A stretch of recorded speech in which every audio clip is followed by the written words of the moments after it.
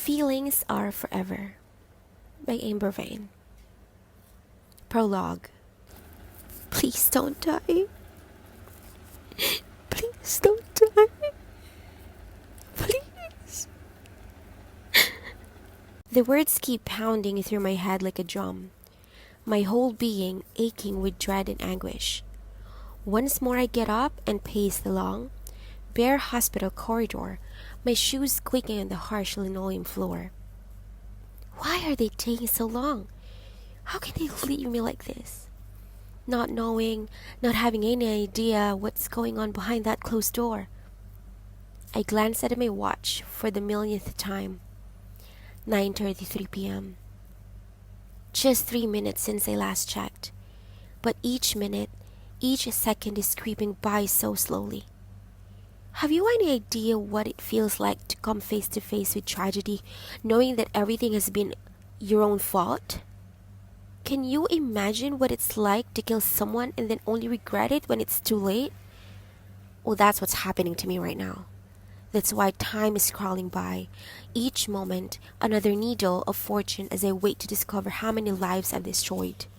1. I'm not the girl I used to be, and I'm beginning to wonder if I ever really knew she was anyway. I look back now at everything that's happened as if the girl was a stranger. How I ever could have thought those thoughts and done those things.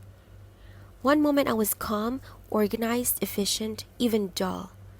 The next, I was a woman obsessed. It all began just a few short months ago, not long after I started work.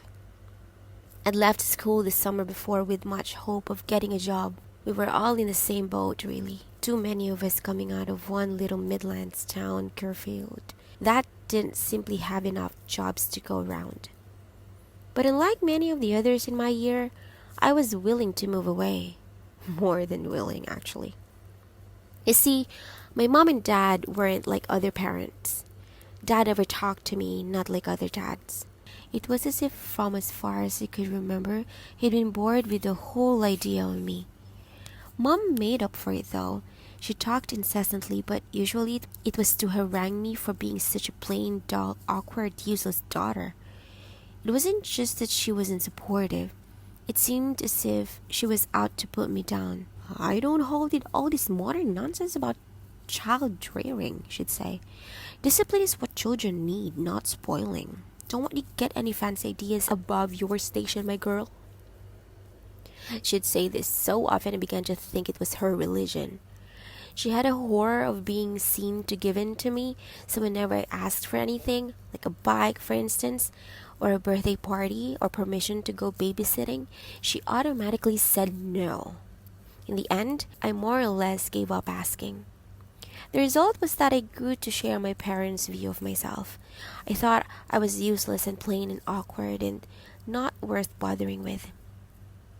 I was forced to finish every scrap of every meal my mother dumped in front of me, usually rather nasty, overcooked, fatty food.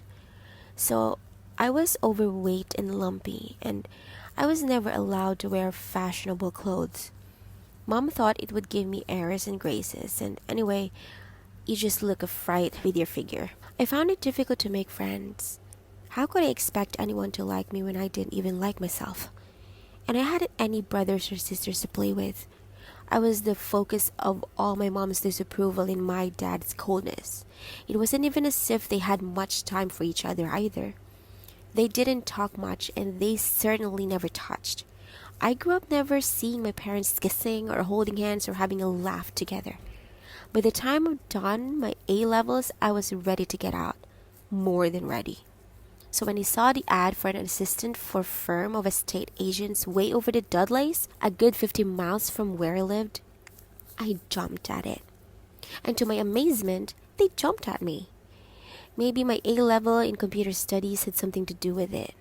They said that IT skills were really important, but they also said I seemed mature and efficient, just what they were looking for.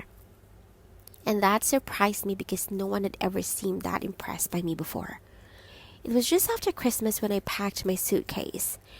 There really wasn't much to take, and moved into my tiny little bedsit above an Indian restaurant right in the middle of the town. It wasn't exactly luxury, but it suited me fine, even though it was so small that I had to fold up the sofa bed each morning just to make enough space to get out of the kitchenette to make my coffee. It wasn't as if I was expecting visitors. Like I said, I'd never had that many close friends. There was Rebecca, the nearest I'd got to a best friend. We used to walk to school together and sit next to each other up to GCSEs, but then she's gone and got pregnant and then got married. We still saw each other occasionally, but somehow it was never the same.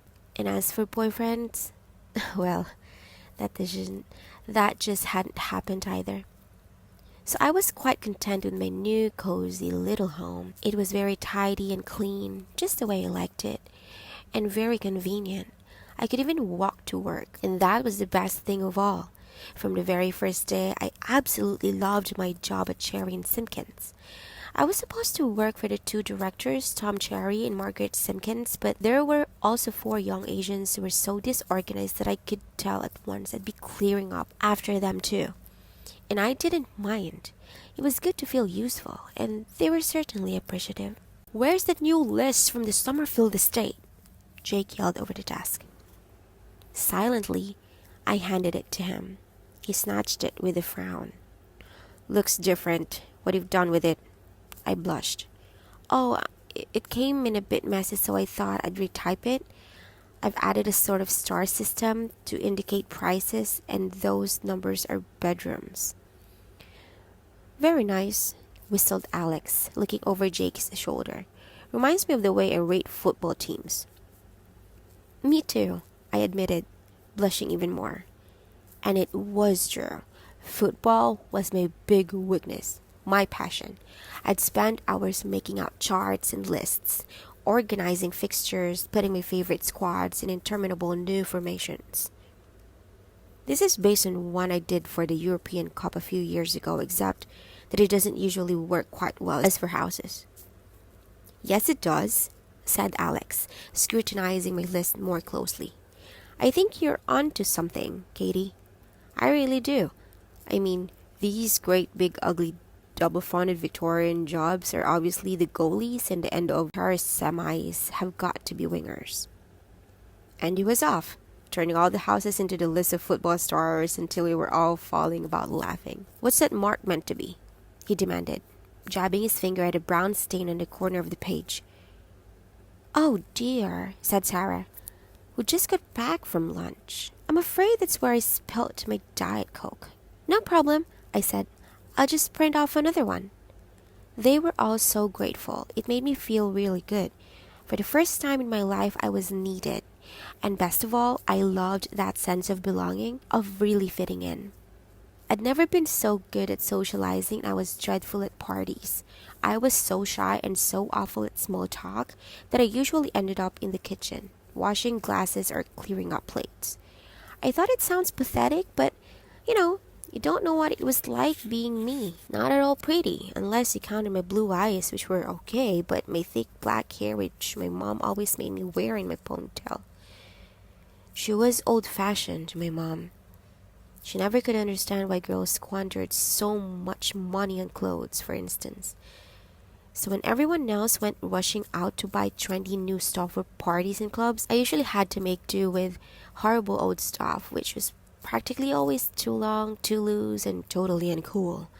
So I was really beginning to enjoy my new life, and especially all that freedom. Especially when one Friday, just as I was closing down my computer, Sarah stopped at my desk. "Hey Katie, we're off to the pub for a quick end-of-the-week drink. Fancy coming along?" And she gave me this lovely friendly smile as if she really wanted me to join them. I grinned back and said that'd be great, as casually as I could, even though I was feeling quite nervous.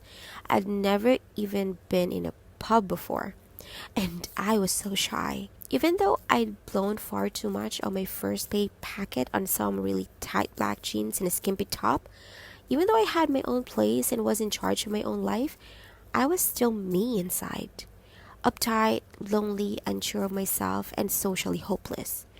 But I needn't have worried. It was just so easy being the gang from work. We had a game of darts and no one seemed to mind that I was so awful at it that I nearly impaled the pub cat against the wall. Alex just laughed his head off and said he'd have to give me some personal tuition. He came and stood right beside me, his arm round my shoulders so that he could guide my throwing hand. "Just keep your eye on the board," he instructed me, his mouth very close to my ear. "Concentrate as hard as you can and just let the dart skim out of your hand." I tried. I really did. But that time the dart flew completely the wrong way and landed on the ceiling. And even then, everyone just laughed and said that I had to buy the next round. Alex came and helped me to carry the drinks back to our table. "I don't understand how a football fan can be so useless at darts," he said wonderingly. "I thought it was kind of in the blood." "Well, I'm okay at Saboteo," I defended myself. "Maybe I'm just a natural flicker." "You sound like a candle," remarked Alex. "No, that would be a blow football," I corrected him. "Different game entirely." He laughed as we slopped the drinks down and squeezed into the little corner seat. "So what team do you support then?" he asked. "Definitely Aston Villa," I answered once. "That's my main team, but in Europe I like Barcelona. Worldwide, I have a sneak affection for Argentina for most of the time, and when it comes to other UK teams..." I lowered my voice dramatically and looked round the pub as if checking that no one could overhear. "Glasgow Rangers." "No!" They all howled all at once, and then everyone started arguing about who was Scotland's best, and Sarah said she supported me over Argentina because you couldn't even beat their players for gorgeous legs. Amy, the other agent, pointed out that these days you only had to look at Arsenal. The guys immediately started to change the subject, possibly because that all frank talk about thighs and bottoms left them feeling inadequate. Alex supported Aston Villa just like me, but Jake scoffed at both of us, clearly preferring Liverpool, which we considered a betrayal. After all, if you come from the Midlands, the least you can do is follow a local team. "Well, what about our local team?" Alex asked. I looked blank. He explained that Dudley's had a really quite respectable local club who weren't exactly in the big time yet, but were about to get a big breakthrough. "Don't listen to him," Sarah advised. "He's always saying they're about to make it big. It's because he was born here. They sort of feed you all this loyalty stuff when you're still a baby, then when you grow up, you're hooked." "Which is why you never really grow up," added Amy. "Although, talking of tasty thighs, there is one really big attraction in our squad, you know." Both girls shouted out, "James Angel!" Alex looked offended. "You just happened to be talking about the most promising newcomer since David Beckham stormed into the England squad," he announced. "We were agreeing," Sarah protested, looking hurt. "You were just saying he was a rare bit of talent." "That's not the same thing as being unusually talented," said Alex. "It's not just a question of looks, you know." As the girls gave him knowing looks and started giggling, he turned to me and went on earnestly. "You should see him in action, Katie. You really should. He's magic on legs. I've seen him touch the ball, just barely in touch with his ankle, calculating a shot in a split second, and looking as if he's applying no effort at all, just rolling it into the net. You really need to see him in action, Katie. How about coming along with us to the match tomorrow?" "Count me out," said Sarah. "I can't think of better things to do than stand around in the freezing cold in the middle of January watching all those lovely legs going blue." "You will," Alex told her confidently. "You always say you won't come, and then you always do. Anyhow, there'll be a gang of us, Katie, so why not come along? You'll be astonished. I just know you will." And he was right, even though he didn't realize quite how right. Not at first, anyhow. "Go on, Angel. Tackle him, you great big softy. That's it. Go for him." And that was Alex, yelling for all he was worth, standing and roaring away, his face bright red with excitement. His mate Sam was on his feet too, shouting even louder. Douglas, go for it." Get your feet moving, Douglas. What are you, ball players or ballerinas? Just then, James Angel did a spectacular tackle, got control of the ball, and headed it into a beautiful arc all the way to the very far winger, who took it with a back kick, then dribbled a few steps, just a very few steps, while James raced up the center of the pitch and overtook him. The winger jerked the ball at a particular impossible angle. It was as if the whole crowd was holding its breath at the same time, and then, all together, we burst into a frenzied roar as James Angel took the pass, flipped forward, almost like a dancer, and gave a fluid, effortless kick, which sent the ball straight past the defense range in front of him, somehow straight through them, past a baffled goalie, and right into the net. To my amazement, I found I was screaming along with everyone else. I'd been to dozens of matches before, but never with a gang like this. Never with this fabulous feeling of camaraderie and fun. We were all on our feet, screeching and whistling, stamping, waving our scarves, and banging our seats. I hugged Sarah, who was on one side of me. Sam hugged Alex, then Alex hugged me. "Told you, he was worth watching," Alex whispered, his arms still tight round my shoulders. "You were right," I replied happily. "He's really something. I'm glad you asked me along, Alex." "Me too," he smiled. His arms tightened round me for just a second longer, and then his attention was back on the pitch. And mine was too. Every single bit of me was concentrating on the perfect figure of James Angel, built like a footballer, but with the face of an actor. Sensitive, vulnerable, deeply handsome. I was willing him to score again, to demonstrate even more spectacular finesse and imagination. Of course, I wanted the team to win, but there was something else too. Something about that delicate, interesting face, the frown as he concentrated on the ball, the grimace set on his mouth as he took a penalty. I wanted him to outdo himself because I could tell that he would be in anguish if he didn't. He was that kind of player, hard on himself, unable to take too much disappointment. How did I know? Well, you can tell a lot about character from a player's technique as well as from his face, his posture, the way he walks. And I could tell right away that this was no ordinary footballer, no ordinary guy. He was special. He was good. You seem thoughtful, Alex commented as we piled into the nearest cafe after the match for some coffee and donuts. "Not too upset about the score, I hope?" I grinned. Douglas had won 4-1. Angel had scored 2 of the goals and set up another. It was a good feeling watching them win, and another good feeling knowing that James Angel must be basking in the glory right now, the hero of the team, striker of strikers. "I was thinking how great Angel must be feeling," I said, "knowing how brilliantly he's played." "No," Sarah put in unexpectedly. "I don't think he's like that at all. I bet he's just not satisfied. There's some move that wasn't quite as he planned it. Some detail most people wouldn't even notice, and that's torture for him." "What makes you say that?" I asked, curious. "He's a perfectionist," Sam put in, agreeing with Sarah. "You know what they're like, never satisfied, always striving to be one step ahead." Sam, who was a slightly chubby, slightly short guy with a lovable smile and a laid-back manner, came across as so relaxed that he couldn't possibly understand what it must be like to be driven and possessive. "How can you tell, though?" I persisted, intrigued. "Well, for one thing, I've heard him say so," said Sarah, "on the show." "What show?" I asked, feeling bewildered.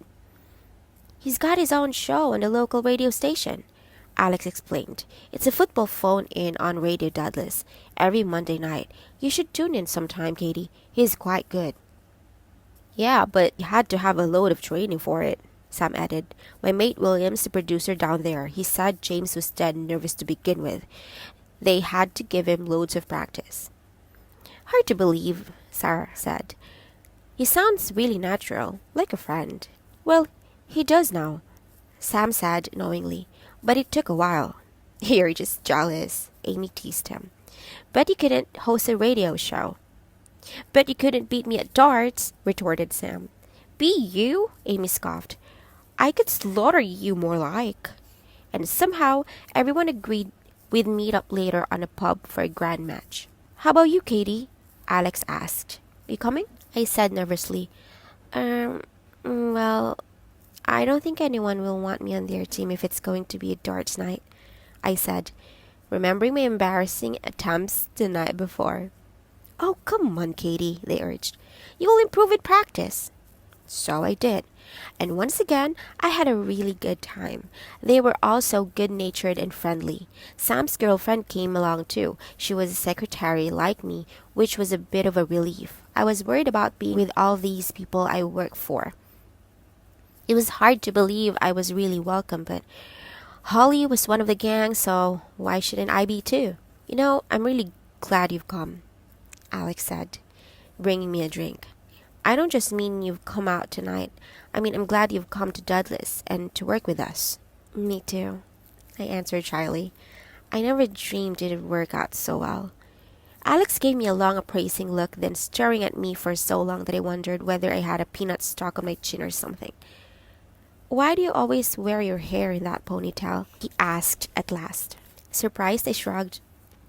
I don't know. I've always done it this way. What's it like when you let it loose? He asked. Obediently, I reached behind my head, pulled off the band, and shook out my thin black hair. Everyone gathered round to stare at me. Wow, said Sam. You look different. You look great, corrected Alex, staring at me even more closely. I wasn't used to being looked at, to being the center of the attention. I could feel my face burning. Fabulous hair, Sarah commented approvingly. But you know what? I think it'd look great with a bob. Even shorter, nodded Amy. You've got great features, Katie. You could cut it right up to the neck and you'd look really striking. I was too embarrassed to speak at all. Luckily, Holly must have understood how difficult it was for me to be scrutinized by everyone like this. I'll leave her alone, she said good-humoredly. You're all jealous because she's got such lovely long hair. I wish mine was thick and shiny like that. Holly had amazing curly blonde hair, so I knew she was only saying that to rescue me, and I was grateful. But even so, I'd have enough for one night. Better get off home, I announced as soon as I'd finished my drink. Bye, everyone. And even though I left them all still crowded round the darts board enjoying themselves, I didn't feel left out or lonely. I felt good. Really good. Maybe things were looking up for me at last. Over the next few weeks, my life slipped into a happy routine. On Friday evening, I usually went out with the gang after work for a drink. On Saturdays, we'd go and see Douglas if they were playing at home. If not, I might go out with Holly, who was turning into a good friend. Sometimes, the whole gang would meet up for a pizza after the match, and just occasionally, it would be just me and Alex. He was getting to be a quite good mate, too. Although I didn't really believe he could want to go out with me. I was getting a little more confident, but I had a way to go. Anyway, every Monday I had a really hot date with the radio. I listened avidly to James Angel's football show. It was the highlight of the week. He had the most gorgeous velvety voice, quite unlike what you'd expect from a football player. And he was funny too, always telling little stories about disasters that happened behind the scenes, or else making rude comments about the big league players. About a month, two things happened. The first was that Alex invited me to go and see Aston Villa playing at home to Norwich. It was a perfect day, really perfect, although it was still only February. It was bright and sunny, almost like spring. We drove to Birmingham in Alex's beat-up metro listening to CDs. The game was okay. Not brilliant, but pretty satisfying to watch because Villa slaughtered the visitors with a resounding 2-0 score, which was only made a little less than wonderful because the second was an own goal by a new player, and I was sorry for him. Call me a great big softy, but that's the way I am. Maybe it didn't seem so exciting after all those studless matches. Obviously, watching a Premier League game is a different experience. The expertise is there for a start, and then the ground is so much more vast. It's all on a different scale. But the raw edge of excitement was missing. Somehow, The feeling that this little local team might any day start to break into the big game, that any one of its players might end up kicking for England. So it wasn't a spectacular match or anything, but it was a great day because of Alex. I just really enjoyed being with him. He wasn't all that good looking, really. He wore these quite thick glasses that made his green eyes look very big and earnest, and he was a bit skinny, so that the suits he wore at work drooped around his shoulders, and the big black jumper he always seemed to wear for football matches flopped too far down his legs. But he was nice, really nice, and he seemed to care about me. After the match, he wandered round town for a bit and then went for a curry night in the heart of town. It was quite late by the time we've driven the 50 or so miles back to Dudley's, and he'd drawn up outside my flat. He turned towards me, leaned over, and brushed his lips gently against mine. "Thanks for a great day," he said softly. "We must do it again sometime." Yes, I replied, my lips still tingling. Thanks. Thanks, Alex. I was too confused, too overcome to say anything more sensible. I still couldn't quite believe he'd actually asked me out. I slipped out of the car, cursing myself for being so awkward and unsure of myself. Probably he'd think I wasn't all that bothered about him. Probably he only wanted to be friends anyway. Probably he'd never ask me out again. But I was wrong. And actually, the second thing that happened turned out to be far more significant. He greeted me cheerfully when I got to work on Monday, just as if nothing had happened between us. And I thought it very likely that nothing had. Then he stopped by my desk with a huge mountain of contracts. "Sorry, I let these pile up," he said. "I got behind because I mixed up Carlton Road with Carlton Avenue." "Oh, not again," chorused the others. "Honestly, Alex, you're just not too safe to have around this office," groaned Sarah. "I don't mind. I'll sort these out this afternoon," I said. "Well, don't work too late," Alex warned me. "I've just had a call from Sam, and it's just a call from his mate William. They want some extra helpers on the phones tonight for James Angel's phone-in. He's doing a special quiz with tickets as prizes, and they're going to be inundated. Fancy coming along?" "Okay," I said, trying to sound casual. "Sounds fun." "Good. That makes how many?" Alex called across the office. "Sarah? Good. Amy? Jake?" "Nope," Jake said, not looking up from his screen. "Got a date." "Just the four of us then," said Alex, "plus Sam and Holly. Should be a laugh." I turned to my computer, staring hard at the contracts program I just called on the screen. But I couldn't concentrate. All I could think of was James Angel. I was going to meet James Angel. And all thoughts of Alex, his contracts, the feel of his lips on mine, the eager smile on his face, vanished clean out of my mind. 3. "The James Angel Show. What's your question, please?" I asked for the 27th time, scribbling furiously as I tried to take down the latest complicated query. "Guy wants to see if James can remember the lineup in the Villa squad last time they played Arsenal," I yelled at once. I knew the producer had been waiting for a Premier League question. Too many so far had been about the local team and had posed no challenge, no James at all. "Great, call him back fast," shouted the producer, "and tap his details onto the screen." Happily, I managed to type and phone at the same time. I was just about to make another flashing call when James typed back on the screen. "Anyone know what month it was?" Immediately, I was back on the keyboard. "December 2008, I tapped in. James grinned his thanks as he carried on his seamless string of chatter to the listeners, each time coming up with even more details than they'd asked for. He was good. The guy was really good. I noticed how gorgeous he was at once, and was aware of it all the way through the frantic activity and rush of the live phone-in show, the bank of telephones flashing, and all the helpers rushing around trying to answer them, get information to the producer, log the names of all the callers, and even the names of the tracks of CDs that James put on occasionally to keep up the suspense. Somehow, there was an extra thrill to it all, knowing that all the frenzy and panic was centered round this one compelling figure. Dark-haired, dark-eyed, with a tense jaw and firm-boned cheeks. James was even better looking than he'd seemed on a football field. He was quite slim, but very powerfully built, with a strength in his shoulders that you could almost feel through his white linen shirt, open to reveal a tanned, slightly hairy chest. But there was no time to stare through the glass. The phones were flashing non-stop, and soon I was yelling through another cracking question. This time, a bit trickier. Who won the 2002 World Cup? I tapped out, knowing in advance that this was just what the producer was after, and which side knocked out England in that same competition.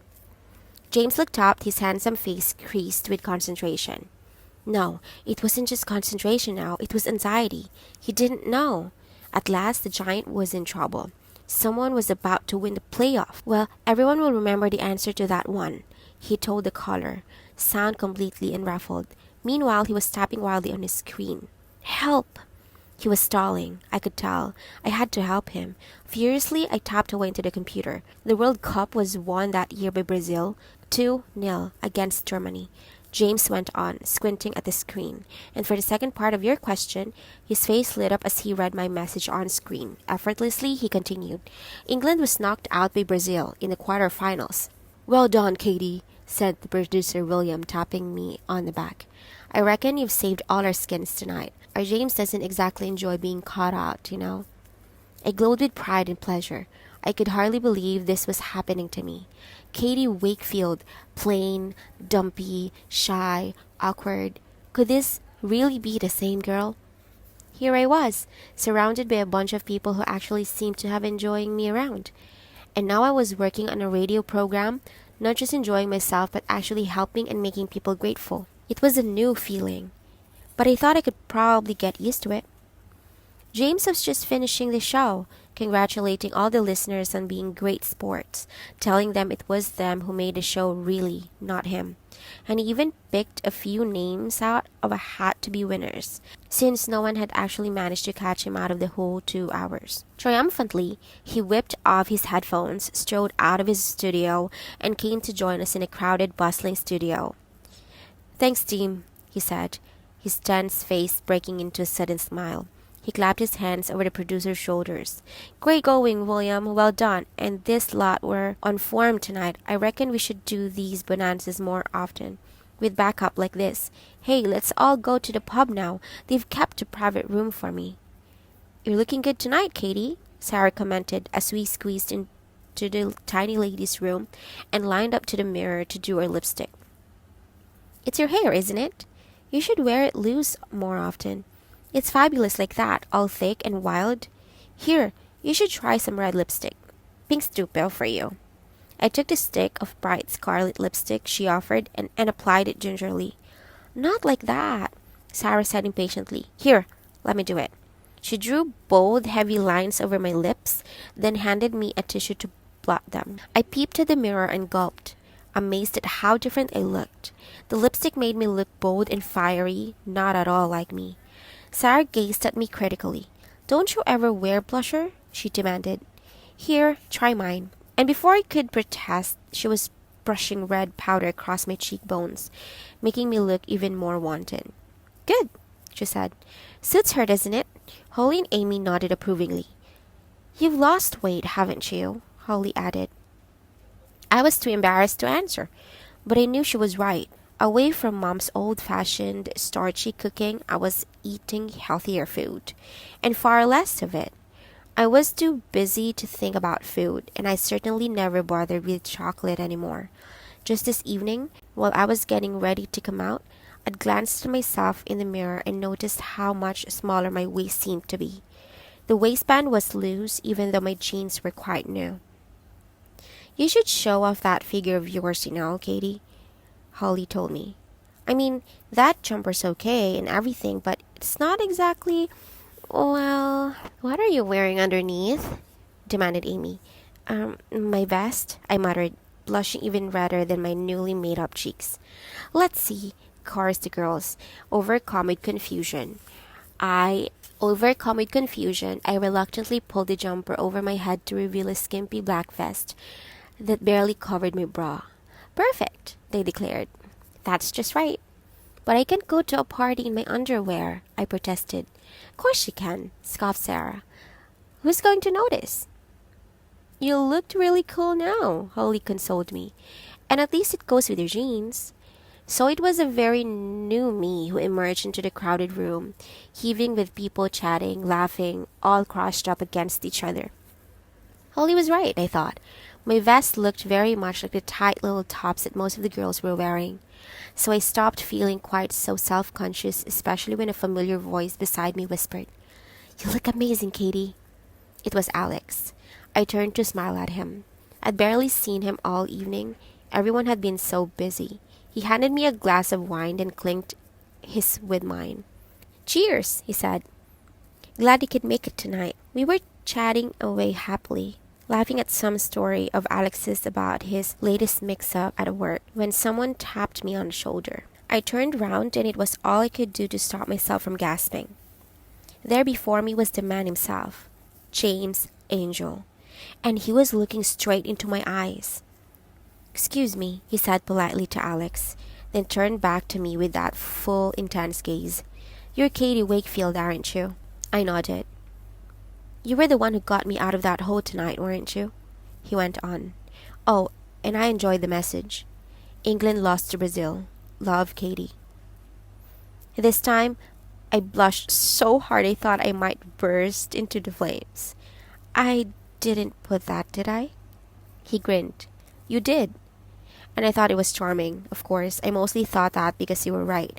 And come to think of it, you must have been the one who added information about Villa versus Arsenal. I nodded again. He looked intrigued.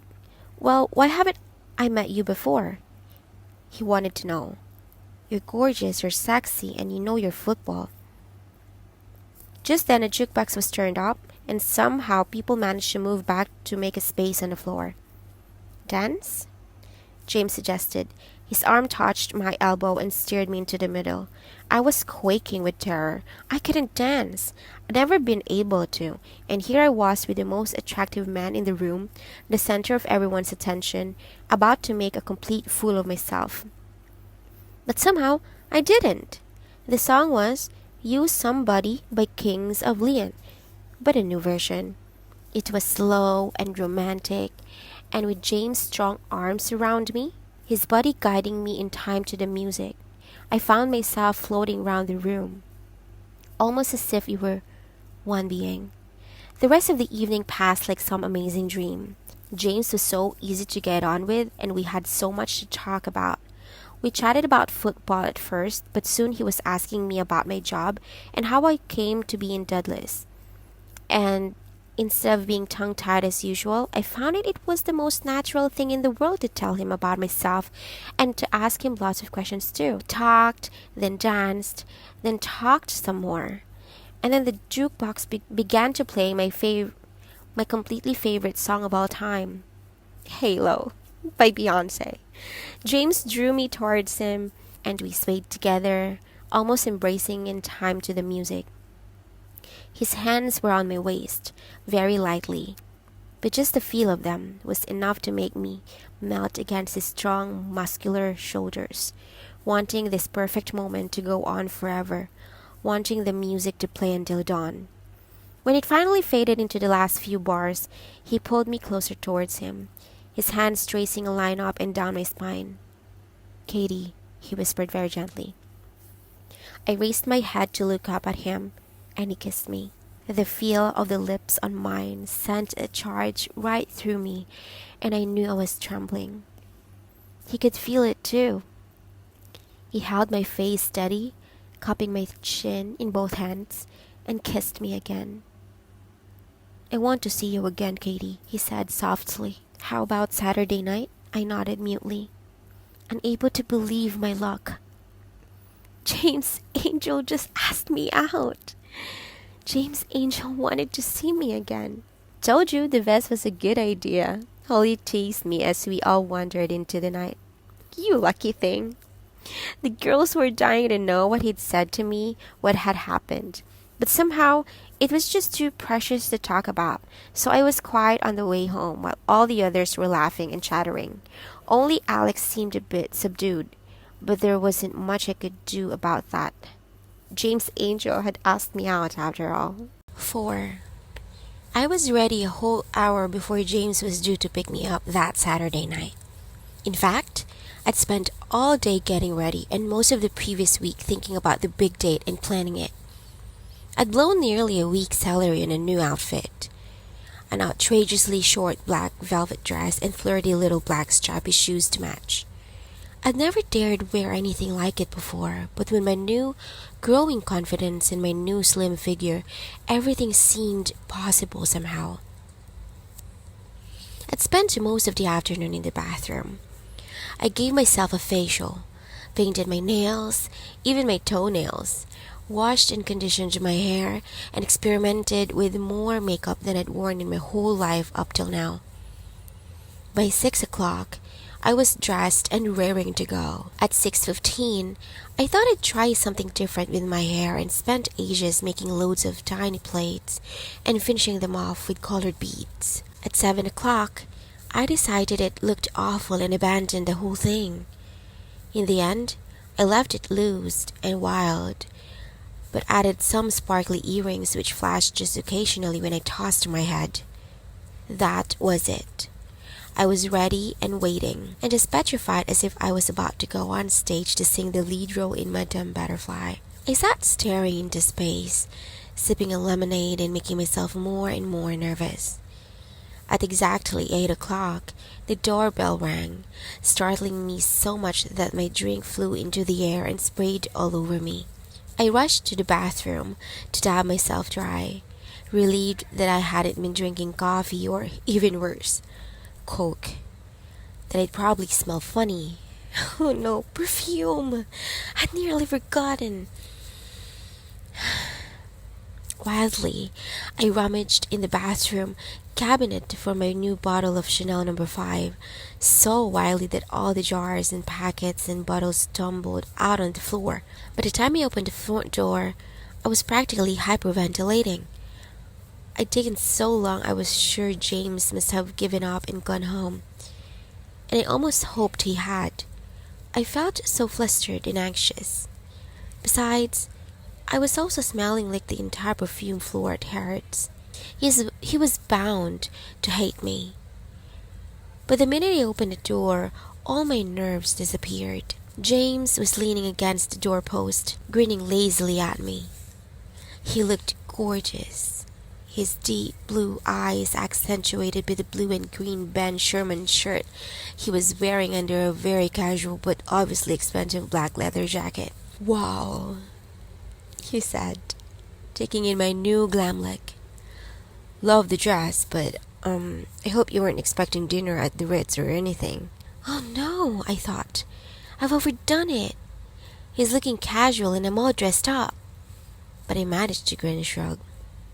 Wherever, I'd probably wear this if we were just staying in to catch up on a match of the day, provided it was with you. There was no mistaking the appreciation in his eyes. Not just of the way I looked, but of my beau to come on. I could hardly believe it was me flirting like this, but it seemed to be doing down a treat. James's car was surprisingly modest. A 4-year-old Fiesta, nothing flashy at all. I was quite pleased about that. It made me feel as if I was more in his league somehow. And he took me to a nice but fairly ordinary pasta restaurant in town, which was a huge relief, as I'd been worrying about what I'd do if we went somewhere fancy and I had to work out how to eat mussels or cope up with artichokes. Best of all, though, was how easy it was to be with him. The whole evening was magical. We chatted away like old friends, discovering more and more that we had in common. "I love Batman, don't you?" James confided. "Especially The Dark Knight. That was the best movie I've ever seen, definitely." "Batman's cool, but James Bond is the best. Daniel Craig in Quantum of Solace is something else. I even bought the DVD. I loved it so much." James teased. And there we were, getting on so well. I knew there had to be a catch. "Okay, let's do female stars. Who's your favorite?" "Rebecca Hall in Vicky Cristina Barcelona, but otherwise Scarlett Johansson in practically anything," I replied instantly. If there was something I really didn't know about, it was films. If there was something I really did know about, it was films. That's what comes of spending all your weekends stuck at home watching DVDs. Interesting, James remarked, gazing at me in a way that made my stomach do little aerobics routines inside me. Great looking, great tastes, great appetite. He looked at my plate. I'd managed to finish my entire pizza and salad without even realizing it. I blushed. This was so embarrassing. James put his hand on mine. No, don't go all coy, he said gently. I hate it when you take out a girl and she can't even finish her food. It's so boring. Now you're obviously an enjoyer. What do you mean? I asked, intrigued. Well, there are people who enjoy life and people who are scared of it, he explained. I thought fleetingly of my normal self, the one who was afraid of meeting people, afraid of new experiences, afraid of practically everything. But that was the old me. This flamboyant woman with the mass of black hair, the tiny dress, and scarlet lipstick, putting away pizza and draining a glass of red wine. That was the new me. Adventurous, ready for anything. I clinked my glass with his. I'll drink to that, I said, glazing boldly back into his eyes. Wow, we've finished our glasses. Well, I'd love to order another, but I'm driving, James said. So it seemed only natural for us to go back to his place, where he had a whole bottle waiting in the fridge. James's flat was a bit like his car, comfortable without being expensive or flashy. Trophies and cups lined in his shelves and his mantelpiece. One whole wall was covered with framed photographs, some of them action shots of James, some of famous big league matches, and one or two of James shaking hands with famous footballers like Beckham and Joe Cole. I flopped into a big squishy sofa and gazed round with interest. There was so much to look at. James appeared with a glass of chilled wine for each of us, and sat on the sofa very close to me. Cheers, he said softly, and we clinked glasses. But I'd barely taken my first sip before he reached over and removed the glass from my hand. Expertly, he pulled me towards him and kissed me gently at first, and then more insistently, his lips scorching mine and sending wild flames licking right through me. Feeling my response, he moved away from me for just a moment and gave me a long, slow look. Then, without speaking, he lowered me down on the sofa, and as he kissed me again, his hands traveled up and down the soft velvet of my dress, pressing my waist and hips, then moving up and down again with insistent caresses that made my whole being melt at his touch. I gasped with shock and pleasure at the sensations that were coursing through my body. I'd never felt anything so powerful, so overwhelming in my whole life. Now James was lying on top of me, the weight of his body crushing mine. My head was flung back in abandon as his mouth burned into my neck, my throat, then back on my lips. My arms were twined round his neck, my body aching, my body arching towards him, wanting him closer and closer, wanting more than anything to belong to him utterly. Oh my God, Katie, he murmured, his voice harsh with longing. You are fantastic, and I want you so much. Then he was kissing me again, his lips bruising mine, his hands underneath me now, wandering up to my back, my shoulders, setting my skin on fire at the touch of his fingers. It was only when he tore off his shirt and gently began unzipping my dress that the alarm bells began to ring. It was all happening much too fast. I was being swept along on this great tide of emotion and desire. But now, feeling his hands on my flesh, his naked skin pressing against mine, I was thrown into panic. No, I panted, my whole body tensing up as I tried to push him away. Why? What's wrong? Demanded James, his eyes glittering with passion. Don't you want me, Katie? Because you're certainly acting as if you do. Oh, oh, I do. Of course I do, I assured him. But not now. Not yet. James gave me a strange, disbelieving look, then pulled me towards him for another kiss. "Tell me you don't want me," he whispered. "And I'll stop." Somehow, I managed to summon up all my self-control and pull away from him. "I can't," I said, tears welling up in my eyes. "Not so soon. I'm just not like that, James." James shrugged. "Okay, love. Have it your own way," he said, casually, every word piercing my heart like a dart. I wanted so badly to give in to him, to let him make love to me, but I was scared. It was the first time anyone had wanted me like this, the first time I'd been kissed so passionately. I needed time to think, to prepare myself. Just give me a little time," I faltered. "We need to get to know each other. I want you. I know I want you," James said simply. "And you want me too. But if a girl says no, then I'm not going to force her. So I think we'd better say goodnight, don't you? Come on, I'll drive you home." As he pulled up outside my flat, he leaned over and kissed me. "You're sensational, Katie," he whispered. "You're dynamite. And you've got me so wired up, I think I'm going to explode." And for a few blissful moments, I was melting in his arms, transported by the strength of his desire, the passion of his embrace. "So, will we see each other again?" I asked shyly, when at last he released me. "What?" he asked, distracted. "Oh, yes, sure."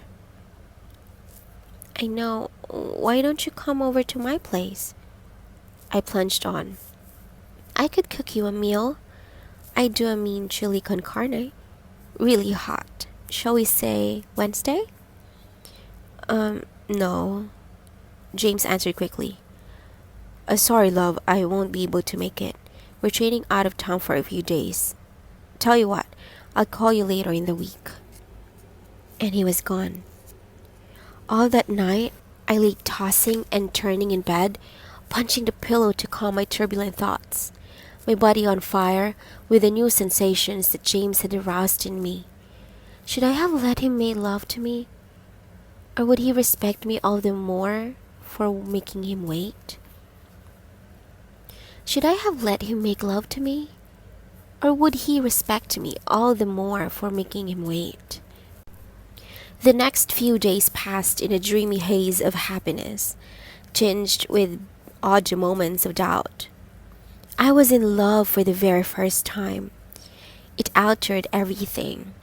The trees seemed taller, the fruit I bought at the market seemed juicier, the whole world was sweeter, and all because at last I'd found someone who cared about me, someone who'd made me feel as if I mattered. At last, I was part of things instead of an outsider looking in, peering at life with my nose pressed up against the window pane. Then, in my darker moments, I would wonder whether I'd been right to stop James from making love to me. Had my rejection hurt him? Did he think less of me because of it? But then I told myself not to be so stupid. He was crazy about me. He'd make that plain enough. And then I'd cheer up and fantasize about seeing him again. Sarah at work was the first to notice. "Hey, Katie," she teased one morning. "What's up with you? You've been ever so quiet this week. It couldn't have anything to do with that dreamy date on Saturday night, could it?" I smiled a secret smile. "Could be," I agreed. "So what happened then?" Sarah probed. "Where'd he take you?" "Are you seeing him again?" demanded Amy. "Well, he's away this week," I told them, proud to know so much about the private life of James Angel. "But I expect that we'll get together at the weekend. We got on really well." They pestered me for more details, but somehow I didn't want to let him in too many secrets. What had happened between me and James was so very special somehow that it seemed wrong to talk about it. And although I was floating along on this amazing cloud of joy, I was impatient too. I wanted so badly to be with James again, to feel his arms around me, his body crushing mine. It was a real shame that he had to go away so soon after our first date, the night we fell in love. He'd been a bit vague about when he'd be back in town. I suppose that was the way it was with football.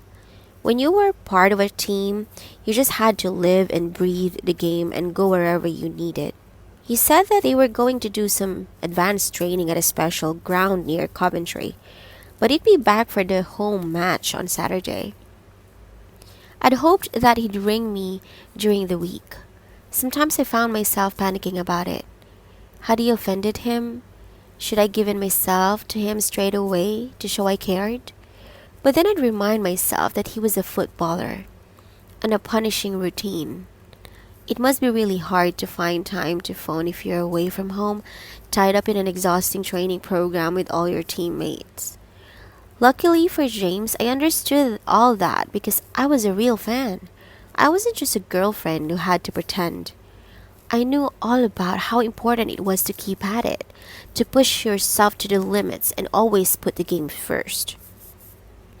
But by the time Friday came and I still hadn't heard from James, I began to feel anxious. Suppose something had happened to him? Suppose he wasn't well? Maybe his phone wasn't working. Or what if he'd forgotten my number? Yes, that must be it, I decided, relieved. After all, we'd only had that one date together, even if it did feel as though I've known him my whole life.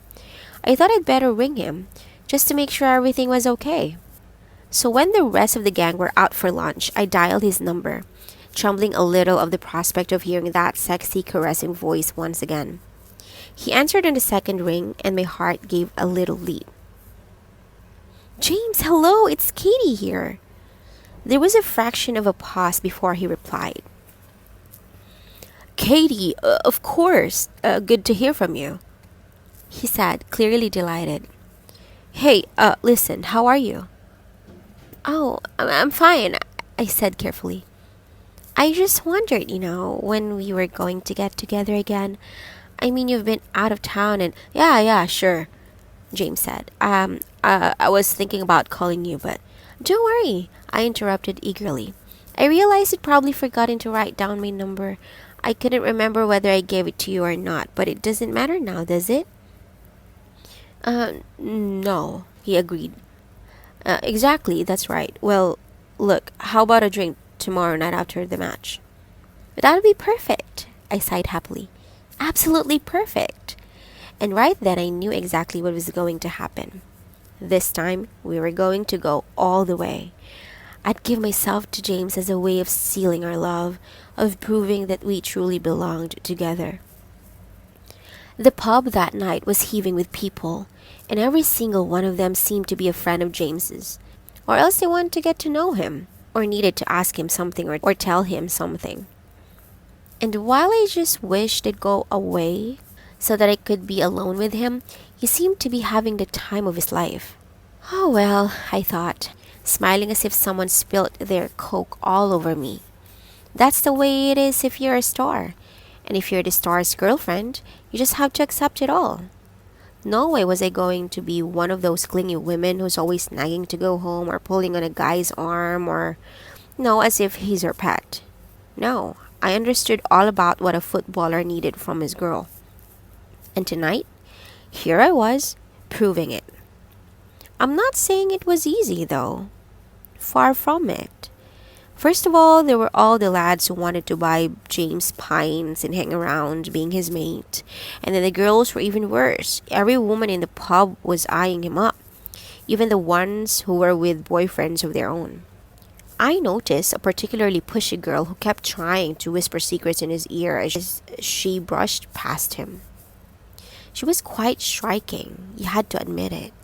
She was very thin, with spiky blonde hair, skin-tight trousers and a leather jacket. She seemed to be with a group of people who'd taken over a whole corner to themselves and were piling up mountains of crisps and beer bottles. Whenever she said anything, the whole crowd roared with laughter. In fact, she was just exactly the kind of girl I used to be so jealous of. Sexy, confident, sociable. Now, though, I could afford to feel superior. I might not be as pretty as her or as lively, but I had James, didn't I? I was the one he wanted, the one he was going to end up with at the end of the evening. Once more, she was whispering something in his ear as she made her way to the bar. He looked uncomfortable. She'd obviously embarrassed him. Poor thing. It must be hard to turn people down kindly, I thought, imagining that she must have come on to him in some way and he had to rebuff her. After all, he was with me now. He didn't say that much to me all evening, but he didn't need to. All that mattered was the odd glance, the occasional squeeze of the hand as he passed me a drink.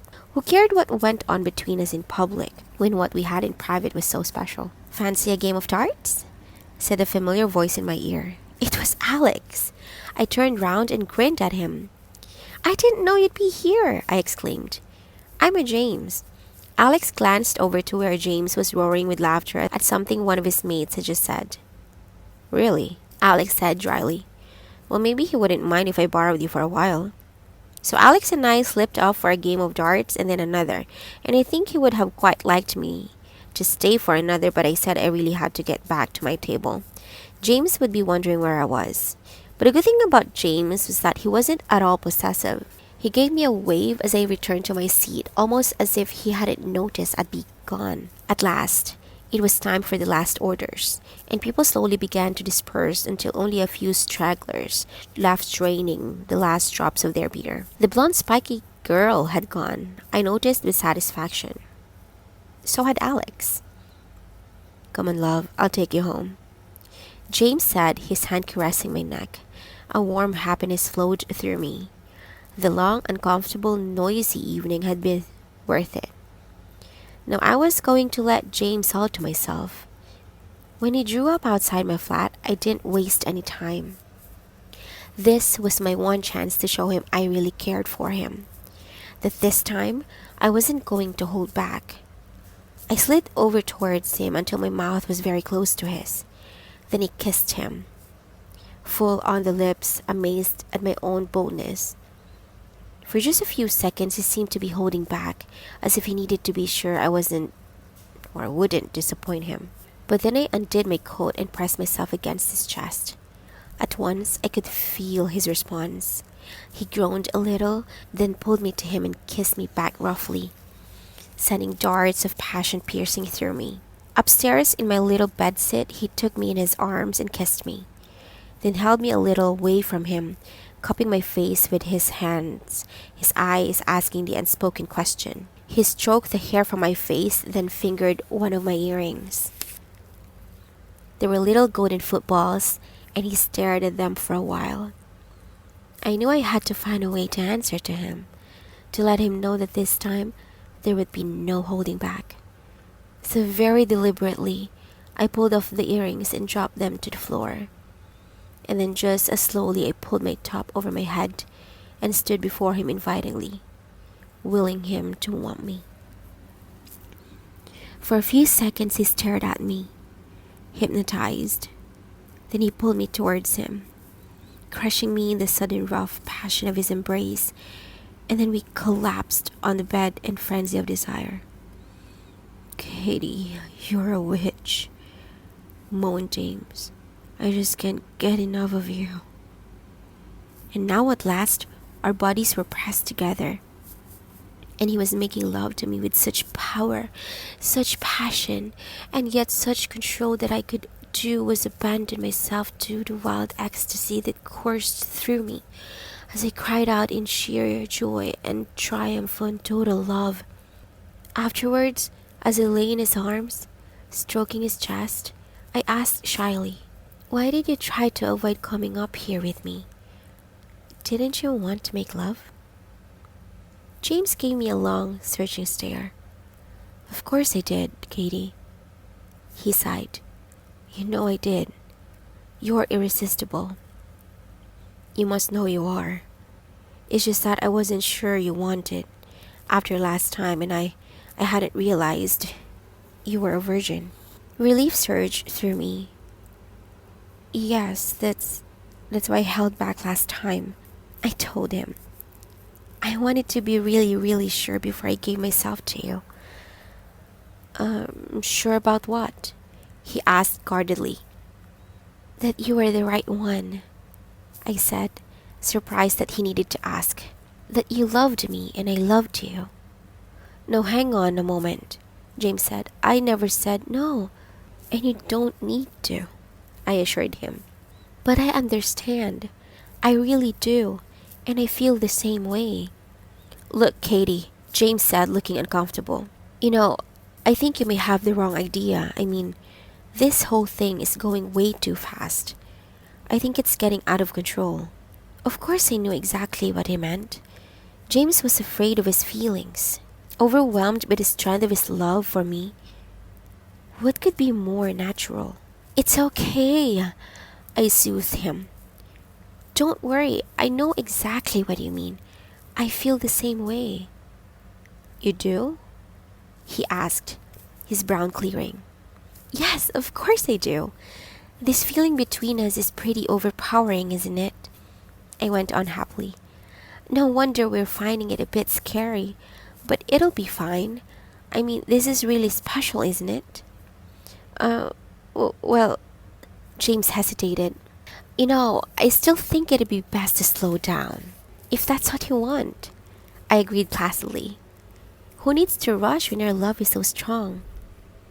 That's not quite what I meant, James said, stroking my hair and still looking troubled. But I didn't want to hear any more. We were madly in love, and that was all that mattered. And if he wanted to take it slowly, only see me once or twice in a week instead of every single night, well, that was just fine by me. But then the following week crawled with no word from James. I began to feel a little anxious. Oh, I knew he loved me, and there was no doubt about that, after that wild night together. But suppose he really was terrified of the intensity of our passion? What if he was too scared to carry on? And so once again, I waited until everyone else was round at the sandwich bar on Wednesday lunchtime and dialed his number. This time, there was no doubt about it.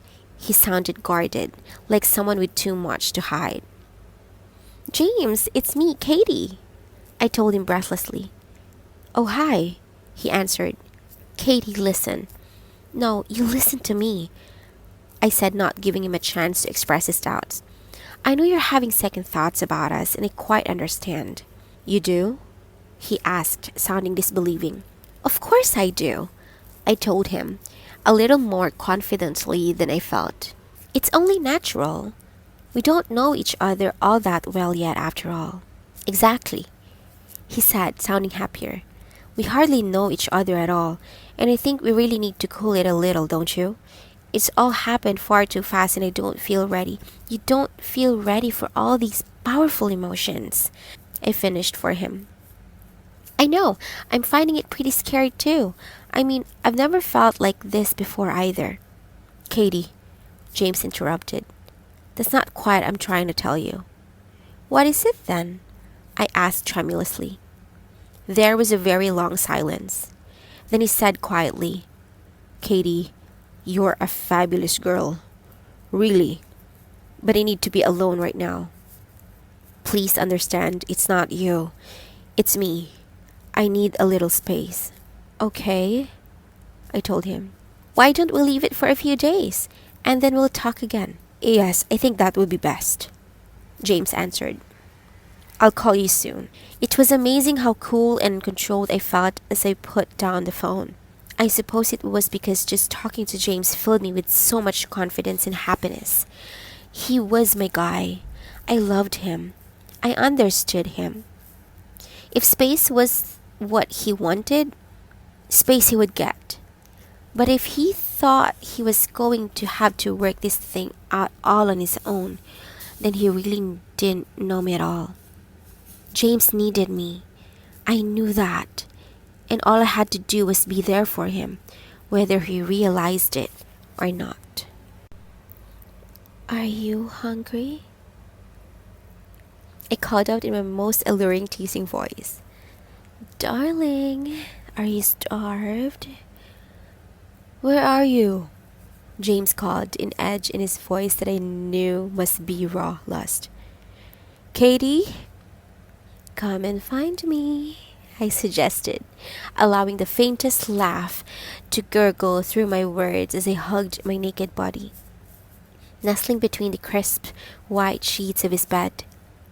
Oh, he was in for a surprise, all right. Any second now, he was going to be standing in that doorway, contemplating the treat I was all ready to serve up.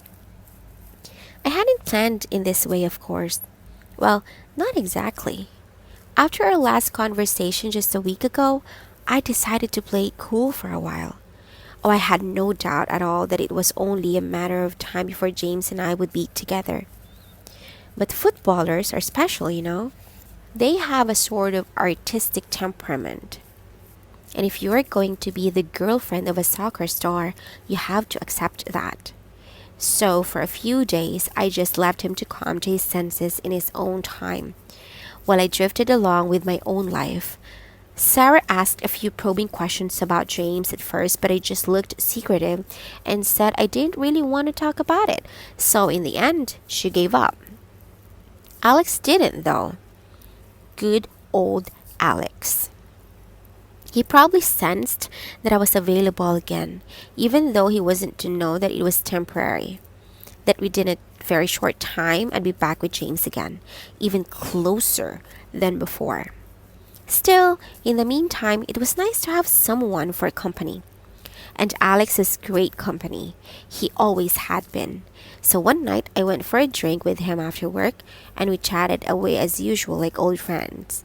I even beat him at darts, although it's just possible that he'll let me. After that game, he slaughtered me 3 times in a row. Just to get his pride back, I suppose. On the way home, we stopped off for some fish and chips. It was fun being with Alex. I didn't even mind when he said I had vinegar on my chin and leaned over to wipe it off with his tie. A few months before, I had been incredibly embarrassed about that. Probably too embarrassed ever to show my face in public again. Now I just thought it was funny and responded to my coating a chip in brown sauce and smearing it all over his face. No one does that and gets away with it, he warned me. You're just going to have to kiss my mouth clean, young woman. So I did. What's the harm after all? We were really good friends, and it was so comfortable being with Alex. I could actually press my lips against his without feeling that rocketing dazzle of desire and emotion that shot through me whenever I was anywhere near James. I mean, I couldn't even touch James's hands without feeling as though I'd been jutted with jolts of electricity. Hey, enough! Alex protested. I'm sure it's all gone by now. No more kissing, or I might not behave myself. I grinned at him, suddenly feeling confident, secure, flirty, all the things I never thought I'd be.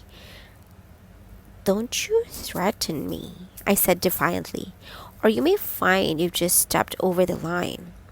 I wish, he answered fervently. Come on, it's getting all steamy in here. Or is it me? I'll walk you home. I didn't invite him or anything, and he didn't seem to expect it. He gave me a very gentle kiss, nothing suggestive or sexy. Nice to have you back, Katie, he said a little sadly. How about going to the match on Saturday? Dudleys are at home.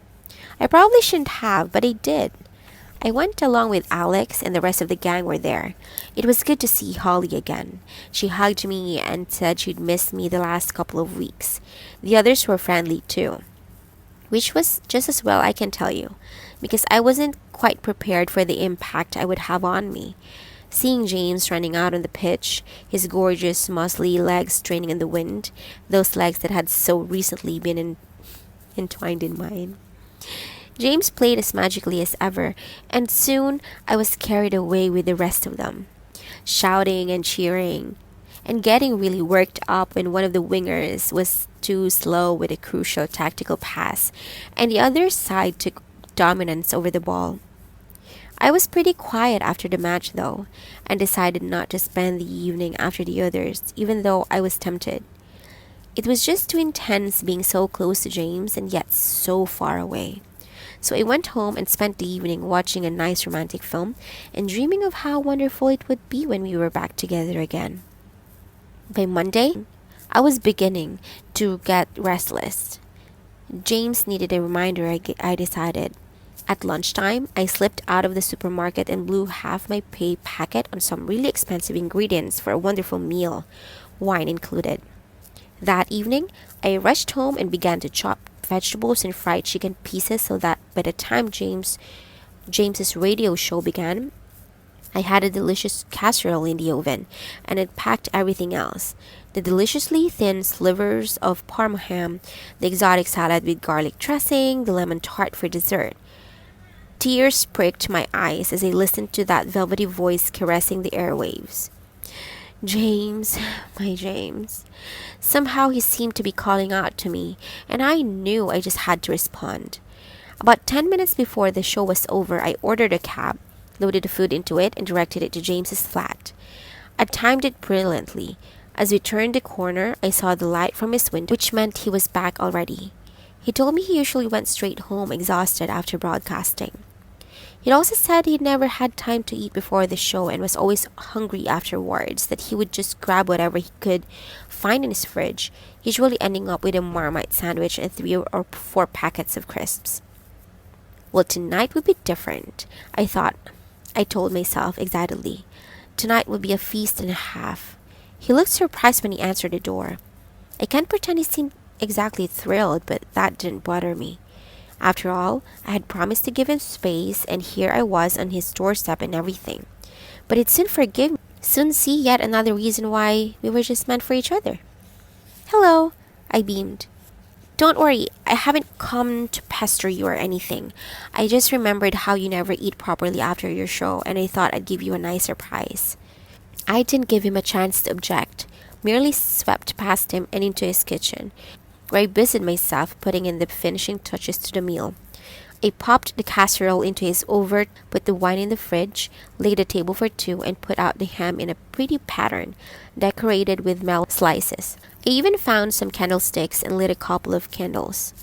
At first, I was rushing around in such a whirl that I didn't look around to see where James was.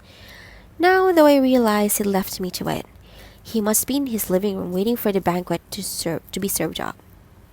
You okay? I called. He replied from the living room. Be with you in a while. I'm just catching up on the news. I'll call you when it's ready, shall I asked. He mumbled agreement, and that was when I had my even better idea. James might be hungry for a good hot dinner, but somehow I knew he was even hungrier for something else good and hot. Me. Of course he was desperate for me, and that must be what he was waiting for. I slipped into his bedroom and discarded my clothes and wriggled between the sheets, and that was when I called out to him. Are you hungry? And then added in my most seductive voice, Darling, are you starved? Then he did appear in the doorway, looking just as sexy and powerful and totally lovable as ever, except for one thing.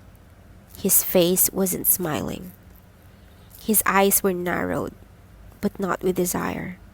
It was more like anger and despair. Katie, what are you doing? He asked wearily. I'm here, waiting for you, I faltered, wondering what was going wrong. With a sigh, he came over to the bed and sat down. He didn't touch me. He didn't even look at me. Mostly, he just looked down at his hands clenched between his knees. His jaw was tense, the muscles all taut round his neck, his cheeks. I wanted to stroke him, to kiss away all that anguish and conflict. Look, it was sweet of you to make me a meal and everything, Katie, but you shouldn't have done it. Don't you understand? Understand what? I asked innocently, smiling adoringly at him. It's over, he said between gritted teeth. I thought we agreed. Oh, that, I answered, relieved. Well, of course we agreed to take a little break. I know that. You needed your space and everything. But well, it's been a week, James. I thought maybe it was enough. No, Katie, you've got to listen. James insisted, talking very slowly. It's over. Really over. I don't want to go out with you anymore. In fact, I don't think we ever were going out really. We had one great date and then all of a sudden, yes, I know, I nodded happily. All of a sudden we were careering into this wonderful scary love affair. I'm not surprised you backed off. It was all so fast, wasn't it? But it'll be okay, believe me. James. No, he said forcefully. No, stop this. I want you to leave now. Oh, okay, I said, upset that he was going to climb into the bed and make passionate love to me, but fairly sure that he was really desperate to. He was forcing himself to say no. I'm going, look. I'm going. Look, I'm going. You need more space, I can see that. Enjoy the meal.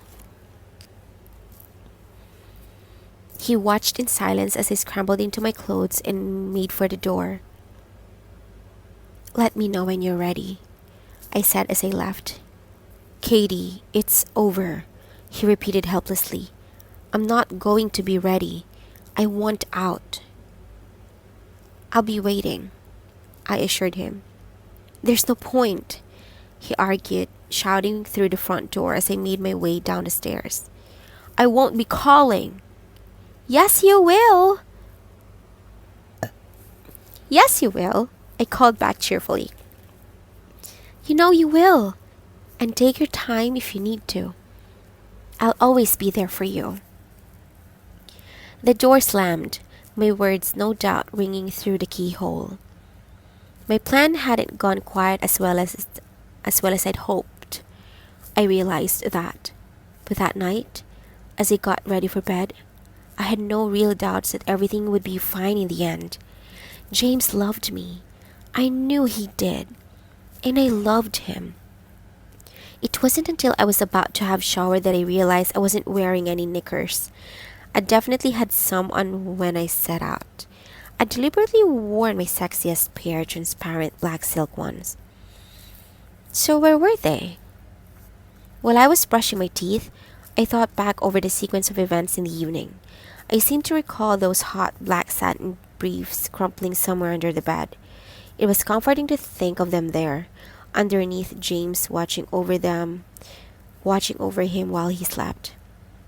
Filled with dreamy thoughts of how fantastic it was going to be between us, I drifted off into a deep, romantic sleep. You score every time with me. That was the message printed around the neck of a cute little cuddly bear dressed in a football strip in the front of the card. Inside was scrawled, I'm there for you always. I was pleased with that. It was simple but affectionate. Fun but with that special hint of passion. Lovingly, I licked the envelope with a stamp. I even sprinkled on just a drop or two of my favorite perfume, Chanel No. 5.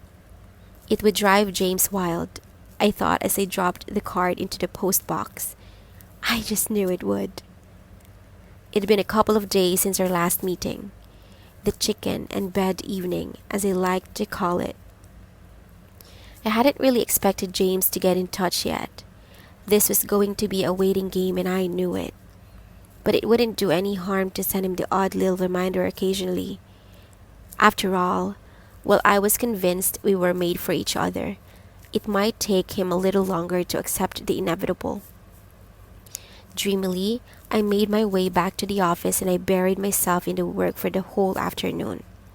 The next day, though, I was back at the shop in the high street where I'd bought the card. I'd noticed that it came in the same range as an adorable furry toy bear was dressed in a red and white football strip. He even wore little boots and stripy socks. I resisted him the day before, but I just couldn't get him out of my mind. So today, I went in and bought the bear, thinking how sweet he'd look on my mantelpiece. But by the time I got home that evening, I'd got a better idea. I wrapped up the bear in the red and silver paper and attached a little card which just said, "Hug me until you're back with Katie." I had planned to send it through the post the next day, but then I had a better idea. I delivered it to the radio station. Then James came in to do his show the following Monday. The present would be there, waiting to cheer him up. "Wake up, Katie!" Alex was drumming his fingers impatiently on my desk, and I gave a guilty start. I'd been staring into an empty computer screen, deep in thought. I'd no idea how long he'd been standing at my desk, brandishing a pile of new properties to be fed into the general list. "Sorry, just trying to remember something," I said, putting on a bright smile. Alex looked concerned. "You okay, Katie?" he asked. "You don't seem quite yourself at the moment." Well, the last thing he wanted was for Alex or anyone else to think that there was anything wrong. I mean, just because James and I weren't seeing each other at the moment, it didn't mean we weren't together. I knew we were, deep down. So I had every reason to be happy, hadn't I? So I grinned cheerfully at Alex and answered, "Well, of course I'm not myself after last night." What a graceful performance, against the pathetic little Southern team too.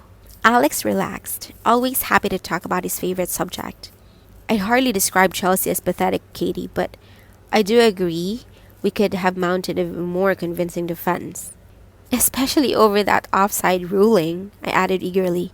I mean, I've known schoolboys who wouldn't stoop to that kind of ugly tactic. "Oh, really?" replied Alex teasingly.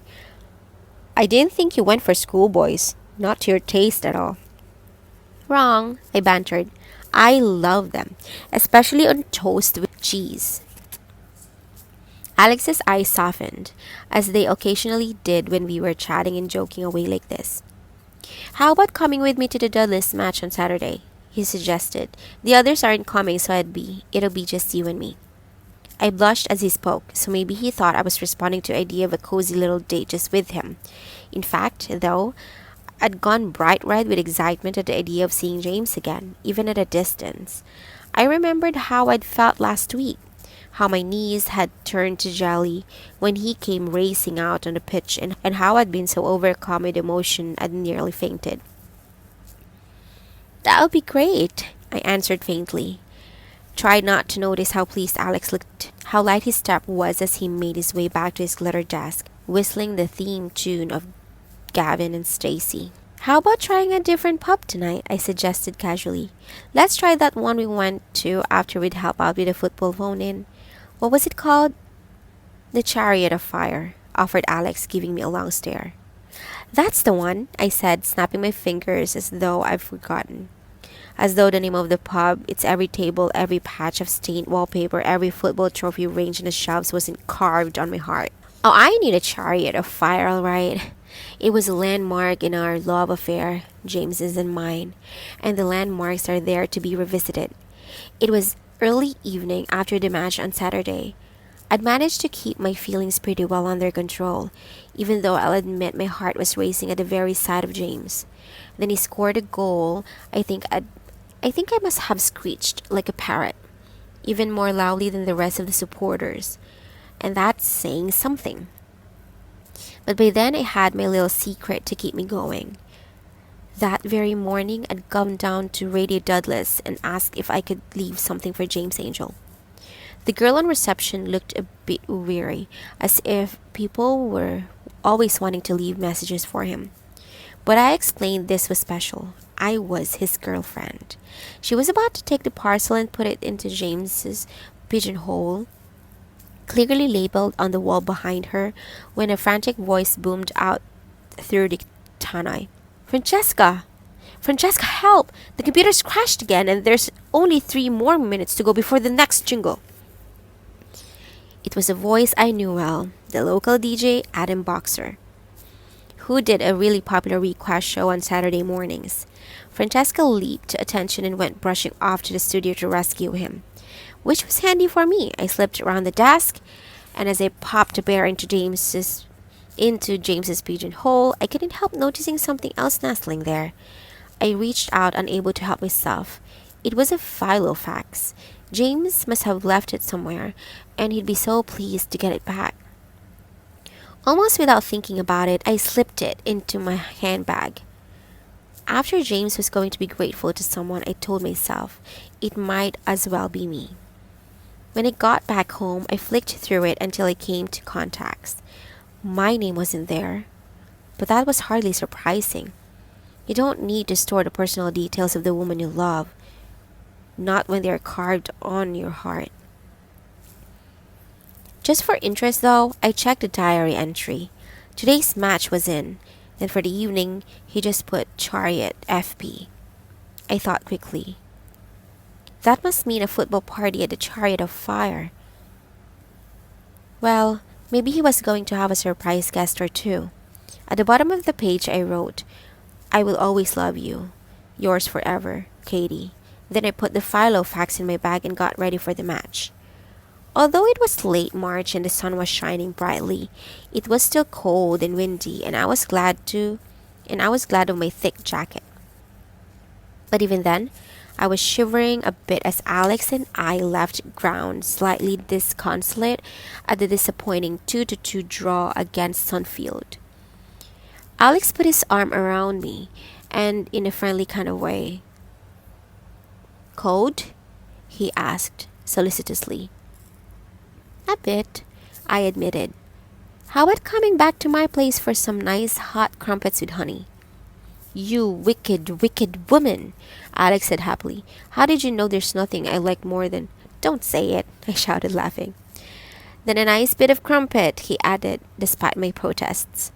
We were still laughing when we got home.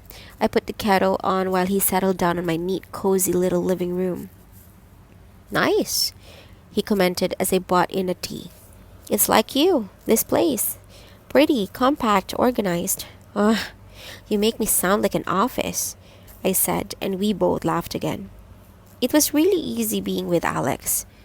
He had a wonderful way of making himself at home, sprawling out on the floor to look at my very small collection of CDs as he munched on his fourth crumpet. "Great, The Cure," he said approvingly, and put it on, selecting his favorite track as if he could actually lived there. We sat side by side and listened to the music, companionably. It was nice having Alex there, I acknowledged to myself. He wasn't James, of course.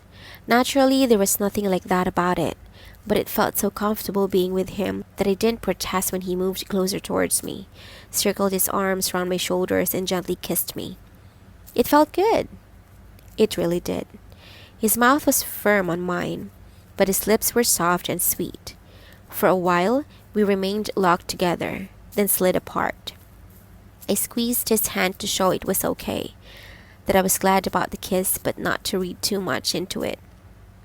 At least I hoped that was what it showed. He looked puzzled, then brightly suggested we go for a drink. And that was when I said I'd like to try somewhere a bit different. And he fell right into my trap. The Chariot of Fire was buzzing with Saturday night frenzy by the time we arrived. I managed to grab a table, and when Alex went to get the drinks, I did a hasty survey of the whole room. I recognized a few of the regulars who'd been there the last time I'd been in with James. There were two of his mates, there was another guy from the team, and there was James himself, lording it as usual in the center of a vast crowd of admirers. There was that blonde, pretty girl with the spiky hair, obviously trying her hardest to get near him. I noticed she was on orange juice again. Her hair was even spikier than before, and she wore a skin-tight leopard print top. There was a bloke sitting next to her who was probably her boyfriend, but I didn't really blame her for being more interested in James. The other bloke was so ordinary compared with him. Alex arrived at the table balancing our drinks, plus 2 packets of crisps and mixed nuts. I decided to ignore the James party for a while, playing hard to get, I think it's called.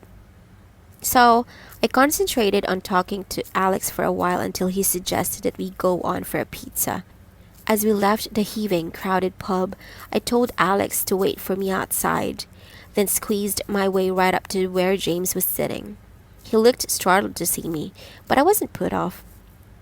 "Hello, stranger," I said with the sweetest smile. Hi, he said, staring at me as if he'd seen a ghost.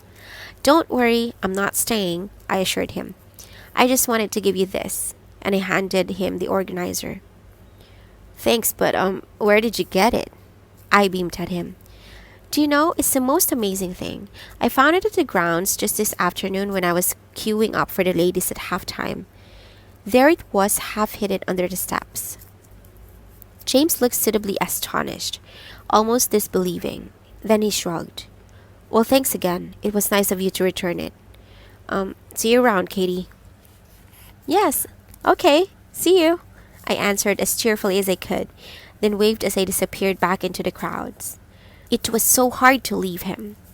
So very hard to appear cool and bouncy when inside I was eaten up with turmoil, longing to touch him, hold him, for the two of us to be caught up in once again a wild embrace. So even though I was quite sure he was going to come back to me in the end, I was a little subdued when I rejoined Alex outside the pub. Still, it was good to have someone there for me, and I soon cheered up when we got to the restaurant. We shared a Neapolitana pizza plus a huge helping of chocolate fudge cake with ice cream, and then, feeling full and much happier, we linked arms and tried to dance all the way home. I think we were aiming for a kind of dizzy rascal, but ended up more like Dorothy and the Lion in the Wizard of Oz. Alex kissed me again when we got to my door, and again it was good, very sweet. I didn't invite him in, and I don't think he expected me to. After all, it wasn't as if he was my boyfriend. We worked in the same office, that was all. And that was a good enough reason for keeping things cool. So we had that one long lingering kiss, and then said goodnight. I don't want you to get the idea I was completely deluded all this time. I mean, I might have been in love, but I wasn't stupid. Sure, I had my doubts sometimes. There was that nagging little voice of reason, deep down, that kept intruding on my dreams and telling me to forget about James. It was over. But I so desperately wanted to believe he felt the same way about me that I felt about him, that I did everything I could to ignore it. You could say that I chose not to face reality. The one person who seemed to understand what was happening to me was Holly. And she was such a good friend to me at that time that I very nearly lost her. That's what happens when you don't want to hear the truth. She rang me at work a few days after the chance meeting with James that I'd engineered so cleverly. I hadn't seen her for a while, so I was pleased to hear from her, especially when she said she'd missed me. We met for lunch that day, and it wasn't long before she was firing questions at me, all about James. I told her far more than I'd intended. Holly was like that. She could get things out of you just by being a good listener. Soon, I'd confided in her about the disastrous night when I'd brought around a meal for him, and all about the little messages I sent him, and the bear. She looked horrified, her eyes wide in disbelief. "No! No!" she kept exclaiming. "You didn't!" "Then what?" "Oh, no, you didn't." I couldn't help laughing. Her dismay was so obvious. "What's the matter, Holly?" "I'm only doing it for his own good. Eventually, he'll realize I was right all along. We belong together. We really do." Holly gave me a long, sympathetic stare. She was probably thinking that I didn't look the part of James' girlfriend, and she had a point. I didn't bother with my appearance so much now, knowing that I wasn't going to be seeing him. I was wearing a frumpy black cardigan over a floppy t-shirt and jeans and my hair needing washing. "I know what you're thinking," I said. "I look a bit of a mess today, don't I? Obviously, James likes me to dress up for him, and I do. But looks aren't that important to him. It's the real me he's interested in." Again, Holly just looked at me as if she wanted to say something. Then she thought better of it and suggested we go shopping later in the week. And we had such a good time. Then we agreed to meet for coffee the following Saturday morning.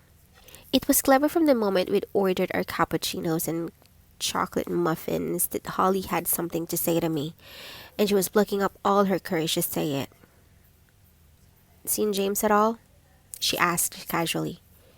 I shrugged. "No, I told you we're not seeing each other at the moment. But I know we'll be back together soon. Just you wait." Holly sighed and began to spoon forth into her mouth thoughtfully. "Yeah, sure," she said at last. "But while you're not actually seeing James, what are you doing with Alex?" I felt a blush spreading round my cheeks. Holly's boyfriend Sam was Alex's best friend. One of them must have put her up to this. "What do you mean?" I hedged. "Katie, he really likes you," Holly told me earnestly. "Yes, well, I like him too," I answered sheepishly. "You know what I mean," Holly retorted. "He wants to go out with you and he just doesn't know what's going on. You keep playing hot and cold with him. What's he supposed to think?" "I know what you mean," I protested. "Alex knows I'm going out with James. He and I are just friends." "Oh, do stop this, Katie," Holly burst out, infuriated. "You're not going out with James. Even you know you're not. You may think you're going to get back together, but you're the only one who does. He's not interested in you, Katie. Can't you see that? He was just using you." "How dare you say that?" I flashed back, incensed but fearful too. That little nagging voice inside me was just getting louder, telling me that Holly was right. "James loves me. I know he does. How could I expect you to understand?" "Of course he doesn't love you," Holly shouted back. "If he loved you, he'd be there with you, not down the pub going through every girl in the Dulles fan club mailing list." "That's not true," I wailed. "Why are you saying these things?" "I'm saying them to make you see sense," retorted Holly. "Look, there's this guy who never rings you, never sees you, doesn't want anything to do with you, and you think he's madly in love with you? I don't get it. I really don't. But I wanted to help you see sense and get over it." "Well, thanks, but no thanks," I told her, trembling with anger and anxiety. "Why don't you just find another hopeless case to waste your pity on? I don't need it. Especially from you. I mean, isn't it enough that you nag poor old Sam without getting started on me too? You should start concentrating a bit more, you know, Holly. All you ever do is criticize him. No wonder he's starting to look elsewhere for a little bit of comfort and joy." As I stormed out, I caught a glimpse of Holly's face, crumpled and hurt, shattered by the spite of my words. And I was sorry. I hadn't meant any of it. I just wanted to get back at her for what she said to me. Of course, they weren't true. I knew that. But it was too late. I'd said it. I'd probably lost the only friend I'd ever had. I was more settled by my conversation with Holly than I wanted to admit, even to myself. The terrible problem was, she was voicing exactly the same doubts that were plaguing me. The very ones I didn't want to hear. Suppose she was right? I asked myself tormentedly. Suppose I really was fooling myself, and James really didn't have any feelings for me. Worst of all, what if Holly was right about those other women? I simply couldn't bear the thought of him being with anyone else. Then two things happened to distract me. Indeed, to banish all my troubled thoughts. The first was that soon after I got back home after meeting Holly, the doorbell rang. I rushed down to answer it, noticing that there was some letters on the mat that must have arrived while I was out. I picked them up. then answered the door. There, looking anxious and eager, stood Alex. His hands were covered in oil, and it was smeared on his face and his tidy jeans. He didn't look his best. Hi, he began nervously. I was just passing this way when I caught a puncture, and well, you know me, very handy with a jack and a wrench. I thought I'd change the wheel in a jiffy, but I didn't have the right size jiffy, so it took a bit longer than I'd hoped. I laughed. Alex is very appealing when he talked this mad nonsense, even if he was covered in oil. So you've managed to change the wheel all by yourself, I said encouragingly. Eventually, yes, he answered. Then he added shyly, but it got a bit messy, and since I was nearby, I thought maybe you wouldn't mind if I came in to wash my hands. I opened the door wider and let him through. As he climbed the stairs to the bedsit, I asked, just exactly where did this puncture happen, Alex? Oh, very near here, he said. Then he mentioned the road, which was a good 10-minute walk away. I couldn't help laughing again. What a coincidence, you breaking down right outside my door, I commented, feeling flattered all at his obvious ploy. Well, it was a bit of an excuse, really, he admitted.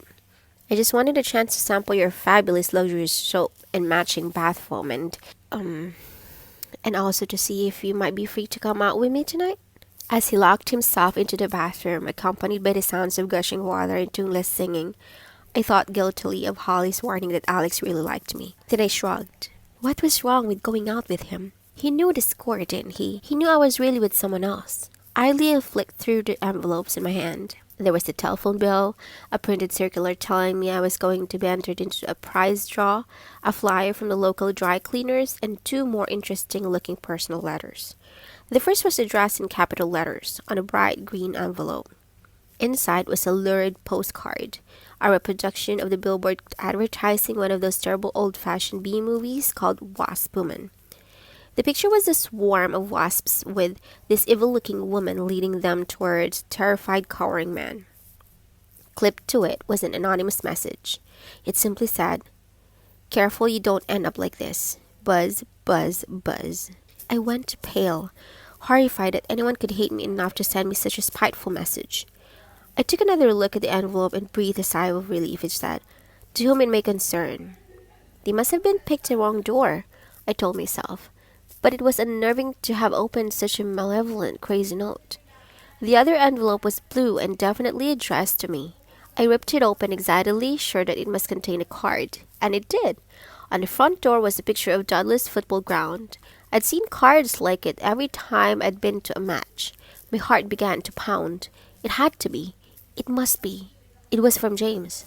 I read it bated breath. Then, credulous, I read it again. Couldn't mean it, surely. "Dear Katie, I've tried to ignore your messages and presents, but this time you've gone too far. I don't know how you got hold of my organizer, but you had no right to use it. Please, leave me alone. James." Transfixed, I stared at the cruel, clipped message. He couldn't mean it.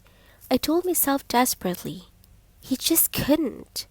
There had to be some mistake. Maybe he was so confused about his feelings that he just couldn't take it. Or maybe he hadn't even written the note himself.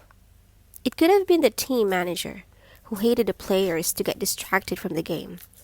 One of his mates could have sent it for a joke, or perhaps, yes, this seemed the most likely. Perhaps some girl who fancied him had seen my message in the file of facts and decided to warn him off. The more I thought about it, the more I tried to convince myself that James hadn't sent the note at all.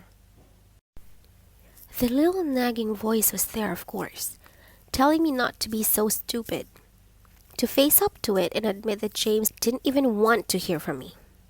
Either way, I told myself I just had to find out, and there was only one way I could think of to do that. At that moment, Alex emerged from the bathroom, looking slightly cleaner, but still very scruffy. I couldn't help comparing his lanky hair and torn clothes with James' lithe elegance. "Wow, thanks, Katie," he grinned. "Good job, I was so near your place. Shall I make some coffee?" I shrugged, far too preoccupied to think about such mundane matters. "Are you going to the Dudleys match this afternoon?" I asked casually. "Nope," Alex said regretfully. For once, I'm having to give it a miss. I've got to help my sister move flat. That's why I had to repair my car myself. You did take in, didn't you, that I actually changed that wheel all by myself? Yes, and I think you should get a medal, I told him, forcing myself to smile. Or at least a formal email. I'll do you one right away. While he made coffee, I sat on my computer and created an exact replica of the office email. I addressed it from me with copies to all colleagues. It read, "Congratulations on the successful accomplishment of your personal objective of changing the wheel on your car. The company would like to take this opportunity to thank for all your efforts over the past weeks and to recommend you for promotion to full macho man." Hey, this is great, Alex enthused. When I had printed it out on the email to him, "Does this mean you will go out with me tonight?" There was a pleading look in his eyes that made me feel really uncomfortable. So I just looked away before answering. "Yes, I'd like that, Alex. You're a really good friend, you know." "I know," he said sadly. "Pick you up at 8 then, in my brilliantly repaired car." It was a relief, to be honest, when Alex said he couldn't go to the match. I'd operate far more efficiently on my own. So that afternoon, I took myself off, bought my ticket, and sat in the stands alone, cheering for Dudley's did well and thrilling inside whenever I caught a glimpse of James. My James. Even just seeing his brilliantly honed body, his amazing feet that performed such magic whenever he was near the ball, made me feel warm inside. Of course it was me he wanted. Of course we were made for each other.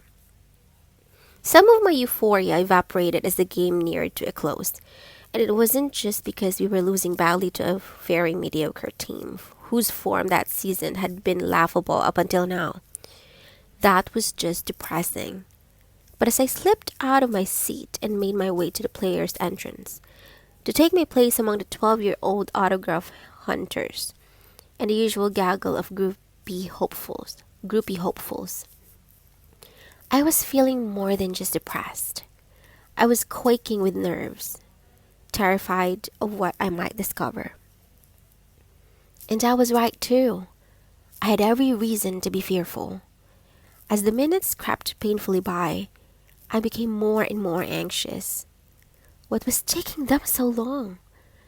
Surely after that ignominious 4-1 defeat, all they'd want to do was slink away? At last they began to emerge, and the little crowd around me began to swarm round from them proffering their autograph books, firing questions at them, flirting, chatting. Then I saw him. James was looking understandably fed up after that unbelievably poor performance, but he was still stunningly good-looking. I wanted to smooth away the furs from his brow, bring a smile back to those ravaged features. It had to be okay. I told myself desperately. It just had to. "James!" I called out, smiling with pleasure as if this was a chance meeting with an old friend. He looked up, as if he couldn't quite believe what he'd just heard. His face was, well, it's just painful to remember this, but all I can say is his face was a mask of horror. He looked as if he'd seen a poltergeist. "Didn't you get my letter?"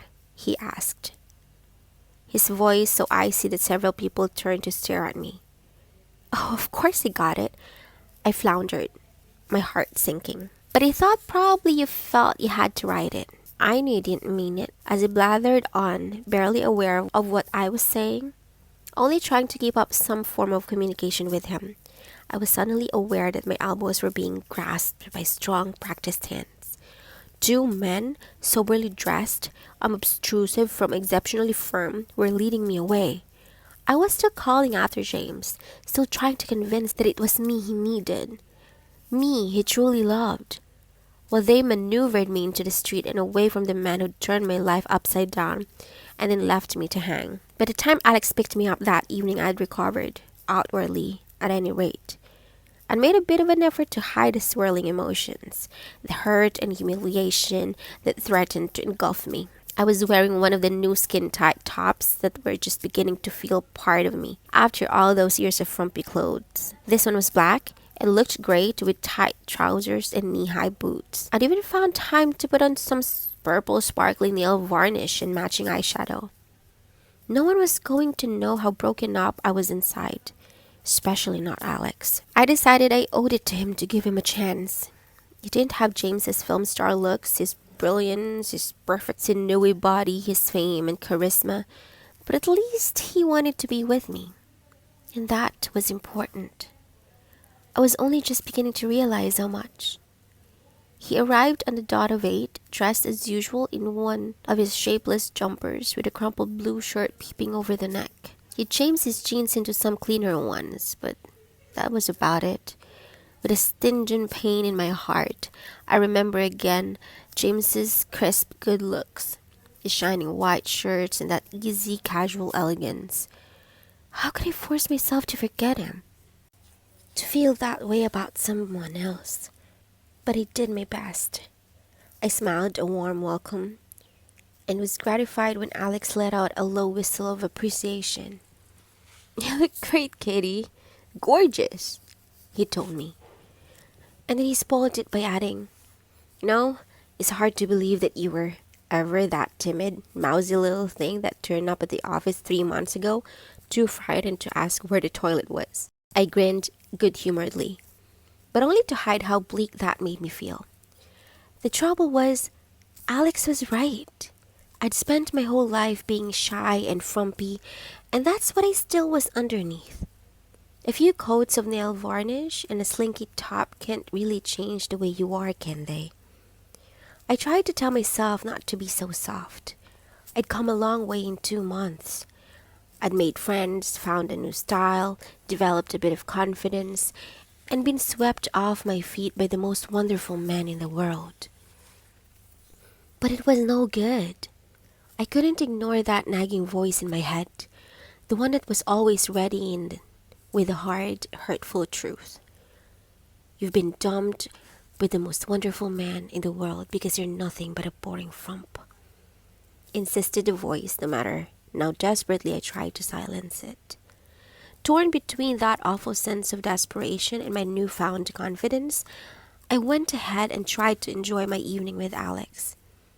He went to the cinema and had a good laugh at the latest Will Ferrell film, sharing a huge tub of popcorn and even vaster cartons of Coke. Afterwards, he drove me home.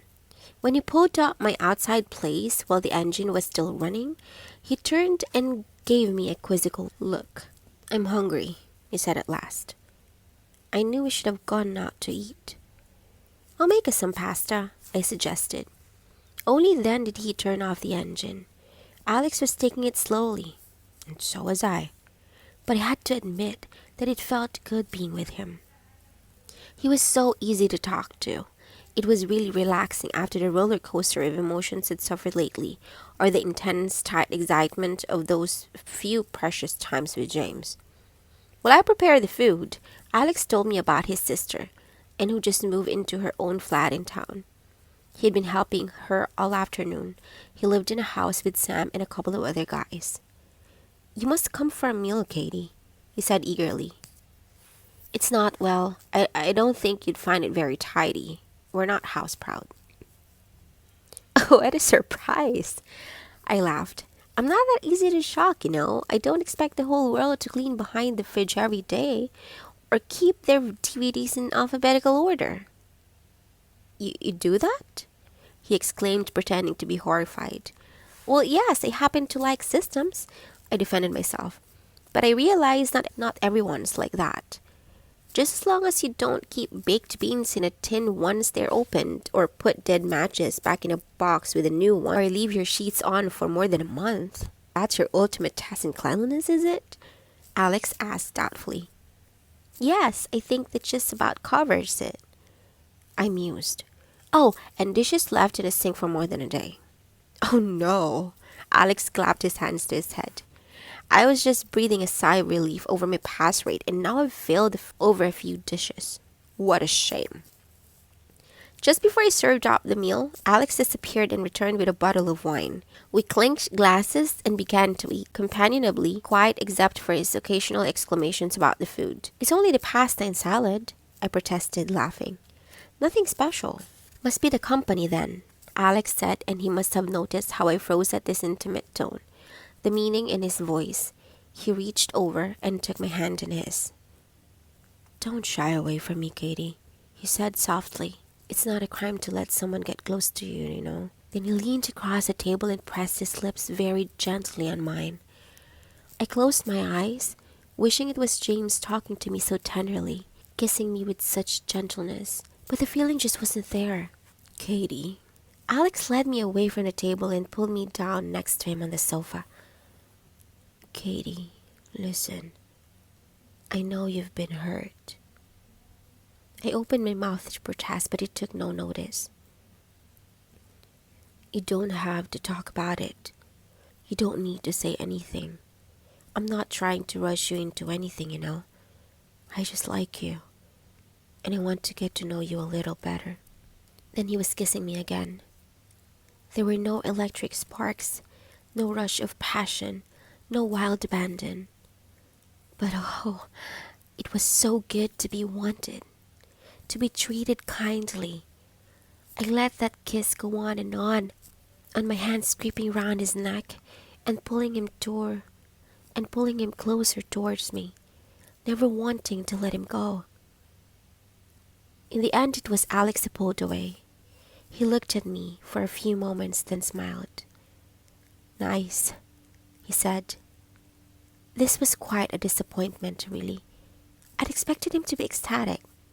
Instead, he just said, "So, let's take it slowly. No commitments, no expectations. But I'd like to go out with you again sometime.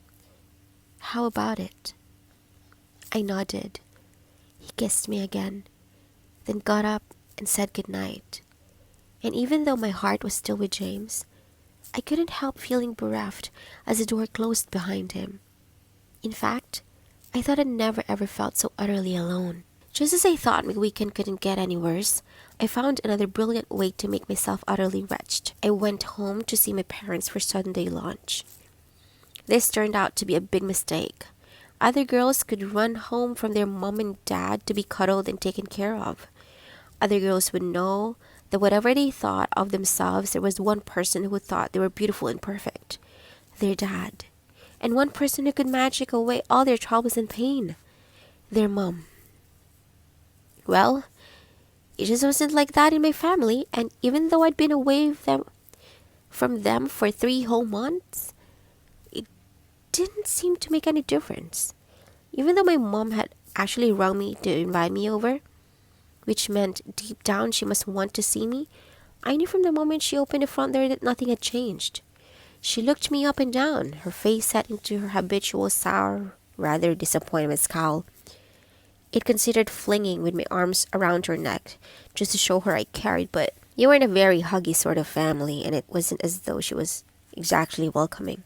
"What do you think you look like?" she greeted me. I flinched. I thought really hard about what I was going to wear, decided against my favorite black jeans, and instead putting on a black miniskirt dotted with a print of bright flowers, a tight red top, and a black satin jacket, and a pair of red Converses to match. "Don't you like it?" I asked, deflated, as I made my way through the dingy hallway in a living room where my dad was watching Sky Sport. "Look at the way she's got herself out," Mom said to him. He glanced my way, nodded, and said, "Hello, love. About time you paid us a visit. Thought you'd forgotten all about us." Then he went back to the racing, and I wandered into the kitchen, feeling completely useless as I always did when my mom was preparing a meal. She wasn't a great cook, but she was very organized, and didn't allow anything to get into the way of her routine. So she brushed me aside impatiently when I offered to shell the peas, and tutted herself when I asked if I could do anything else to help. "Ridiculous," she muttered. "Getting yourself out in those silly clothes. I've never held with cheap fashion. And as for your skirt, it's not that short," I said defensively. "Everyone wears them. There's a girl at work who wears hers at 5 centimeters shorter than this." "Disgusting," Mom sniffed. showing off everything, your legs, everything. It's not how you were brought up, my girl. And don't think you look nice, all skinny like that. You just look haggard. You haven't a build for it, you see. Big bones. You were born plump, and plump is what you should have stayed. I sighed, wanting to shout out that she couldn't treat me like this. Not now. I was a grown-up, living by myself, sorting out my own life. But that wasn't how it felt inside.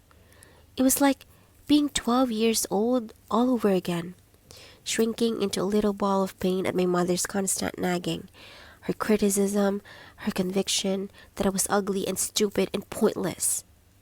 The only nice thing about the whole ordeal was that there was an extra guest for lunch, my great-aunt Judy. It turned out she'd specially asked Mom to invite me along because she wanted to see me.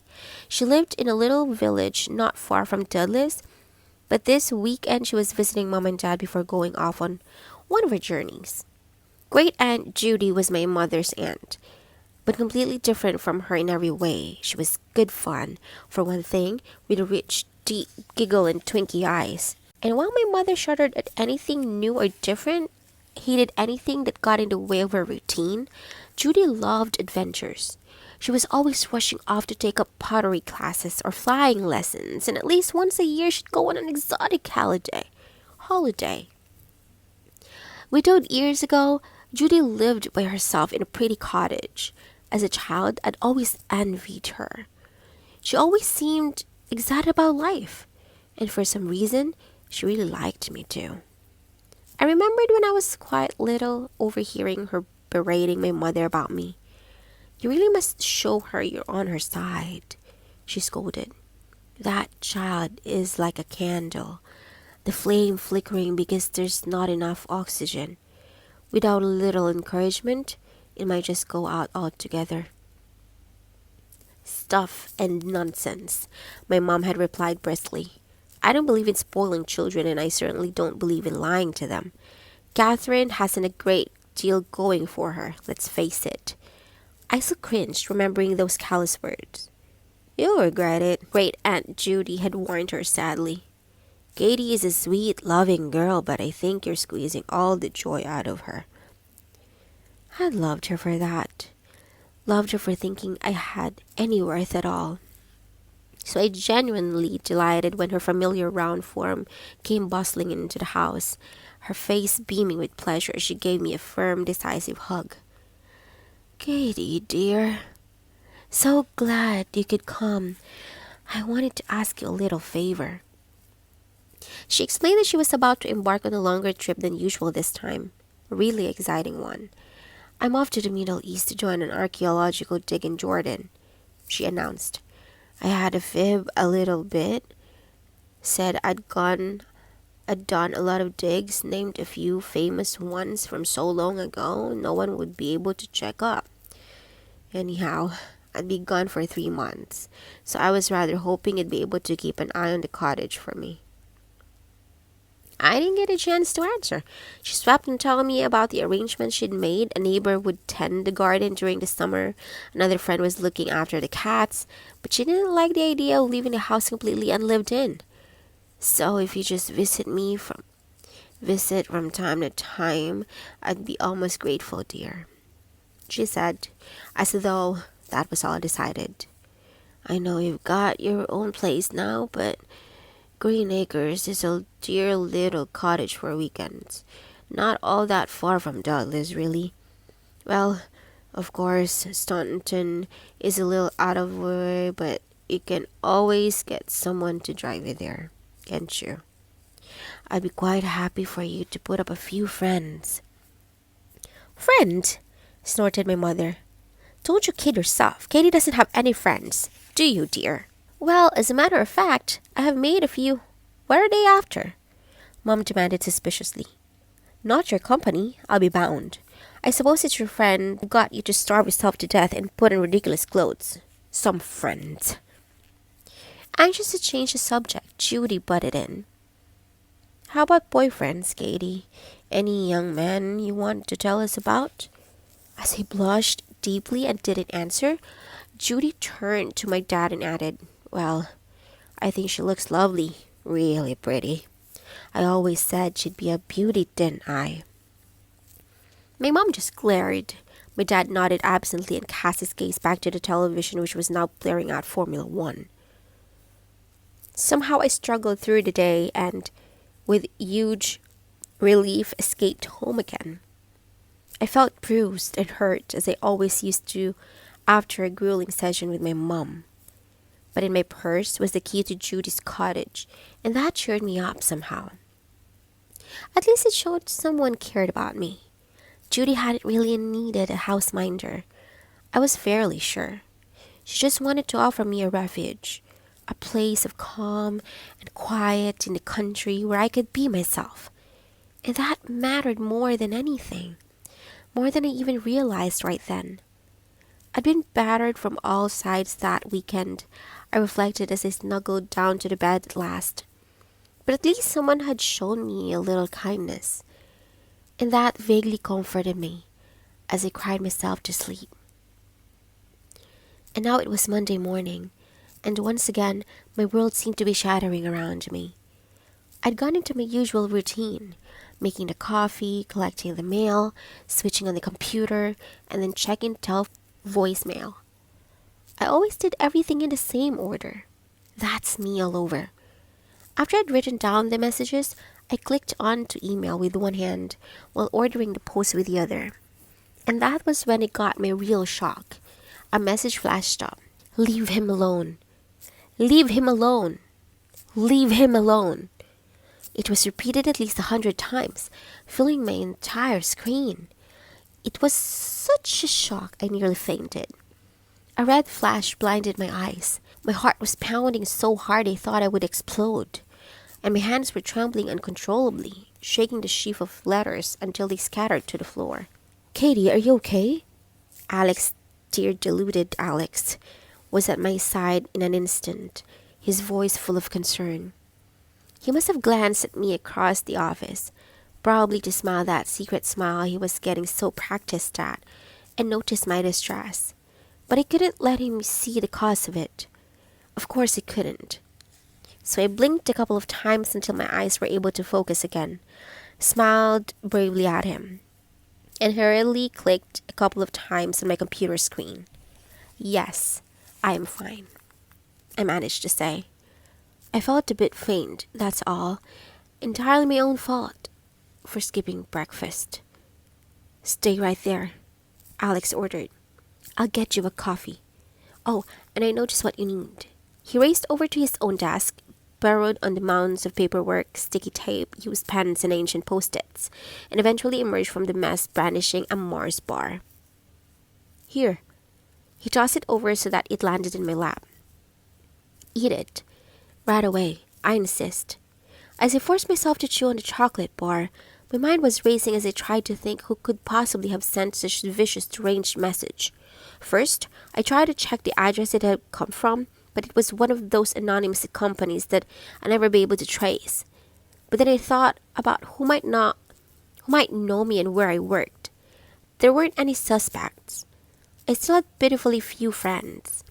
There was only one who fitted the bill. At least, she'd be a friend until very recently. Holly. It had to be Holly. She'd been so angry at what I'd said about Sam and so adamant that I should stop seeing James. This was her way of hurting me back, I realized. Just as I'd hurt her with my thoughtless, cruel remarks. Then I remembered that other message, the one that came with the Wasp Woman card. That had to be from Holly too, I realized. Of course, she wouldn't have time to send it.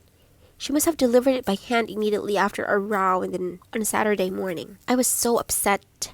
I was still shaking when Alex brought me some coffee. I hated Holly for persecuting me like this. I hated myself for hurting her too. What a mess. What a truly terrible, agonizing mess.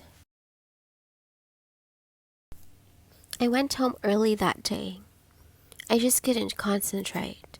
4 times in a row, I'd accessed the wrong property list for Jake. Then I furnished Sarah with a detailed breakdown of all 2 lead sites in the north side area. But for the previous year, and finally, Alex overheard me confidently sending a client to inspect a house that had actually been burned down several weeks ago. "You're not well," he said, concerned. "This is so unlike you. Why don't you take the rest of the day off?" And everyone else murmured their agreement. I was usually so reliable. You could tell it had unsettled them to see me like this. But none of them had any idea what they'd send me back to, the misery that was waiting for me behind my own front door. It was nothing much, really, I suppose. Not on its own. It was just that, when I opened the door to the flat there, on the mat was a disgusting, smelly old rag. It was all crumpled up and had obviously been posted through the letterbox.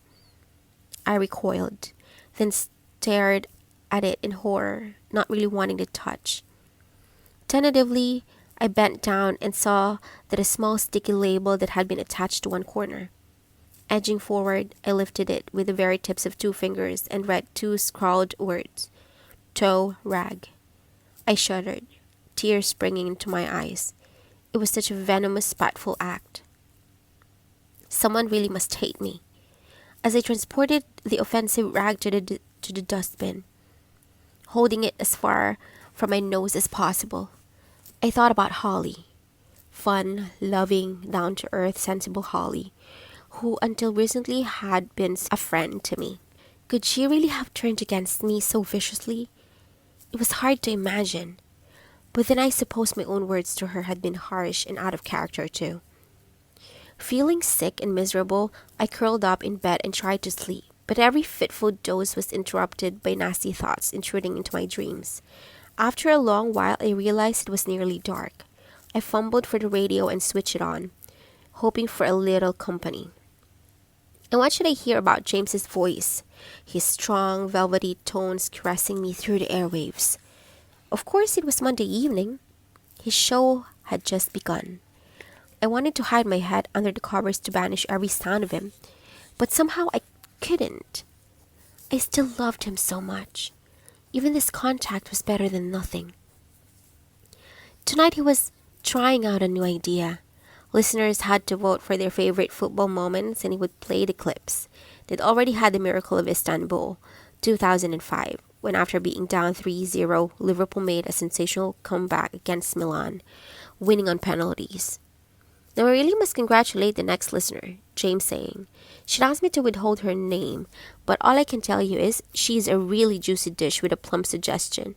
She'd asked for John Terry's penalty miss for Chelsea against Manchester United in the 2008 Champions League finals. I didn't hear it. Wasn't aware of anything except a pounding in my ears, the churning inside me as those few words repeated over and over in my head like a dirge. Who was she, this dish of a girl? Did she exist at all? Was she the reason he'd thrown me over?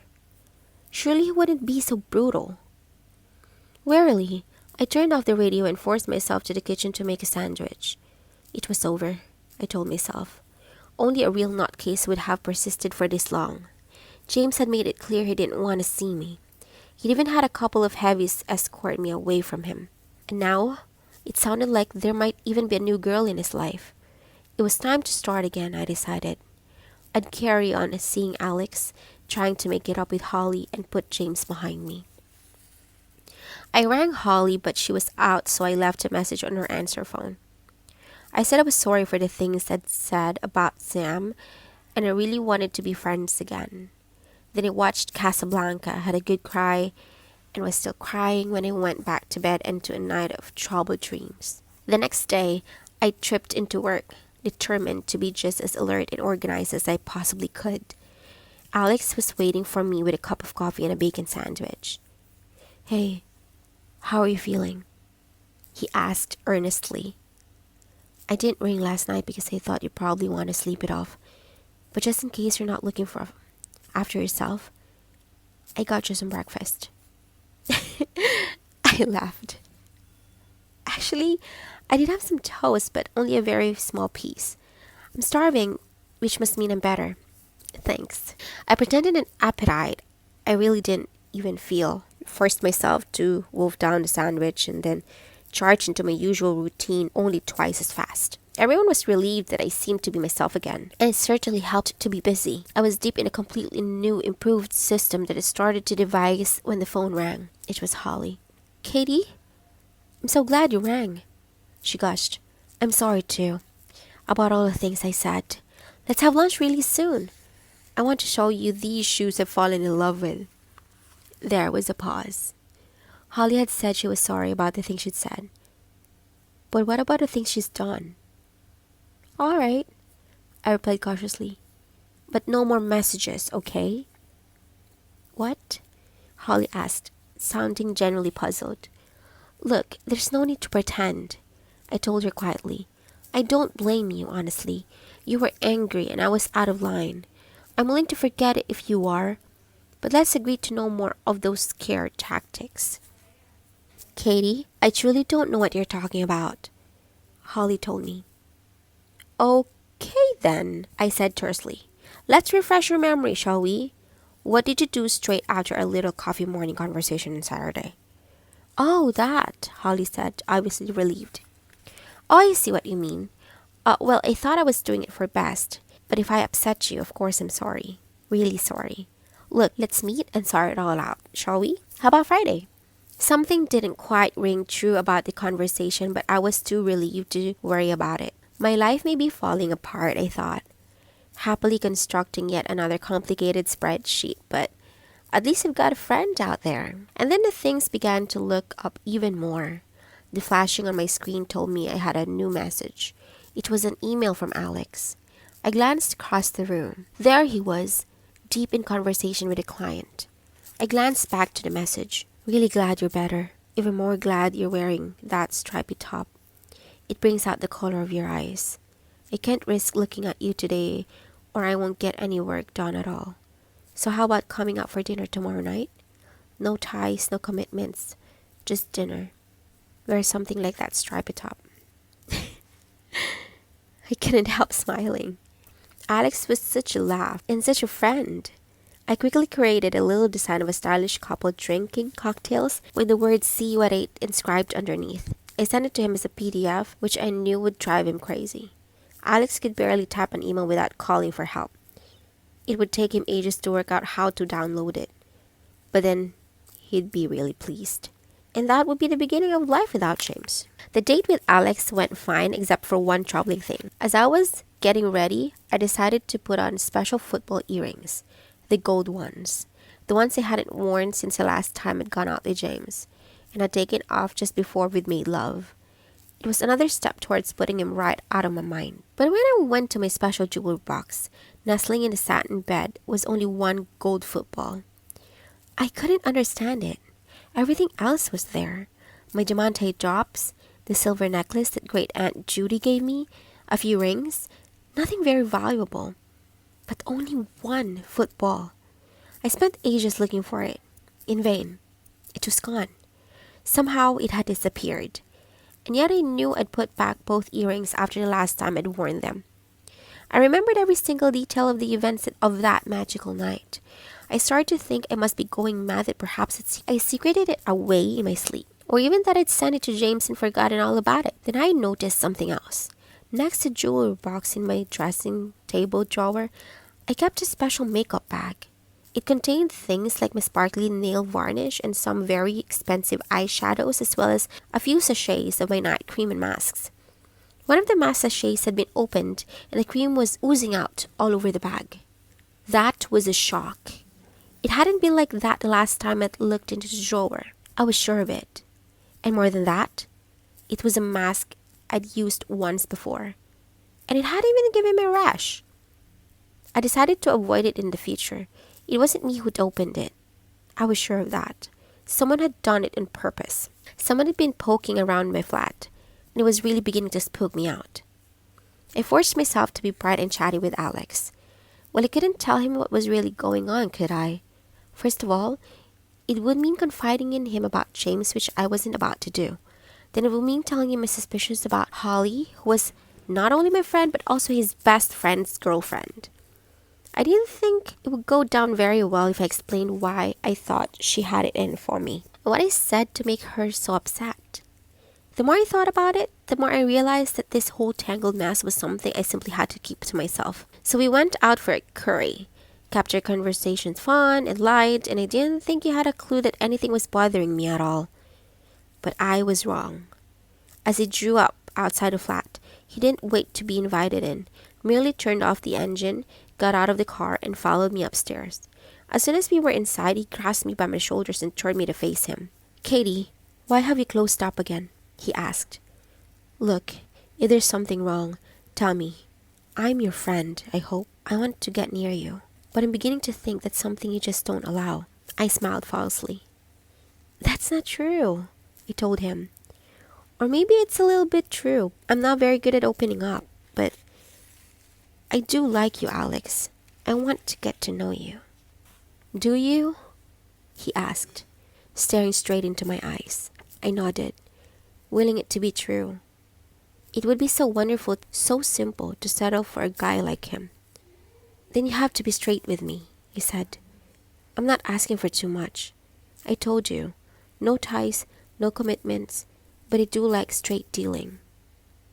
"Okay," I whispered. "I'll try." "I don't believe you," he said, then pulled me into his arms and kissed me fiercely before turning away abruptly and slamming the door behind him. It had taken forever to get to sleep. I couldn't stop thinking about all the terrible, spiteful things that had been happening. And worst of all, I found myself reliving over and over again those last moments with Alex, that fierce, bitter kiss. What if things had changed between us? What if all that easy friendship had been destroyed? So when I arrived at the office the next morning, I was relieved to find that Alex was almost like his old self. "Hey, what's the capital of Peru?" he yelled as I walked through the door. "Lima," I answered as I turned on my computer. "Nah, can't be. That's an animal, isn't it? Like a camel but no humps?" "That's a llama," I corrected him, laughing. "Is it?" he asked, looking crestfallen. "Why'd you want to know?" I asked. He brandished a glossy men's magazine at me, one of those ones that always has Jordan or Britney on the cover, usually in their underwear. "It's the quiz," he explained. "You can win a laptop or a trip to New York." "Cool," I commented. "What do I have to do? Find out 5 ways to insult women in each major capital city? List your favorite women with reasons why they'd never go out with you? Or do you just have to talk about your feelings for once?" That would be rule out most of the readers for a start. "Wrong, completely wrong," sang out. "That just goes to show how little you know about these magazines. They're far more sophisticated than you think." "Oh, really?" I answered. "Don't tell me. You also have to list the world's 10 sexiest meals and say how you'd get a girl to cook them for you." "Wrong again. This is a top general knowledge quiz.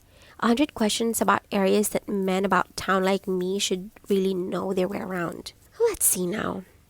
Would that be football, cars, and quantum physics?" I teased. "Enough! Enough!" Alex shouted, throwing a box of paper clips at me. I ducked and they went all over the floor. Our heads knocked together as we bent to pick them up, and we both laughed. It wasn't exactly intimate, but it was a start. "Okay," I conceded while I made the coffee. "Tell me some of the questions and maybe I can help." Soon the whole office was joining in, shouting out impossible answers, Alex's desperate pleas. "What's the name of the sea that lies between Israel, the Black Sea?" shouted someone. "No, the Red Sea!"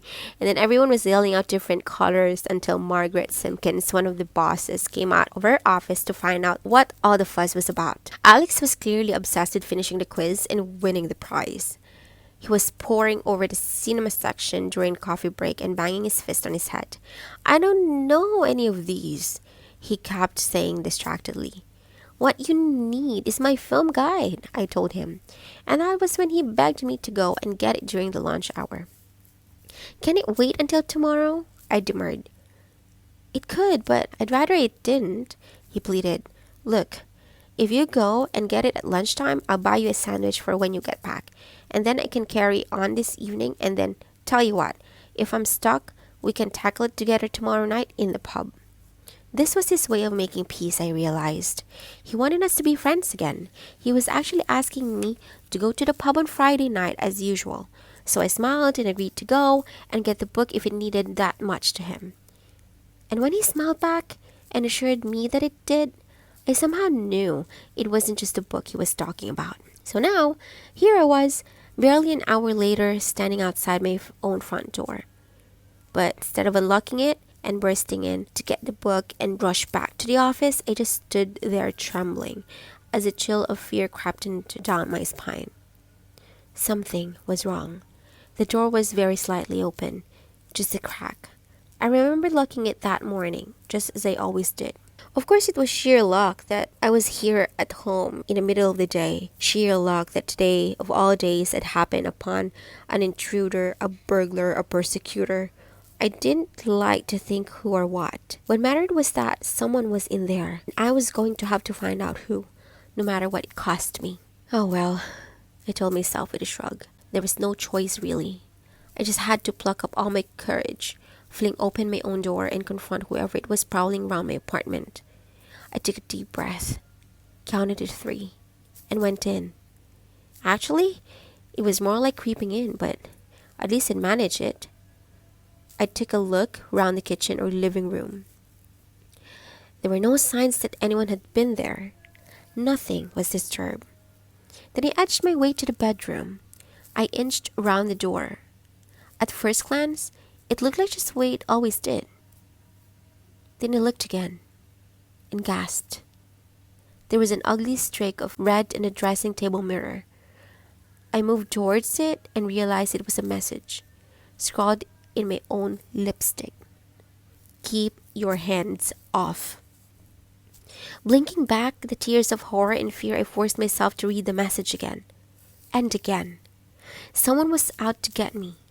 Someone who knew where I worked and who'd found a way in to where I lived. Holly. Oh, Holly. How could she hate me this much? It was strangely quiet, I realized. Either Holly had gone, carelessly leaving the door ajar, or she was still here, lying in wait, or maybe just hoping I'd go away without finding her, I thought quickly. My flat was so tiny, there were hardly any places to hide. There was only really one place she could be. Very, very quietly, I tiptoed out of the bedroom towards the final door. My fingers closed round the handle, and with a sudden, decisive movement, I threw open the door to the bathroom. It was empty. How could it be? Then I noticed the telltale shake of the shower curtain, half closed round the bath. I grabbed it and ripped it into side. There, cowering in the bath, was a huddled figure. She wasn't Holly. That was what registered first. Then I realized I knew her. I recognized her. Hers was a face that haunted me, taunted me, lurked in the corner of my mind, so very many times, waiting to torment me.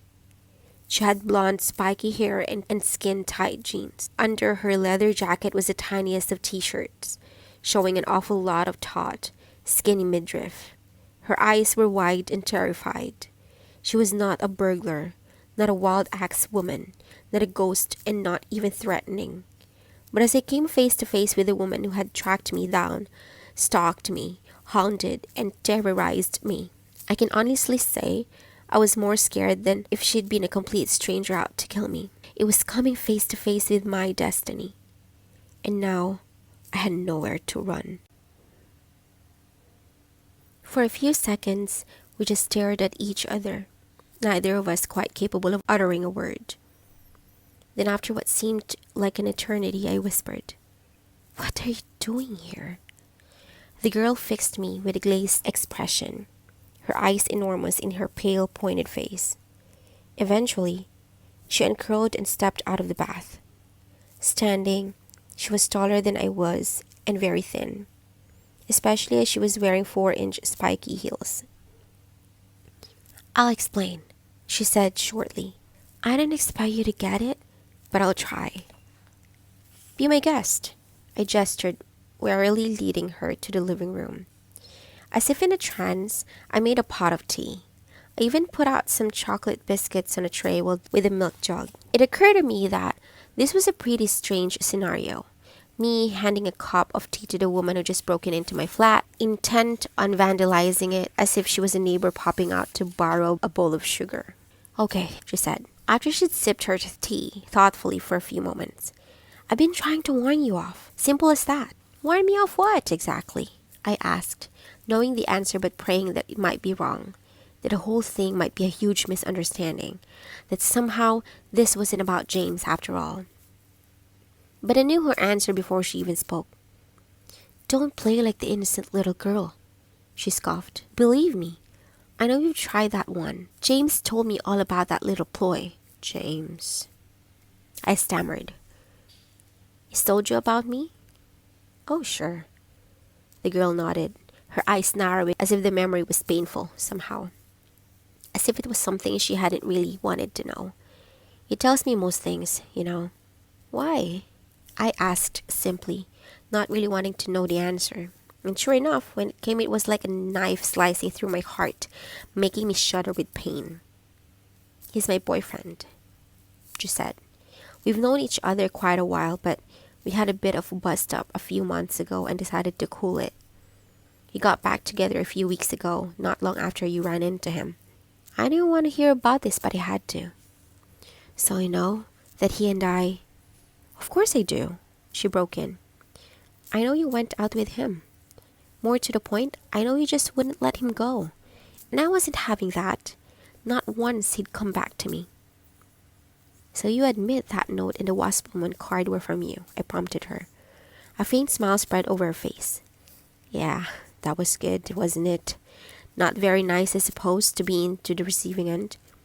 I thought if I made it nasty enough, it'd be effective. I was wrong, though, wasn't I?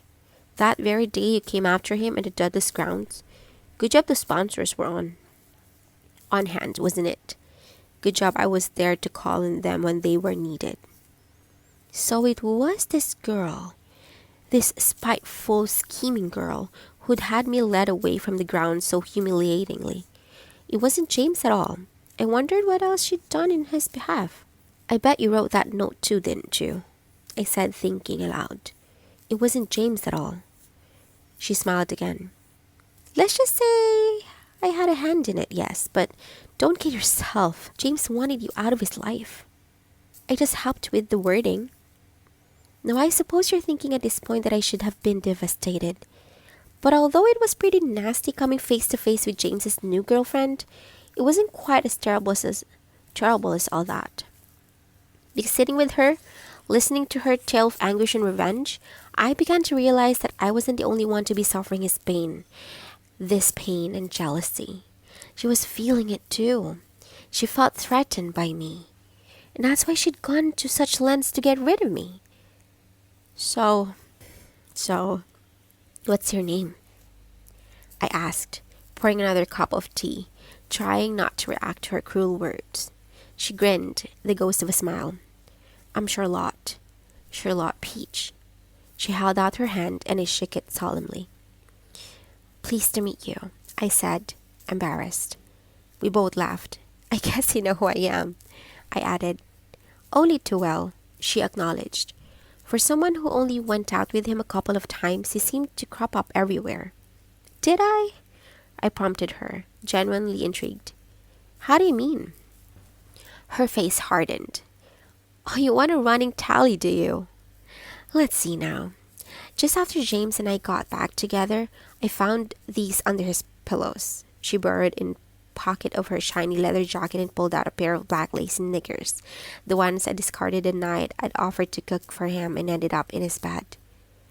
Fortunately for me, you left something else as well, she added, flourishing a piece of paper in front of me. I recognized it at once. It was the note I'd left him with my address and number on it. I'd even left my work number in case he wanted to contact me during the day. That's what gave me the idea of scaring you off, really, Charlotte mused. You didn't want your number, so I decided I could use it. So that's how you found out where I worked, I breathed, almost relieved to have got to the bottom of some of the mystery. Right. And I sent you that email from the print shop near where I work so it couldn't be traced back to me, she said, looking pleased with herself. An idea was beginning to take shape right at the back of my mind. It wasn't clear. It wasn't fully formed yet, but it was there, and it gave me the strength to continue. I even managed to smile as I offered her a biscuit. "So where do you work then?" I asked chattily. "Me? Oh, I'm a graphic designer. I work for a design agency in town, brown and black. Do you know them?" I didn't, but I wasn't going to let her see that. I looked impressed. "Wow! What a great job! No wonder James likes you." "Listen, Charlotte, I honestly didn't know you had a new girlfriend. If I had, I would have never tried to get back together with him. I'm not that kind of girl at all." Charlotte's face softened. "Really?" she asked. "I thought everyone knew we were together. I mean, that night you gave him his organizer back. You must have seen us then." With a renewed stab of pain, I remembered that evening. Remembered seeing that blonde skinny figure hovering round James. So that was what was going on. I shook my head. "I didn't know. I would never have done it." Yes. That message really freaked him out, you know. I mean, his organizer's really private. He felt terrible, thinking some stranger had written it. It was like a burglar leaving graffiti on the wall. That's why I wanted to hurt you back, just the way you'd hurt him. Again, I willed myself not to react to what she was telling me, forced back the bitter tears that threatened to spill out on my tight, smiling cheeks. "Tell me, Charlotte, how did you manage to get into the flat? I mean, I can see how you did the email, the wasp note, and the smelly toe rag." She giggled at that. "Oh, right. Sorry about that one. It was a bit childish, wasn't it?" I ignored that and carried on steadily. "But how did you get in?" "Oh, that was easy," she said dismissively. She brought out a credit card and waved it out in front of me. This was all it took. Someone showed me how once. A boyfriend who'd fallen into some unsavory company. I sort of went off with him when I realized how he made the money off his Versace jacket and Harley Davidson. But I remembered his little tip. Once you've got the knack, there's nothing to it. Unless people have reinforced locks. That's what I'd advise you to get now, by the way. Your security is terrible." "So it would appear," I remarked dryly. "So do you make a habit of breaking into people's homes and stealing their jewelry and vandalizing their furniture, or did I just strike lucky?" Charlotte laughed, a little ashamed. "No, you're the only one. I maybe got a bit carried away. I didn't realize you were so nice," she admitted. "Good," I thought triumphantly. She's falling for it. "I'm not that nice," I replied, composing my face into a sad, wistful expression. "I'm just normal, like you. A normal girl who wanted a guy who didn't want her. But now I know he's got someone else. It makes all the difference." "Does it?" Charlotte asked eagerly. "I'm so pleased." There she went again, revealing how scared she was of losing James, showing so plainly that what a threat she thought I was. She was playing right into my hands. "Don't worry," I said cozily. "I wouldn't dream of getting between James and the woman he really wants." Well, that was true. It all depended on your interpretation, really. "Oh, Katie, that makes me feel terrible," blurted out Charlotte, all weepy and guilty suddenly. "You seem so reasonable and nice. I can't believe I've done all these terrible things to you. Were you really upset?" "A bit," I admitted, deliberately letting my voice wobble. "Especially today." Charlotte leaped up. "I'll clear it up right away," she offered. "Leave it to me. Oh, and by the way," again she fumbled in her pocket and brought out my missing gold earring. "I may be a vandal and a stalker, but I'm not a thief," she said, thrusting it into my hand. We both laughed, and she threw her arms round me in a spontaneous hug. It was all I could do not to be sick. "I'm sorry, Katie. Really, really sorry. I must have been crazy to persecute you like that." "Love makes us all do crazy things," I mumbled, watching as she set about cleaning up my dressing table and polishing the mirror. Suddenly, I thought of something else, something that had been preying on my mind ever since Charlotte had introduced herself. "Did you say your surname was Peach?" I asked. She nodded. "It's a bit unusual, isn't it? I used to hate it until I met James. But he loves it. He's always referring to me as his fruitcake, calling me the apple of his eye and his bowl of cherries, because of Peach." That's why it rang such a bell, I realized. The girl who'd sent in that request to his radio show. He'd called her a fruity dish and said she'd made a plum choice. It was all falling into place. "Yes, he's always making jokes about me being a peach of a girl," Charlotte let on obligingly. "Especially on his show. It's his way of letting me know he's thinking about me." She looked all dreamy, and I wanted to kick her in the head. But instead, I smiled and nodded indulgently. And all the while, I was formulating this plan. This big plan. Even as we were chatting, I'd begun to work out how to get James back again. It was easy. All I needed to do was to make him realize who he really loved. Who he'd loved all along. If only Charlotte hadn't come along and spoiled it all. Charlotte had every reason to be worried about me. Now, more than ever. Because now, she was on the way out. "Who said, 'Play it again, Sam,' in what movie?" Alex asked, shouting above the Friday night racket down at the Queen's Arms. "Trick question," I answered immediately. The film was Casablanca, and it was Humphrey Bogart who wanted to hear his special song. But he never said, "Play it again, Sam." "Wow, you're good," whistled Alex admiringly. "I don't know why I ever needed your reference book. All I need is you. Oh, but hang on.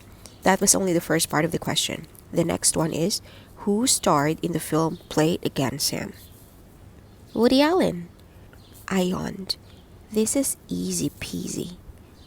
"Not for me, it isn't," Alex said. "Now you're getting me really worried. Suppose I win the laptop? How could I possibly keep it knowing you've answered so many of the questions?" "I'll do a deal," I promised.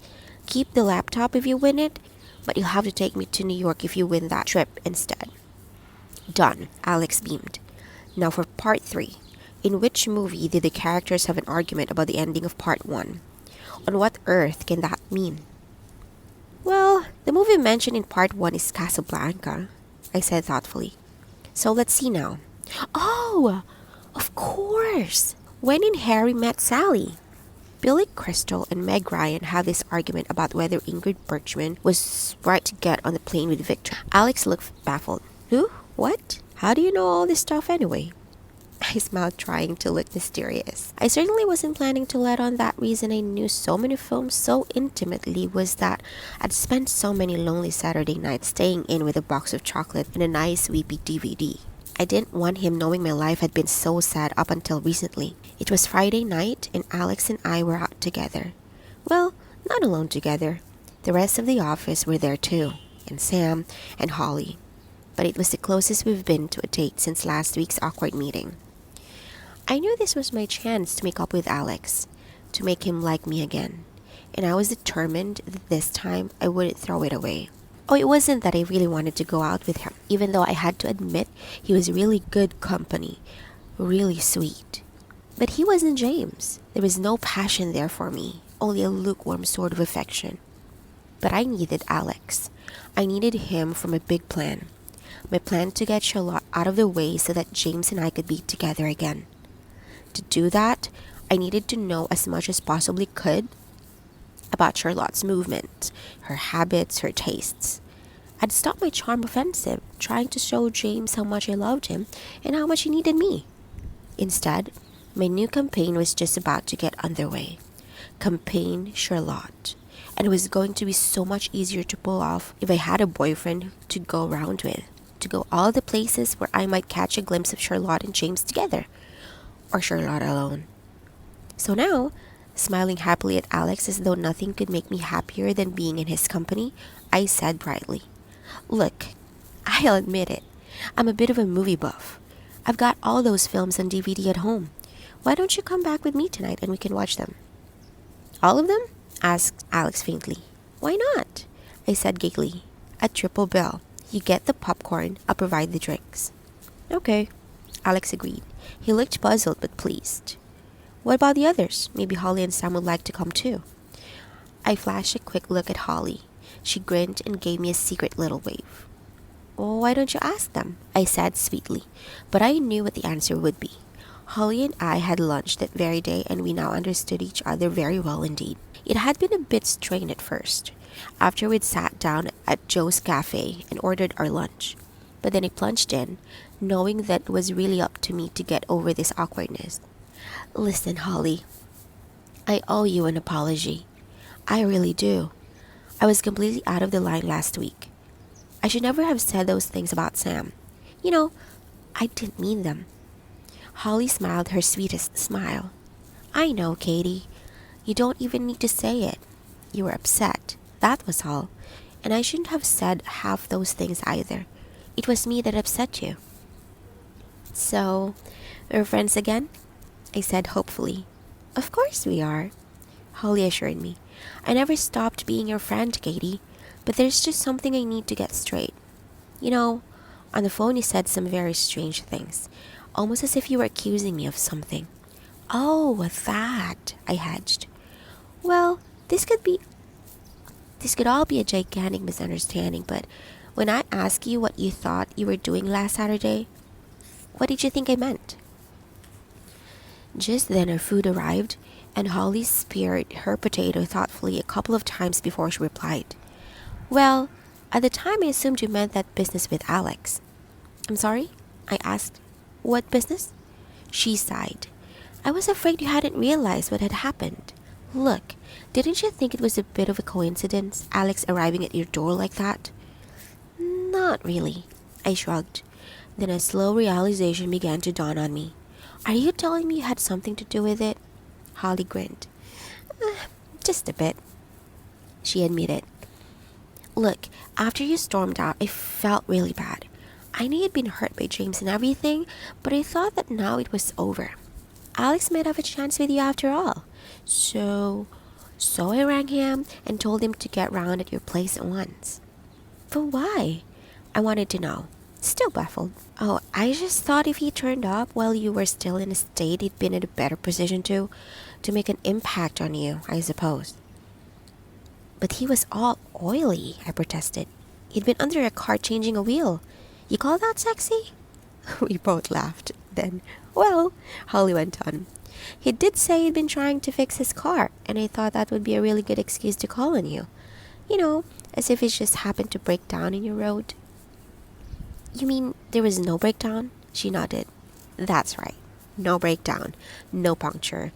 He was just working on the car, and I sort of sent him over. You're not cross, are you?" "No. Just confused," I answered, forking a dollop of cheese and sweet corn filling into my mouth. As I chewed, Holly seemed to be puzzling over something. "So if you didn't know I'd set that up, what were you talking about on the phone?" she demanded at last. "What was it you thought I'd done?" So I took a deep breath and told her everything about the nasty message I'd received that day, alongside the awful letter from James, about the humiliation of being dragged away from him and put out of the football grounds. And then I went through the whole catalog of horrible things that had followed. The email on my screen, the smelly rag pushed through my door, the missing earring, and then, finally, yesterday's confrontation with Charlotte. She listened with widening eyes, as if I'd been telling her a horror story. I must say, it was beginning to feel like one. I'd lived through a nightmare of being persecuted and terrorized, and somehow, now that I was sharing it with a friend, it all felt even worse. "But surely you couldn't have thought I'd do any of those spiteful things," Holly said indignantly. "I mean, that's sick. It really is." "I didn't want to think you could, Holly," I said quietly. "But I couldn't think who else was so angry with me. Who even else knew that much about me? And I felt so guilty about upsetting you. I started to think I deserved to be punished." "Oh, rubbish," Holly said briskly. "I didn't take it seriously. I trust Sam and he trusts me. But I was just worried about you, that was all. I could see how upset you were, and that was why you were trying to hurt me. I'd never ever do anything like that. Believe me." "I know," I said wearily. I know that now, and I feel even worse for suspecting you in the first place. I'm sorry, Holly. Really sorry. Suddenly, I felt the hot pricking of tears welling in my eyes, and then they began to roll uncontrollably down my cheeks. Oh no! Oh, please don't cry, Holly pleaded, fumbling in her bag for tissues. Instead, out fell a half-eaten packet of Starburst and a Mars bar. Eventually, she brought out a slightly used tissue and began to mop ineffectually at my face. Despite my tears, I began to laugh. I'm sorry. I don't know why I'm crying, I mumbled. I never do. Well, maybe that's part of your problem, Holly suggested shrewdly. You bottle up your feelings too much, Katie, and they come out in weird ways like that whole business with James. Instead of pretending everything was okay and trying to get back together with him, it would have been so much better to have a good cry, admit you'd been hurt, and then carry on with real life. I didn't reply. I had a horrible feeling she might have a point, but then I remembered that look of dread and anxiety on Charlotte's face. Remember that it was Charlotte, not James, who had been keeping us apart. Holly was wrong, I told myself firmly. She just didn't realize how special it was between me and James, how powerful the feelings were. This was no ordinary love, but something sent down from heaven, and nothing, no one, was going to stand in our way. Well, at least you know now, Holly was saying, cutting into my daydream. Know what? I asked, realizing I'd missed some of the conversation. You know what it feels like to be the target of someone else's obsession, Holly said, stirring her coffee as if she'd rather look at that than at me. What Charlotte did to you was completely out of line. It was nasty and vindictive and scary, right? I nodded. Of course. Holly was right.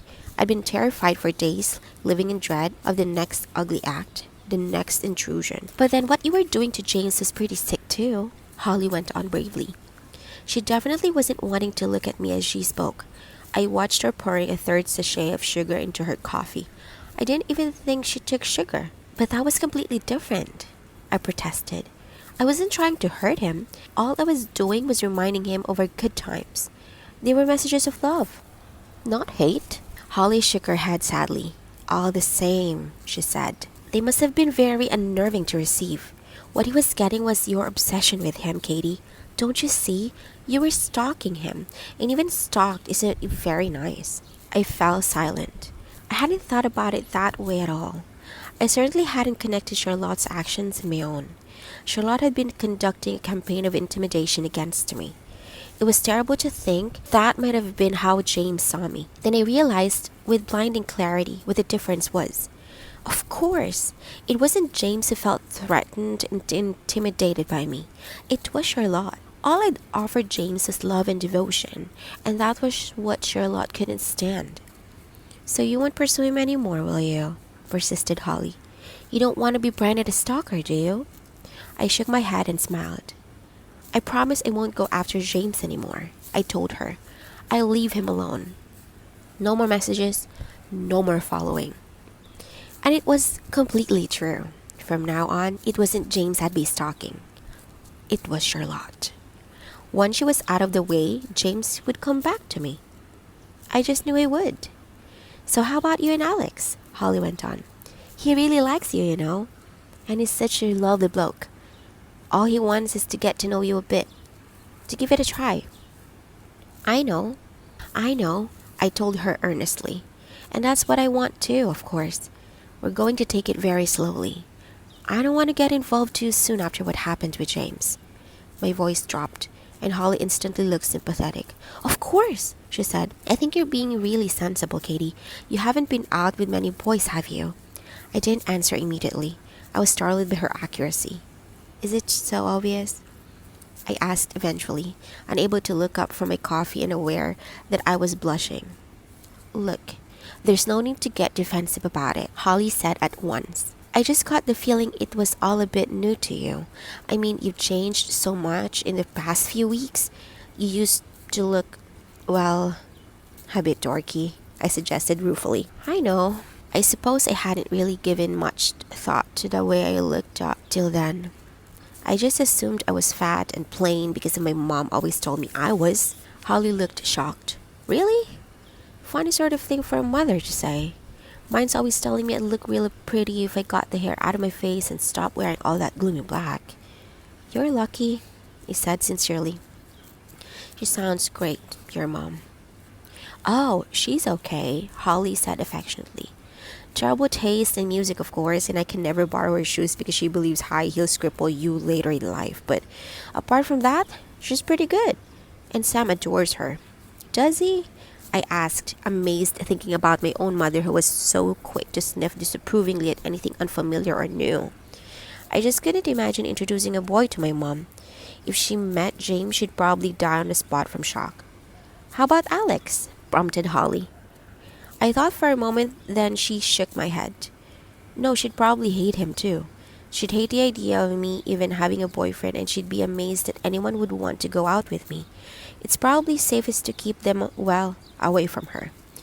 Well, anyway, you're not exactly serious about him, are you? Holly said. And that's what I was going to say, Katie. You should try just enjoying yourself for a bit. Go out with Alex, but don't expect it to get all intense and committed. You need to learn to have fun. Okay, I consented, smiling. Fun it is. From now on, I'm going to concentrate really, really hard on having fun, and I'm seriously going to relax. Are you happy? Holly laughed. I just want you to be happy, she said. You and Alex. Late that Friday night, we sat curled up side by side on the sofa, watching all my WPS old DVDs. I was quietly sobbing while Alex handed me tissues. So nice to see you enjoying yourself, he commented. I am, I insisted. You're supposed to cry at this bit. That's what it's for. Right, said Alex, screwing his face into a look of intense concentration as Humphrey Bogart made his famous goodbye speech to Ingrid Bergman at the airfield of Casablanca. No, it's no good. I can't seem to sob, Alex said. Maybe I shouldn't have held my breath for so long. I feel gaspy, but not weepy. I giggled through my tears, loving his silliness. It was like that with Alex. He could make me laugh by uttering total nonsense. He looked pleased and snuggled closer to me, his arms sweeping round my shoulders. This is nice, he said simply. I nodded. Really nice, he added. Then very gently, very slowly, he kissed me. Really, really nice, he murmured. And then he was kissing me harder, his lips pressing mine more and more urgently until I found myself responding, kissing him back, my arms twined round his neck and pulling him down towards me. Still locked in a passionate embrace, we slid slowly down into the sofa until I was lying full length, with Alex above me, his body crushing me. As his hands traveled up and down, then finally underneath my back, pulling me closer and closer against him. I gasped, urging him to touch me, arcing my back so that I was thrusting against him, my head thrown back in abandon as his lips bruised my neck. Then very gently, he began to lift my t-shirt, his hands coming in contact with my hot skin. Immediately, I tensed up and very slightly shrank away from him. Katie? He asked tenderly. What's wrong? Tell me. I shook my head, not even sure myself of the complex web of feelings that churned inside me. It's too soon, I explained weakly. I'm not ready for this. Alex stared at me, his face hot with desire. Then he pulled down my t-shirt and sat up. Okay, he said. You're probably right. We shouldn't rush into anything. And I respect your feelings, Katie. Then he grinned. But that doesn't stop me fancying you like crazy. You are one hot lady, you know that. I smiled, unable to say anything at all. So I think I'd better go before anything else happens. Call you soon, okay? With that, he was gone, leaving me trembling with a confused mixture of desire and relief. It was James I wanted. I was sure of that. James who turned me on, made my senses sing, filled my dreams, Alex was just someone to pass a little time with until I was reunited with my perfect love. So how come, just now, for those few heady moments, I'd experienced such a dizzying rush of desire for him? A whole week had gone by before Holly and I met up for lunch again. By now, my plan was well underway, and Holly had no idea that she was taking part in it, although she did grumble a bit about my choice of restaurant. "Why are you dragging me all this way?" she complained, stopping to adjust the strap of her very new, very high heels. "When you said a snack at lunchtime, I thought you meant a trip to a sandwich bar, not a trip to Birmingham. On foot." Ouch! She rubbed her ankle, while had just given away. "Not much further," I told her cheerfully, marching on ahead. I wasn't really lying, unless you think 3 more streets is a long way. I was just minimizing the blow. "I hope it's going to be worth it," Holly panted, tottering after me with a pained look on her face. "I mean, I don't know what's wrong with Joe's Cafe in the high street." "Oh, live a little. Why don't you?" I said. "Learn to enjoy adventures. Look, I'm taking you to a nice new trendy place to brighten up your week. Give you something different to talk about." "It'll be really different if I break my ankle and end up in casualty," Holly muttered. "All those nice doctors chat up and horribly injured people." "Here we are," I announced at last, relieved. The Grapevine was one of those trendy wine bars with very white walls and plain wooden tables. It wasn't exactly glamorous, but it was obviously where the smart set liked to have their brunch meetings. The place was full of cool people in sunglasses. We found a table for 2 and squeezed ourselves between a party of very loud guys on one side and a couple of girls just behind us. One of them was very familiar. I would have recognized that bright blonde spiky hair anywhere, and that pointed little elfin face. It wasn't surprising, really. I'd asked for a table by the window, knowing it would be near where Charlotte liked to sit. Of course, I couldn't be sure that we'd be right next to her. That was pure luck. But I was fairly certain we'd be close enough for me to see her, watch her, learn even more about her. I'd been working up on Operation Charlotte for nearly a week now, and had found out quite a bit. First of all, I'd discovered where she worked and had hung around outside. It was way up this side of town, but designers start later and finish later than estate agents, so I had plenty of time to pack up after work and make my way to her office. That first Monday evening, I waited around for nearly an hour, staring into a jeweler's window and checking my watch ostentatiously from time to time to show I was waiting for someone.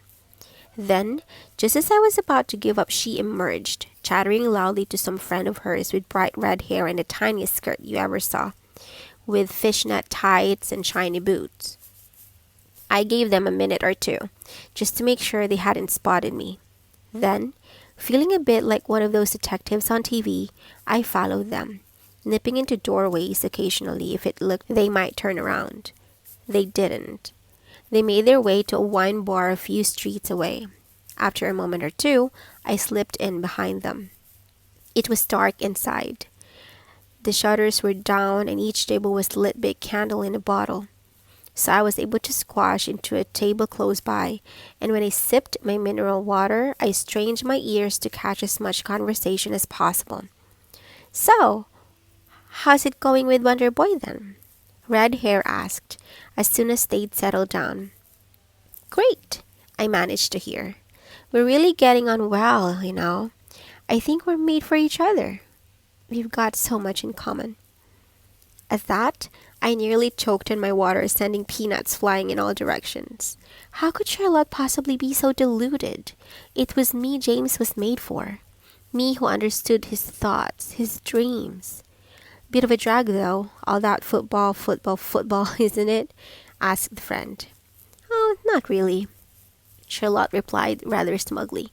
"I mean, I wish we had more time to spend together, but I've got to accept the football because it's part of James, and James is part of me. In fact, I'm getting to quite like it. It can be pretty exciting sometimes." This time, I really did splutter and cough. What a loser this girl was. How could she say such daft things about football? It wasn't something you could quite like. It wasn't just a question of finding it exciting sometimes. Football had to be a passion, an overwhelming obsession. It had to be, if you were going out with a football player. More than ever, I was convinced that Charlotte couldn't be right for James. She didn't understand what made him tick. "Well, has he scored yet?" giggled Red Hair. "How many goals has he got so far? And tell me, does offside mean what I think it does?" They both burst into a peal of giggles, and Charlotte lowered her voice so I didn't hear what she said next. I was quite relieved, really. It was one thing knowing she wasn't the right girl for James to end up with, but that didn't mean I wanted to hear the details about what they were doing together right now. It was too painful even to think about. The rest of that week, following Charlotte began to become a way of life. I heard her arranging her have lunch with Red Hair the following day, in the Grapevine, so I made a little trip there just to check it out. I didn't eat there or anything, just hung around outside for a bit, quietly observing them through the window. Charlotte was a picky eater, I noticed. She perused the menu for ages, then seemed to be engaged in a long, earnest conversation with the waiter before ordering. When her food arrived, I saw that she'd got a plain salad, no dressing, and a glass of water. Slimming, I thought triumphantly. That must be it. She may have a model skinny figure, but she certainly suffers to keep it that way. I was sure I was right later in the week, when I trailed her to the art gallery. Well, this time, it wasn't exactly trailing. I overheard her as I was dragging a reluctant Alex round some exhibition of photographs of the local museum and art gallery. It wasn't exactly a coincidence either. That was a piece of luck. Really. After seeing her with her workmate, I developed this burning curiosity about where she worked. She didn't call it an office. I'd heard them say they had to get back to the studio quite soon. That day they went out for lunch. I really wanted to know what a studio looked like. So the next day, Wednesday, I suggested to Alex that we should think about smartening up our image. He was quite enthusiastic and said I should talk to Margaret or Tom about it. They were always willing to listen to good ideas. So I did. I found myself urging them to invest in a proper corporate image with a new logo and lots of leaflets and impressive heavy note paper. I'd created a few designs in computer first just to give them an idea of what could be done. "But this is absolutely marvelous, Katie," said Margaret encouragingly. "Maybe we should get you to come up with the designs." "No, this is just easy-peasy stuff, very basic," I told them, trying to sound knowledgeable. "There are much better things that real graphic designers do. Why don't I get together a few samples and estimates to give you an idea?" They jumped at it. "Well done for showing initiative," Tom said admiringly. "I'm so pleased we've got you, Katie," Margaret added. "I don't know how we ever managed before." So, I'd got the go-ahead. And that afternoon, I slightly disguised in sunglasses and a baseball cap. I found myself climbing the tree-steep flights to the offices of Brown and Black. Actually, my plan was quite as watertight as I'd hoped.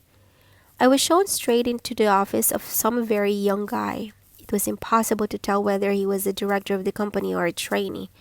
Designers are a bit like that, I discovered. He listened as I outlined what I thought Cherry and Simpkins needed.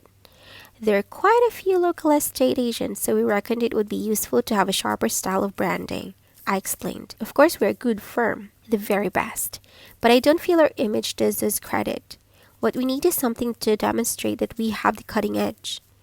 All the time I was talking, and he was nodding, and then after that while he was talking and bringing out samples. I felt myself getting more and more on edge. This was such a waste of time.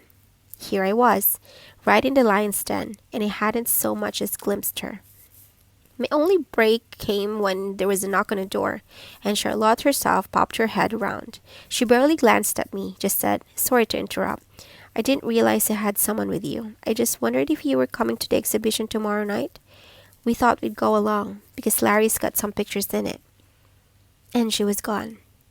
And soon after that, I gathered out all the leaflets and sample logos and other paraphernalia that the young man was urging me to take a look at.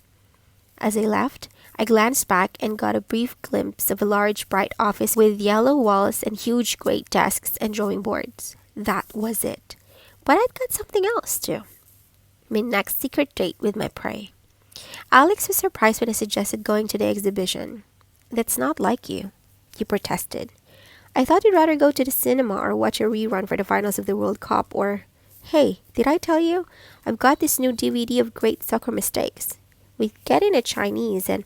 "That would be great," I said. "Football DVD, second photographs first." "Do I have to?" Alex asked, looking like a sulky boy. "No, of course not," I said. "It's up to you whether you want to expand your horizons or not." I'd heard it was quite an interesting exhibition, that's all. And it's all pictures of this area, taken by local photographers through the century. But I'd rather go to the pub and cut yourself off from an interesting place. Don't let me stand in your way. Okay, he sighed. "You know, I think I like you better the way you used to be, all shy and lumpy, not at all bossy." "Thanks a lot," I snapped. I knew he was teasing, but I just wasn't any good at accepting criticism. It was all too close to the truth for me to be able to laugh. Actually, the exhibition was quite good. It was interesting to see all the streets and houses so familiar from our property lists and display windows, as they'd been 100 years ago. And then between the wars, right up to the present, even Alex seemed to enjoy himself. But I stopped concentrating as soon as I saw that familiar spiky blonde head appear in the doorway. Charlotte was wearing a bright pink jacket. You could always spot her in the crowd, which was useful for me. She was with a few friends from her office, chattering loudly away at them as usual. "Seeing the striker tonight, then?" Red Hair asked. Charlotte shook her head. "Nope. He's at team practice again. It's a really busy time of year right now. Of course, it'll ease up after April, but right now, we can only see each other at weekends, and even then, it's a bit tricky." I thought my ears were going to burst. I was straining so hard to hear her. "But he's so sweet," she went on. "If he's playing away, he tries to get back in the evening. But if it's too far away, he sometimes stays the night and arranges for me to meet him. Well, it's been only a couple of times. Once we stayed in a hotel in Leicester, which was quite... But the other time was much better. He found a little cottage in the country, and we had it all to ourselves for the weekend. It was so romantic. I'd love to do that again sometime. But I think James really prefers the big hotels. He likes having a swim and using the gym. And he says he loves to be able to leave a pile of dirty towels knowing someone else has to clear them up. I hated hearing all the intimate little details, but I made myself listen. This was important. All of it. The more I knew, the easier it would be to proceed with my plan. I wanted to hang around and see what else I could glean, but Alex was getting restless. "Okay, it was good, but enough's enough," he said firmly. "Time for chow mein and prawn crackers now." As he was dragging me out of the building, I overheard the guide talk to that afternoon. "Hey, who wants fish and chips?" he boomed.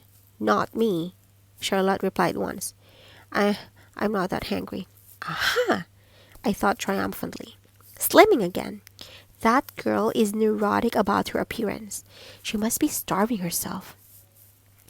And now it was Friday, and I'd managed to maneuver Holly into coming to this fancy restaurant with me so that I could do my spying at close quarters. I was wearing a wild velvet peaked cap that covered most of my face, and I kept on a pair of dark glasses right through the meal just to make sure my target wouldn't recognize me. I'd wondered if Holly would tease me about my new image, but she was far too busy frowning over that hand-scrawled menu. I noticed that once again, Charlotte was picking at a plain salad. "What do you suppose they mean by wilted radicchio with rocket and fried halloumi?" Holly asked. "No idea," I muttered. "I'm sticking to the omelette and chips." Charlotte's mate was now wolfing down the double blackcurrant and caramel pancake for dessert. Charlotte was gazing at it with a mixture of horror and envy. She was sipping a black coffee. "Go on, have a mouthful," Red Hair urged her, but she shook her head with a little shudder. "You know, I can't, Nicole," she said longingly. "You shouldn't tempt me." Soon after that, they left, and I was able to relax and chat normally to Holly. She had no idea why we'd come here, no idea that I'd been hanging on to every word, every move, and that table behind us. No, I could be myself again, whoever that was. Here we go! Here we go! Here we go! We bellowed merrily, yelling out the words at the top of our voices. It was a brilliantly sunny spring morning, just a weekend later. The sky was a piercing blue, and as we scudded through the country roads, the fields glistened with fresh new grass and burgeoning crops. Occasionally, we'd pass the first lambs gambolling unsteadily on their gangly legs, or cheerful bursts of daffodils on the hills around us. As Alex started up yet another football chorus and I joined in with ear-splitting gusto, I realized I felt more alive than I had for weeks, ever since my love affair with James had started to fall apart. As we raced past the hedgerows and cruised through the pretty villages, I had to admit to myself I felt almost happy. Alex was easy to be with. He was a great company. We were out on a jaunt, and best of all, it was Monday morning, and that made the whole trip feel even more exciting. I got so stuck in the routine of going out to the office every day. It was really refreshing to be doing something different, and to imagine everyone else change to their desks, opening the post and answering the phones, having problems with the computer and wrestling with the windows, which always seemed to stick on sunny days, turning the whole place into a greenhouse. As it happened, Alex and I had spent the whole of Saturday together, and that was when we cooked up this plan for our away day. I hadn't intended to let him assume we were going to see each other that regularly. In fact, I decided to ration our meetings so that we wouldn't get any wrong ideas. But in the end, I just got too depressed at the prospect of sitting in my flat all alone, rearranging my football albums or pasting cuttings about James in my scrapbook. And it wasn't as if I was really leading Alex on, I reasoned to myself. We'd agreed to take things slowly, to get to know one another, to become friends.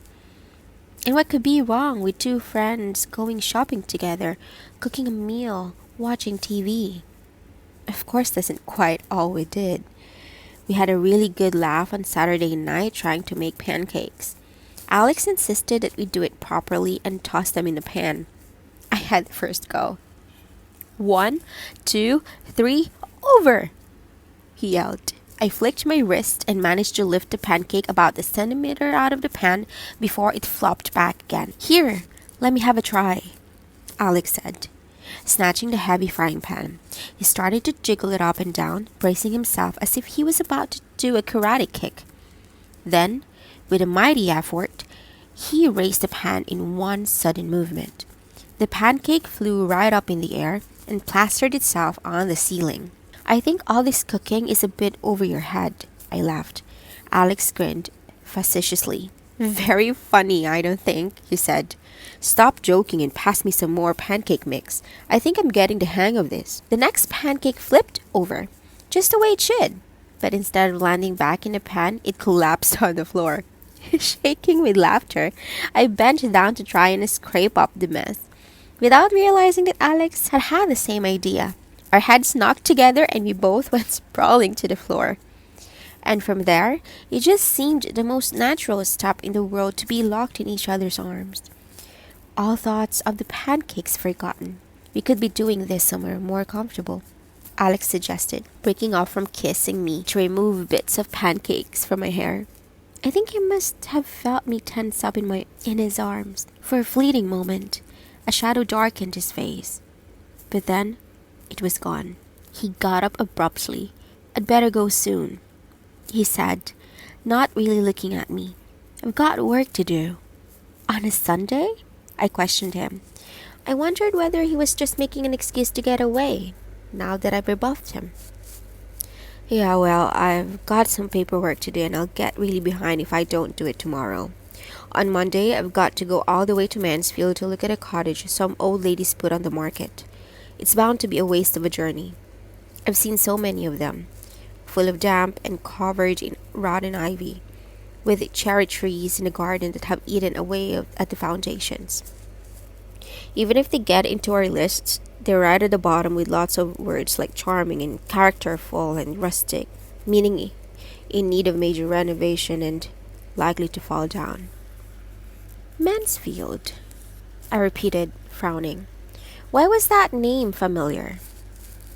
Hey, was that next village to Staunton where great Aunt Judy lives? I explained that I promised to look in on her cottage every so often, and Alex got quite excited. Well, come with me then, and we'll do both, he suggested. Margaret and Tom won't mind, I'm sure. I'll tell them I'm training you to look over potential houses. We'll go to Mansfield in the morning, then a pub lunch, then on to your cottage for the afternoon. So that's where we were heading on that bright, blustery March morning.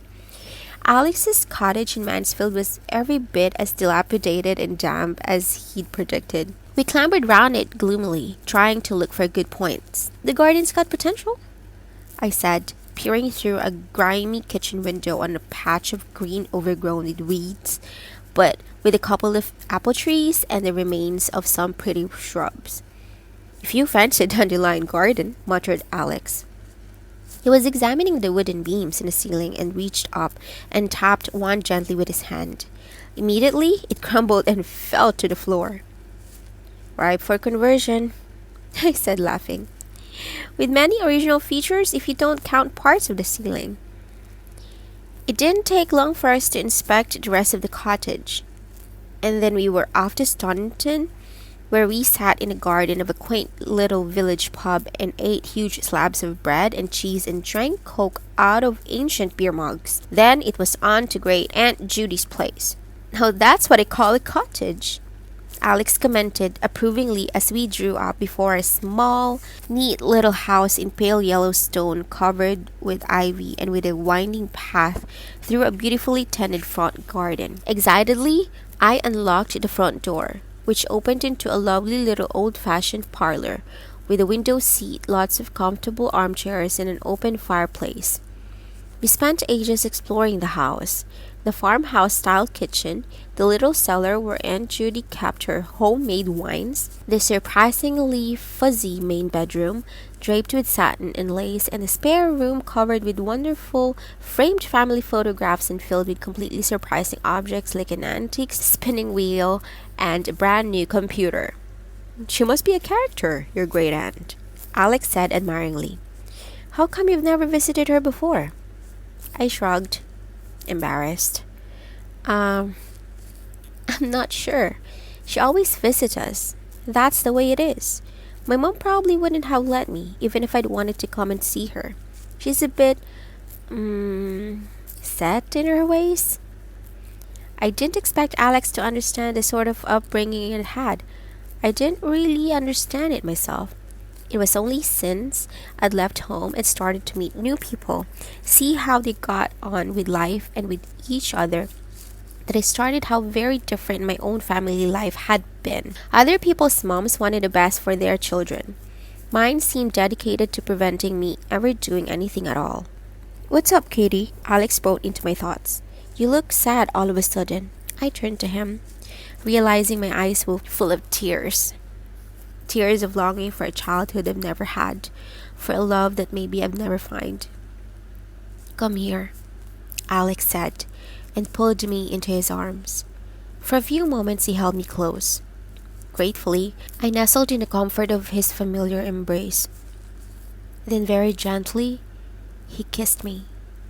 It felt so good, so natural, that I found myself responding, my arms creeping round his neck. And soon, very soon, we were lying full length on the bed, and Alex's hands were roaming my body as his kisses became more insistent, his caresses more urgent. More than anything, I wished that I could love him. It would have been perfect. But that treacherous image of James was just too strong. It was James I wanted to be lying with me now, kissing me, making love to me. And so, yet again, I pulled away from Alex, trying not to notice the pain in his eyes. Katie, he whispered, his voice harsh with passion. You know I'm not going to rush you, but you know I'd never do anything you didn't want. I nodded. But I really like you, he went on. I think you like me, and I don't know how long I can go on like this. I thought quickly. The next stage of my plan was already forming in my head. I'd gotta try and get James back. That was all I cared about. It was my mission, my obsession, my goal. I'd have to act soon, and I was going to be triumphant. That was what I told myself. But until then, having Alex around was just too good to lose. Just give me a couple of weeks, I told him. I think I'll be much more sure of where we both stand by then. And strangely enough, my words were even truer than I realized. Early that evening, as he was driving me home, Alex switched on the radio and a familiar velvety voice wafted over the cracked speaker. It was James, introducing his Monday night show. This time, he devoted the whole program to young players, and he had a bunch of football maniacs from the local primary school in the studio. As always, hearing his voice was enough to make my heart pound in a way that somehow Alex never could. As usual, I was a mixture of excitement, longing, and a kind of terror. And then it all gave way to a shaft of pure jealousy. One of the kids asked him how he spent his weekends. Oh, I eat a lot of fruit for breakfast, he began. That, of course, was reference to Charlotte and her stupid surname. It was all part of his secret joke. Then nothing else after the match. Because you can play your best on a full stomach. Then I like to relax when a special person who's a bit of a peach and the apple of my eye. Of course I knew it was a bit of a laugh. It didn't mean he really liked Charlotte. Not the way he'd like me. But it was still painful to listen to, and I almost switched the radio off. But I was glad I didn't. I would have missed the most vital piece of information, the detail that would finally put my whole plan into operation. It was simple, really.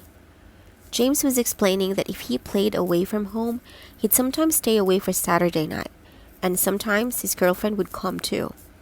Well, I knew all that already, but now he was saying that he had an away match coming up that very Saturday, and he had plans to turn it into a really memorable weekend.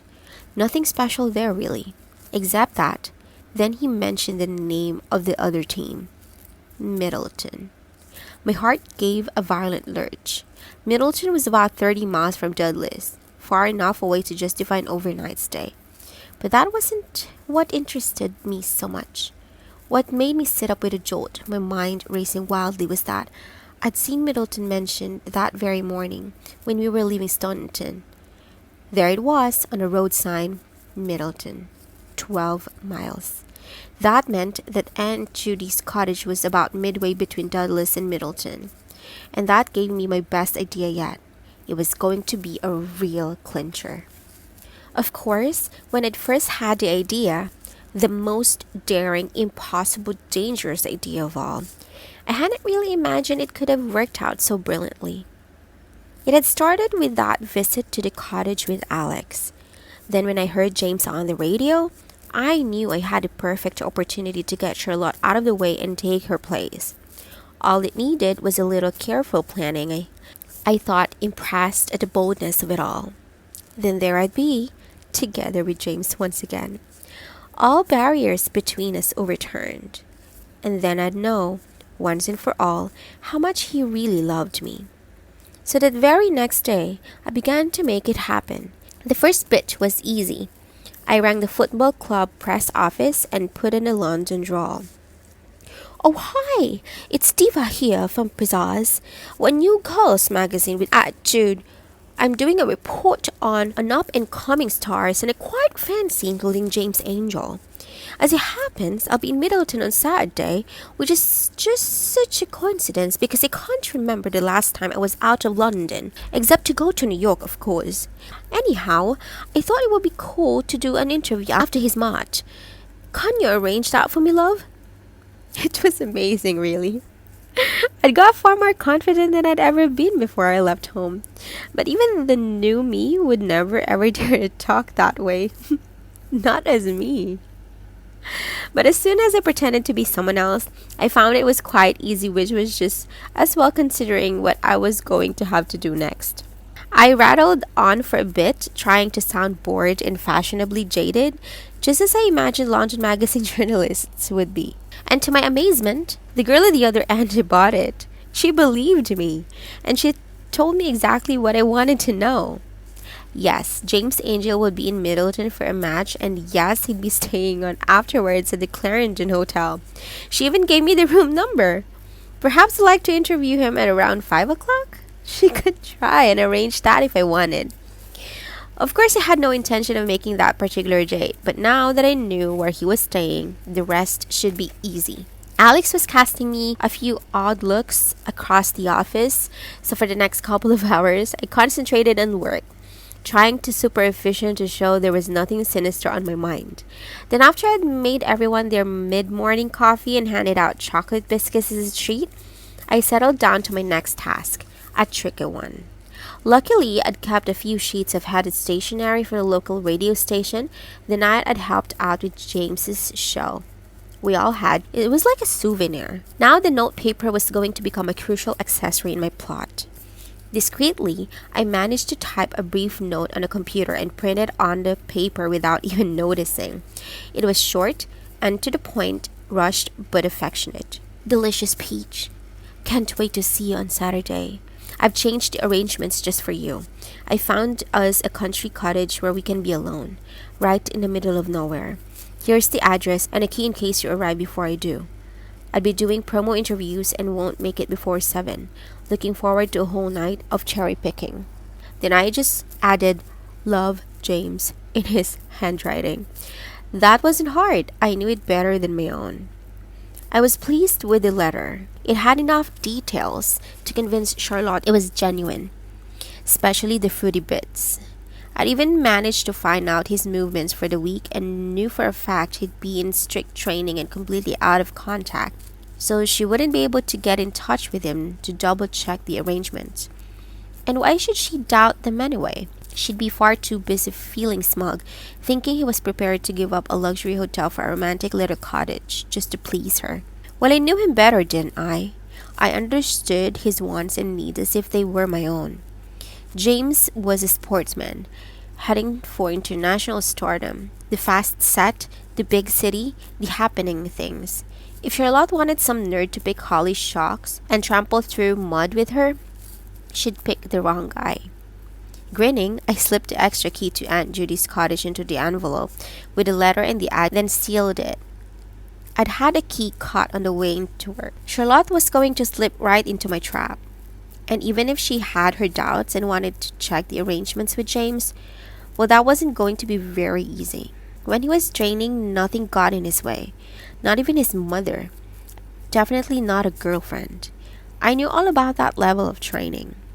There were no phone calls, no distraction, no chance at all of spoiling the final scene in my own little drama. Then, almost as if I'd willed it to happen, I had another stroke of luck. Ever since I told Alex to cool things for a week or two, he'd kept out of my way. Polite, friendly even, but certainly not intimate. But that very day, after lunch, he passed by my desk and stopped for a chat. How about coming to the match on Saturday? He suggested casually. The whole crowd is going. All the way to Middleton? I exclaimed. It's not that far, Alex said. We'll take 2 cars and make a day of it.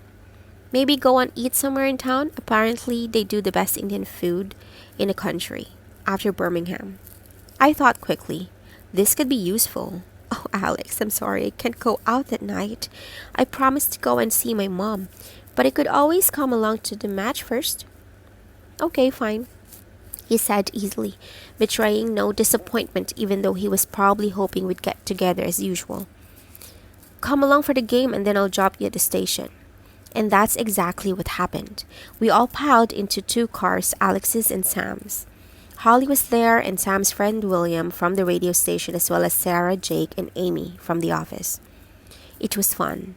I even began to feel sorry. At last, I'd found friends who accepted me. I didn't think of me as plain and awkward and strange. I learned to relax a little, to laugh and joke and not to take things so seriously. And with my new confidence, I'd found my own style, a look I was happy with. I'd come a long way in a very short time. But the sad thing was, this new life just wasn't enough for me. I'd seen what I really wanted. James. And that meant that soon, very soon, I'd be saying goodbye to all this.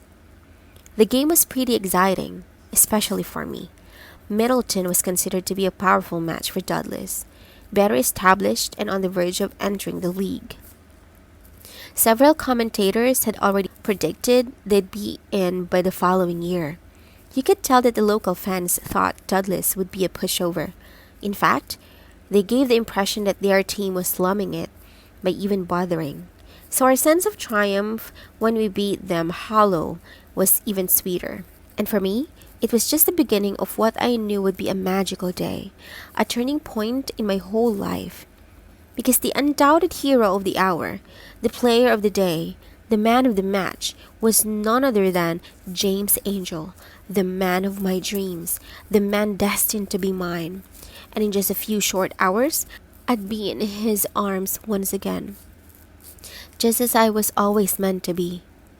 So it was with an edge of joy that I cheered along with the others, thrilling to the tight control of the forward formation. Rejoicing in James's powerful frame, his almost warrior-like attack once the ball was in his grasp and the goal within his distance. 3 times he had the chance, and 3 times he sent the ball scudding into goal, once even sending it deftly right through the splayed legs of the goalie, much to the delight of her crowd. We leaped up and down, yelling, whistling, hooting with excitement and pride. It was a massive victory and a thorough humiliation of a far more seasoned side. The Middleton fans were silenced when the final whistle blew. They'd been trounced 4-1 by a little team they'd obviously thought were nothing, and we'd been there to see it all. We jostled out of the grounds and made our way to the main street, where we all piled into a little cafe and ordered steaming cups of hot chocolate and sticky cakes. Everyone was laughing and joking, intoxicated with our brilliant win. "I wish you didn't have to go," Alex said when I got up to leave. "I'd like to, but I promised, and it's her birthday," I improvised. "I'll run you to the station," he offered. "Don't be silly," I said lightly. "It's just down the road from here. You stay and have another drink. I'll be fine." I slipped away and made my way down the high street, clutching my overnight case. It was 5:30, which gave me about an hour and a half to kill before my big moment. I knew James's routine well enough to realize that at this very moment, he was probably being interviewed by excited journalists anxious to herald their newfound hero. Then, he'd probably spend a bit of time with the rest of the team, then a shower and rest before his girlfriend showed up any time after 7. Only tonight, it would be a different girlfriend. The real one. Me. I faltered for a moment, realizing I'd been walking the wrong way. What I needed was a nice big anonymous shop. I knew that there was a branch of Titans, a huge department store, but I'd misread my map. There it was, right at the other end of the high street. I turned round and walked the other way, past the cafe, where I was sure everyone was still huddled, engrossed in their conversation, probably yet another blow-by-blow argument about exactly how Middleton had come too close to lose quite so badly today. I walked quickly by, caught up in a swirl of late afternoon shoppers. Looking straight ahead, I forced myself not to glance through the cafe window. To my relief, Titans was open till 6:30. I slipped inside and glided up the escalator to the first floor. Ladies' fashions. I picked 3 or 4 impossibly expensive outfits from the rails and spent a happy half hour trying them on and imagining being rich enough to own them. After that, I simply changed into a smart, sexy little dress I'd brought with me, and bundled my daytime things into the overnight bag. I made my way up another floor to the ladies, did my makeup, and brushed my hair. I looked good. I knew I did. The dress clung to my slim figure and tiny waist, revealing just the right hint of cleavage, at the point where the low neckline buttoned. The familiar black high heels made me look older, more poised and sexy. My face was flushed with the healthy outer glow of the day, mingled with a heady nighttime excitement. I added some blusher to my cheekbones and applied a new plum-colored lipstick that made my mouth look full and sensual. A bell rang to indicate that the store was closing. I made my way back down the escalators to the ground floor, perfume hall. As I walked through, I helped myself to a generous spray of the most expensive one and stalked out of the shop in a haze of unbelievable luxury and style. That left half an hour. I consulted a street map. The Clarendon Hotel was a good 20-minute walk from the high street. I set off, my heart singing. I was ready now, ready to make the gesture that would win me back the man I loved, or lose him forever. But right now, I wasn't scared. I felt confident, beautiful, unbeatable. Men were looking at me admiringly as I went by. It wasn't until I'd swung through the imposing revolving doors of the hotel that I began to feel my first misgivings. The lobby was huge, polished, very quiet, and almost oppressively luxurious. There were white sofas on white rugs, sparkling glass coffee tables, and marble pillars everywhere. It was the most intimidating place I'd ever seen. A couple of uniformed doormen gave me long glances as I flounced past them. A receptionist behind the vast white and gold desk smiled a welcome. I certainly didn't want anyone checking whether I was a resident or who I was coming to see, so I just carried on walking until I reached a bar. A few people were there sipping things like double whiskeys and Campari and soda. I ordered a glass of wine, just for courage. No one took any notice of me as I sat at my table. That was exactly what I wanted.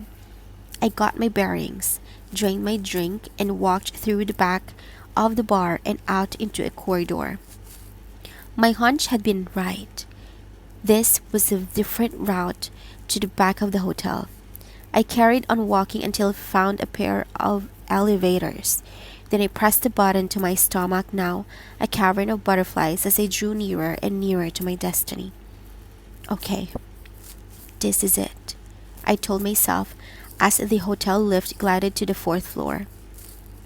Peering in at tactfully lit mirrors that lined the imposing, sweet-smelling elevator, I saw that my eyes were glittering and my cheeks unnaturally flushed. My face was displaying all the ragged emotions that churned inside me: fear and excitement, triumph and anxiety, hope and despair. Silently, the golden door slid open, and I was in a long, richly carpeted corridor with paintings on the wall and occasional bronze statue on marble stands. I adjusted my smart black dress, specially bought for the occasion. It was tight round my newly chiseled waist, the neckline plunging. I was wearing nothing underneath it. Nothing at all. It seemed to take forever to pace down the elegantly curved hallway, past door after door, until I reached number 42. And then, at last, I was there in front of it, the brightly polished number glinting at me. Was it encouraging me to knock, daring me to throw all my dreams in the air? And if I did, would they come true? Or would they all come crashing down, breaking into little pieces like my heart? 3 times I lifted my trembling arm, my fingers clenched into a fist, poised to knock. 3 times I hesitated, then dropped my wrist back down again. It was such a momentous event. This, the culmination of all my plans and all my careful scheming. No wonder that now the moment of truth was just seconds away. I was breathless with terror, almost unable to act. I took a couple of deep breaths and tried to get a grip on the turbulent feelings storming inside me. Then at last, I forced myself to knock on the door. I composed my face into a bright smile, patted my wild hair nervously, smoothed down the dress again so that it covered at least some of my thighs, and waited. I heard a movement behind the door. Transfixed, I began to wonder whether I could bear the suspense. Then the door opened and all began to come true. There was James, my James, looking as fabulous as ever, his strong frame emphasized by the open-necked blue shirt, the tight-fitting jeans. His face was wreathed with a wide, welcoming smile. It was for me. All for me. Just as I'd planned it. Just exactly as I'd imagined it through all those long, lonely weeks away from him. "Hello, James," I said, when he opened the door. "It's me. It really is me. And now at last we can be together again, just as we were meant to be." Even as I forced out the words I'd rehearsed so often, I knew something was wrong. They were falling like stones between us, unheard, certainly not understood. James's face, which moments before had been so warm and welcoming, was now transformed into a mask of horror and disbelief. He looked haunted, and I was his ghost. "Katie, I can't believe this," he said at last, but there was no joy in his words. "I thought you'd given up all this madness." "Don't call it that," I begged, still clinging to any hope I could that I might be able to get through to him, to make him see sense. Somehow, I managed to squeeze past him and into the bedroom. He didn't exactly bar my way, but just stood helplessly watching me as I sat down in an armchair by the bed. "But Charlotte told me," he began to say. "Oh, yes," I cut in, my voice dangerous with venom now that the hateful name had been uttered. "What exactly did she tell you? What lies has she been cooking up about me to turn you against me? Because I know, James, I know far more than you think. I know she's just trying to come between us." "Stop it!" James yelled at me, slamming his fists into his ears. "This is crazy. Katie, you must see that. You and I, it's over. It was finished before I met Charlotte. She had nothing to do with it." A terrible coldness was creeping over my heart. James was in deadly earnest. There was no mistaking it. The look he was giving me was enough to tell me that. There was no love in it, only disgust and a vague pity. "But," I faltered, clinging to the last tiny fragment of hope. "But I love you so much, James. We had such good times together. Surely you can see I'm better for you than her. I understand." "You don't know what you're saying," James muttered, clearly at a loss for what to do. "I never loved you, Katie. I kept trying to explain. You're gorgeous and you're sweet and we had some fun. But that was nothing. With Charlotte, I've got something really special." I couldn't bear to hear the tenderness in his voice. It pierced me like a sword. But somehow, I couldn't stop either. She's not your type," I whispered. "How would you know what my type is?" spat James scornfully. "She doesn't understand football," I pointed out. "She doesn't even like it. She doesn't understand stardom or the life of an international player. She doesn't even like staying in fancy hotels. She can't keep up with you. Not like I can." James' eyes narrowed. "You're just kidding yourself, Katie. You don't even know me. You may know about football, but why should that matter to me? And as for Charlotte, what do you know about her?" "You'd be surprised," I said, unable to keep a note of menace out of my voice. "Charlotte said she'd met you," he said slowly. "She said you'd promised to keep away from me. She believed you. She even made me believe you. She said I should feel sorry for you. But she was wrong, wasn't she?" "She was coming between us," I insisted, my words sounding hollow even to me by now. I wanted to bring you to your senses. That's why I'm here instead of her, to show you where you really belong." "Wait a moment," James said, moving towards me with a sudden note of fear in his voice. Where is she then? Where's Charlotte? And how did you know she didn't want to stay in a hotel? What's going on, Katie?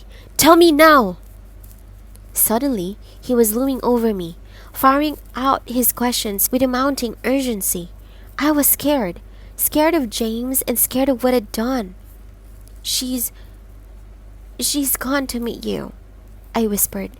I sent her so that I could come here and be alone with you. Where? Thundered James. He was furious now. His hands were gripping the tops of my arms as he forced me to stand up. Where did you send her? What on earth did you think you were doing? Trembling with fear, I told him what I'd done and where she was. His eyes were wide with disbelief. You really are crazy, he said. No, you're worse than that. You're evil. As he spoke, he pulled on a jacket, then stopped to scribble down the address I gave him. See yourself out, he snapped, not even bothering to look at me as he barged through the door. I'm going to find her. I've got to find her.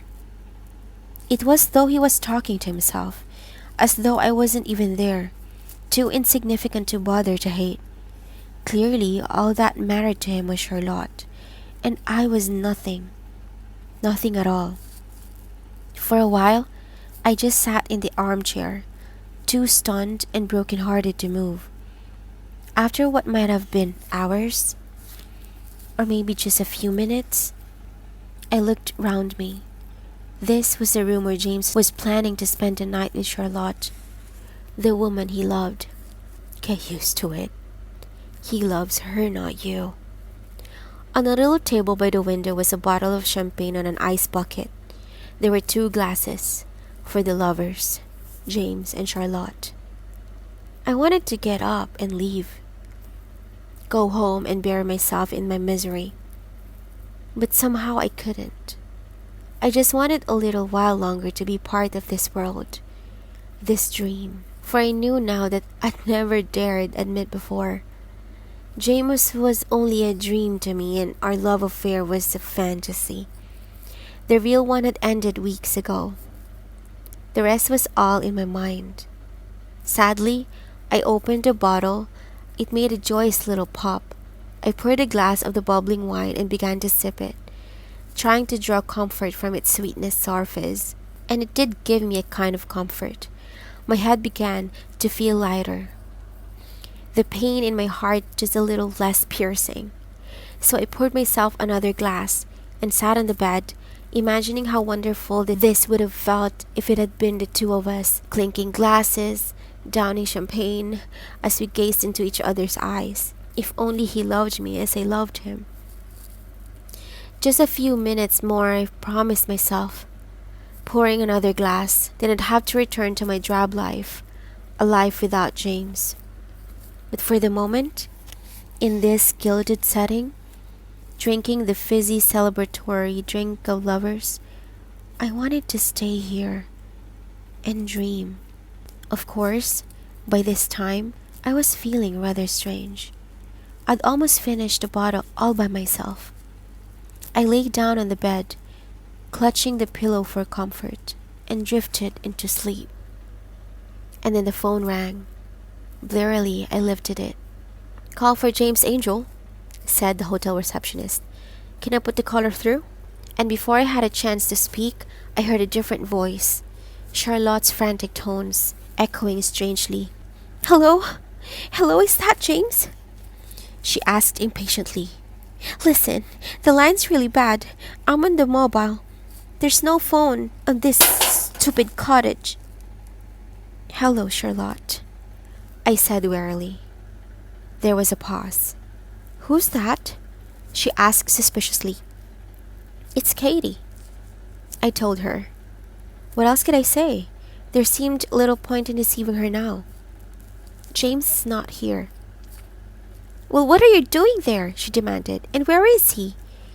He's probably on his way to Green Acres, I suggested. Green Acres? How did you know where I was? Silence. Katie, Oh God, I can't believe this. Don't tell me you're up to your mad tricks again. I thought there was something funny about that letter, but I knew there was no way I could contact James until after the match, so I couldn't phone to check until now. Listen, I'm coming over there right now. I don't believe a word you're saying, but just stay there. I wanted to tell her she could believe me, that it would be better to stay and wait for James, but she didn't give me a chance, and she certainly wasn't going to trust me. In fact, every 10 minutes, she rang from the car to check that I was still there. About an hour later, she burst into the room, looking round wildly. "Where is he?" she wanted to know. "The truth, Katie. Where's James?" I shrugged. "I told you, he's gone to the cottage to find you. You should have listened to me." "Well, if you're telling the truth, he'll get there. See my note and come straight back here," she said shortly. "And while we're waiting, perhaps you'd like to tell me exactly what you've been up to. I just can't wait to hear." But didn't get a chance to tell her because at that very moment there was a knock on the door and a strange man entered. He was middle-aged, with a very red outdoor complexion, thinning hair and hard, strong-looking muscles. Football muscles. He was breathless, as if he'd been running, and his face was strained with anxiety and shock. "Which one of you is Charlotte?" he asked, getting straight to the point. "I am," Charlotte told him, suddenly fearful. "Why? What's going on?" "James is in the hospital, love," he said. "I'm Till Prieger, the team manager. I just heard. He's been in a road accident and he's been rushed to Dudley's General. I'm off there myself, and I thought you'd want to be there too." "How badly is he hurt?" Charlotte asked, her face white and crumpled. Is he going to be okay?" "I don't know, love," Tim said. "I just don't know." And then they were gone. James's rightful girlfriend, the girl he loved, was flying off to be by his side, and I was left alone, abandoned, forgotten, while the very thought of James in hospital, fighting for his life, suffering terrible injuries, was tearing me apart. It wasn't only that I worried about him, though that was bad enough. Even worse was the gut-wrenching realization that this accident would never have happened if it hadn't been for me. I'd driven him out of the night, and now he was gone, possibly even dead. Somehow, I had to get to the hospital and find out what had happened. I had to know the worst, even as I prayed he was going to be all right. He might hate me, despise me, wish I'd never come into his life, but I still loved him. And how could I live with myself now, knowing what I'd done? Numb with misery, I finally dragged myself out of James's room and slouched back down that rich, carpeted corridor. Only a short while ago, I'd bounced along that same hallway with such a confident spring in my step. Now my shoulders were bowed, my legs felt like lead. My head was lolling practically to my chest. I felt so ashamed, so awful. I was so lost in my own bleak thoughts, my eyes focused on the floor, that I would never have recognized the familiar figure that had greeted me as I emerged from the lift. I wouldn't have noticed him at all if I hadn't called out my name and strode over to grasp my arm. "Katie! Hey, Katie! What on earth is the matter with you?" "Alex!" I exclaimed, startled and at the same time overjoyed to see him. Alex would know what to do. Alex would help out and make everything all right, the way he always did. What are you doing here?" Alex grinned, not quite his usual open smile, but a wry look tinged with tension. "I could ask you the same thing," he replied grimly. "Whatever happened to having to get home to Mummy?" I blushed and found I couldn't reply. "Tell you what," he suggested. "Why don't you let me get you a drink and you can tell me all about it over a bowl of incredibly overpriced peanuts?" "No! No!" I shouted, so loudly that several very smart people in evening dress turned to sneer at me. No, I mean I can't. You don't understand. I have to get over to the hospital right away. It's James." "Yes, I had a feeling it might be," Alex commented dryly. "Well, I know when I'm not needed." "Oh, but you are," I blurted out. "Listen, James Angel's in the hospital in Dudley's, and it's all my fault. He may be badly hurt. He may even be—" I gulped, choked down a sob, then carried on. "It may be really serious. I've got to find out, Alex. Please help me. Alex gave me a strange look. Almost cold, certainly not friendly. Then he shrugged. I'll take you if you want. I happen to be going that way for the second time in a day. Quite a treat. The second time? I echoed, puzzled. Why? I'll tell you my story if you tell me yours, he said. But I'm warning you, mine isn't very pretty, and yours, from the sound of it, is going to be even uglier. So as we made our way through the darkening streets and out to the open country road, we made our confessions. Alex's was very simple. I know you must think I'm just a fool, he told me. I mean, you've been stringing me along all these weeks, haven't you? Knowing that I was falling in love with you. No, I burst in. I didn't know that. I thought you were just friends, taking it slowly, getting to know each other. Alex laughed harshly. Think that if you want, Katie. But you're pretty good at kidding yourself if you believe it. What were all those kisses and more than kisses? All the times you came on hot, then cold, responded to me, then pushed me away. You wanted me. You know you did. I was silent, knowing that he was right. At times, I had wanted Alex and had known in my heart that he was getting serious about me, whatever he said. But it hadn't suited me to believe that. I realized I was very good at believing exactly what he wanted. Never mind what happened to be true. But I'm quite the fool you took me for, Alex went on. I knew there was something wrong, something in the way between us, and it didn't take a genius to work out that it must be another guy. I wanted to think you were foolish enough to be carrying a candle for James Angel, though. That came as quite a shock. How did you find out? I asked faintly. It was hard not to, in the end. Alex sighed. Little hints here, little details there. Every time you went to Dudley's match, I noticed how you were watching him on the field, and how distant you were to me afterwards. I saw you addressing envelopes to him a while back, making the odd phone call. No, don't worry, I wasn't spying on you, not intentionally. But my desk is quite close to yours, you know. So why did you carry on seeing me? I asked, embarrassed but curious at the same time. I mean, if you knew I was still involved with James. That was the point, Alex said patiently. The fact is, I knew you weren't. Everyone knew you and James had finished. We'd all seen him with his new girlfriend. I mean, you had yourself. Not that that means very much, given the number of girls James Angels get through in a month. I just knew you weren't going out with him, and I thought you'd work through your crush on him if I just hung around. So then, when you said you needed another couple of weeks, I thought that was your deadline for getting over him. And then we might have another chance together. I winced at his words. Might have had a chance. Sounded very final. I suppose, in a way, that was exactly what I'd done. I admitted. I wanted to see James alone one more time to see if I could get him back, and I guess I wanted you to be there. As second best, Alex said bitterly. How flattering. Is that why you decided to lie to me? I didn't reply. I was feeling too ashamed.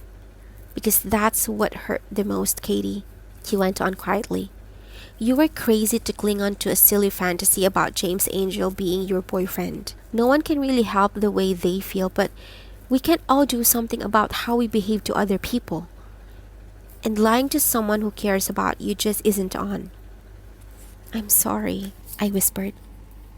Really, I am. I didn't want to hurt you. Alex snorted. Oh, I see. It was all for me, was it? That's nice. It was very nice to see you sneaking past the cafe 5 minutes after you'd left to go and see your mom, as if I'd believed that little story in the first place. Considering you've never found a good thing to say about her on the rare occasions when you even mentioned her. I should think you'd rather spend a wet weekend at White Hart Lane than any time at all with her. So you did see me, I breathed, beginning to understand. Yes, I saw you. And I had a feeling you've got a hot little date, or thought you had. And don't get me wrong, Katie. I wasn't interested in spoiling it for you. I just wanted to know for sure the kind of girl I was getting tangled up with. I wanted to see for myself whether my suspicions were true. So I worked out where James was staying, which wasn't difficult because the TV was blaring in the cafe.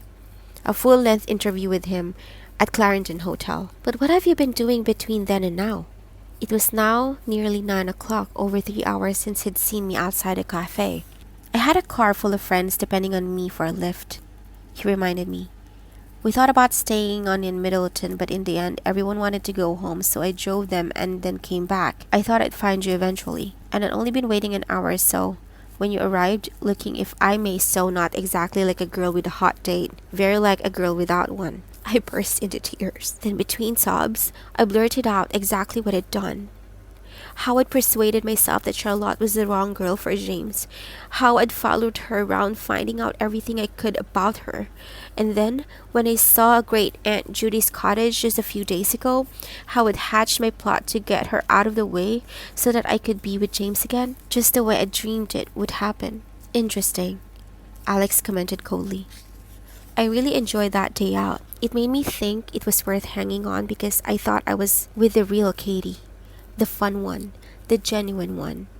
And all along, you were just using me for your little scheme. Well, thanks for the trampling on another memory. It wasn't like that, I protested. Honestly, I enjoyed it too. I liked you. I mean, I do like you, Alex. Shame that, Alex said. Because I don't think I like you much, Katie. I realized there isn't anything much left to like. I wanted to cry then, to weep and to beg him to give me another chance. I couldn't bear his coldness and his disgust. And there was no time for that. I had to get to the hospital and I had to tell him why. So I carried on in my story until I reached the very moment when Charlotte was whisked off to James's bedside and I was left alone, frantic with worry and grief and overwhelmed with guilt. Because it's all my fault, I bursted out. Whatever happens now, James's accident is all because of me. And I was in such anguish that Alex must have felt sorry for me despite everything. He reached over and squeezed my arm.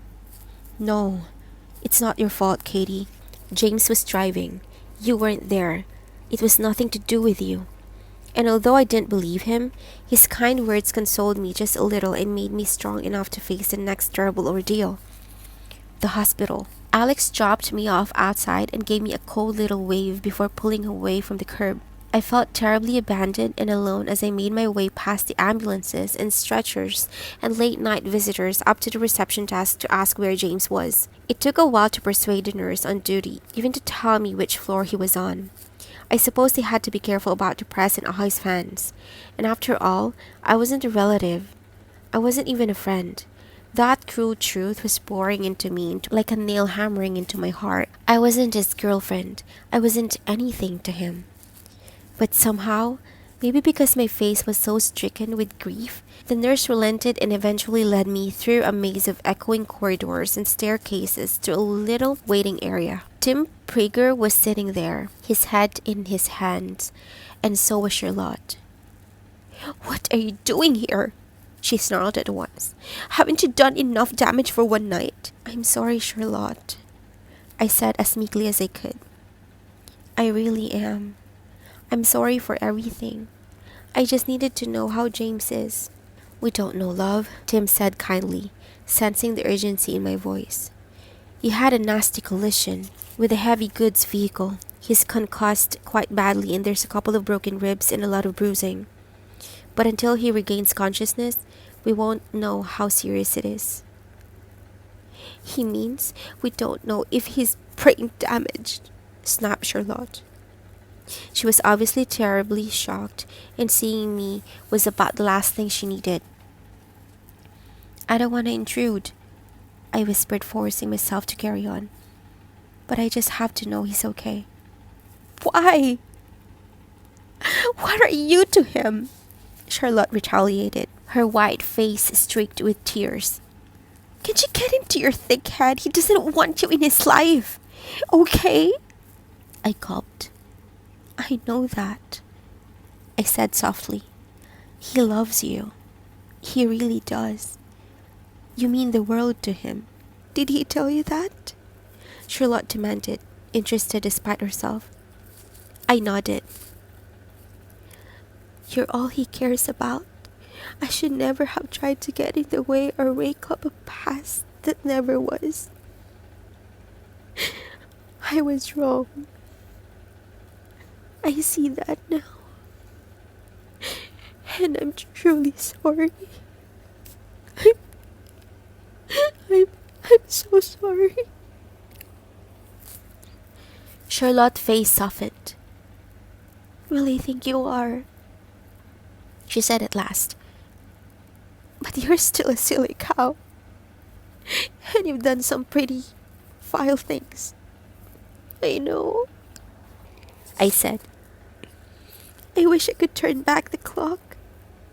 I wish I'd never done any of it. It was so obvious that he's crazy about you. You should have seen the way he rushed after you. I don't understand why he seemed so frantic. Oh, that's James all over. Charlotte's voice was suddenly tender. He worries far too much about me. I'm a diabetic, you see? And he always worries that I'm going to be stranded somewhere without my insulin, as if I'd be stupid enough to go anywhere without it. Suddenly, a whole lot of details began to fall into place. Charlotte hadn't been a picky eater. She hadn't been madly dieting to be thin and glamorous. She was a diabetic who had to watch what she ate or she'd be seriously ill. No wonder James was alarmed at the idea of her stuck in the middle of nowhere, in the middle of the night. For a while, we fell silent, all three of us willing James to be well, to get better. Please don't die. Please don't die. Please. It was then that those words kept pounding through my head like a drum, my whole being aching with dread and anguish. After what seemed like an eternity, a grave-looking doctor appeared from swing doors that led to James's room. He approached Charlotte. He's regained consciousness, he told her, and he is asking for you. I must warn you not to let him get overexcited. Just spend a few minutes with him. He's going to be fine. But right now, he's still very fragile. I had to watch as Charlotte, weeping with grief, was led through the doors to the man who loved her more than anything on earth.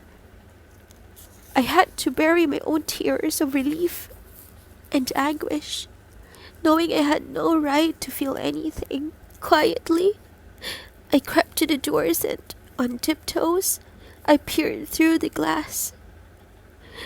Charlotte was sitting by the bed, holding James's head. His head was swathed with bandages and he was very pale. But there was no mistaking the look of adoration on his face as he gazed into hers. As I watched them, I realized I never felt so alone in my whole life.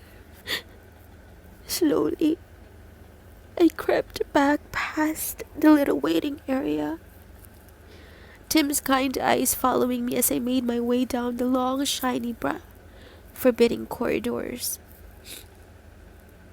As I left the hospital, I saw a familiar car waiting outside, a familiar face in sight.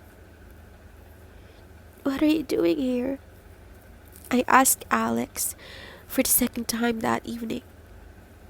I thought you'd never speak to me again. Alex didn't answer first. How's James? He asked, and I told him, that's good. He nodded. Then without another word, he drove me home. He pulled up outside my door, then turned to look at me seriously. Katie, I'm sorry for everything. Sorry for what you've been through. Sorry things haven't worked out. We can try again, I said between my tears, suddenly wanting more than anything to be back with Alex, just the way it was. Then he shook his head. No, we couldn't. It's too late for that. But I do want to start liking you again, Katie. I want to start knowing you properly. The real Katie. I mean, not all those people you've been pretending to be.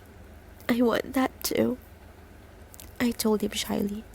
I made so many mistakes. The important thing about mistakes, Alex said, is to learn from them. Good night, Katie. And then I was really alone. And although it was going to take me a long, long time to come to terms with all the foolish, dangerous, cruel things I'd done, I felt in a strange way as though I'd been given a lifeline. Alex wanted to believe in me, and that made me want to believe in myself. So now, right now, I was going to start proving to us both that I had it in me to begin all over again. A stronger, more honest person, but a person with a past.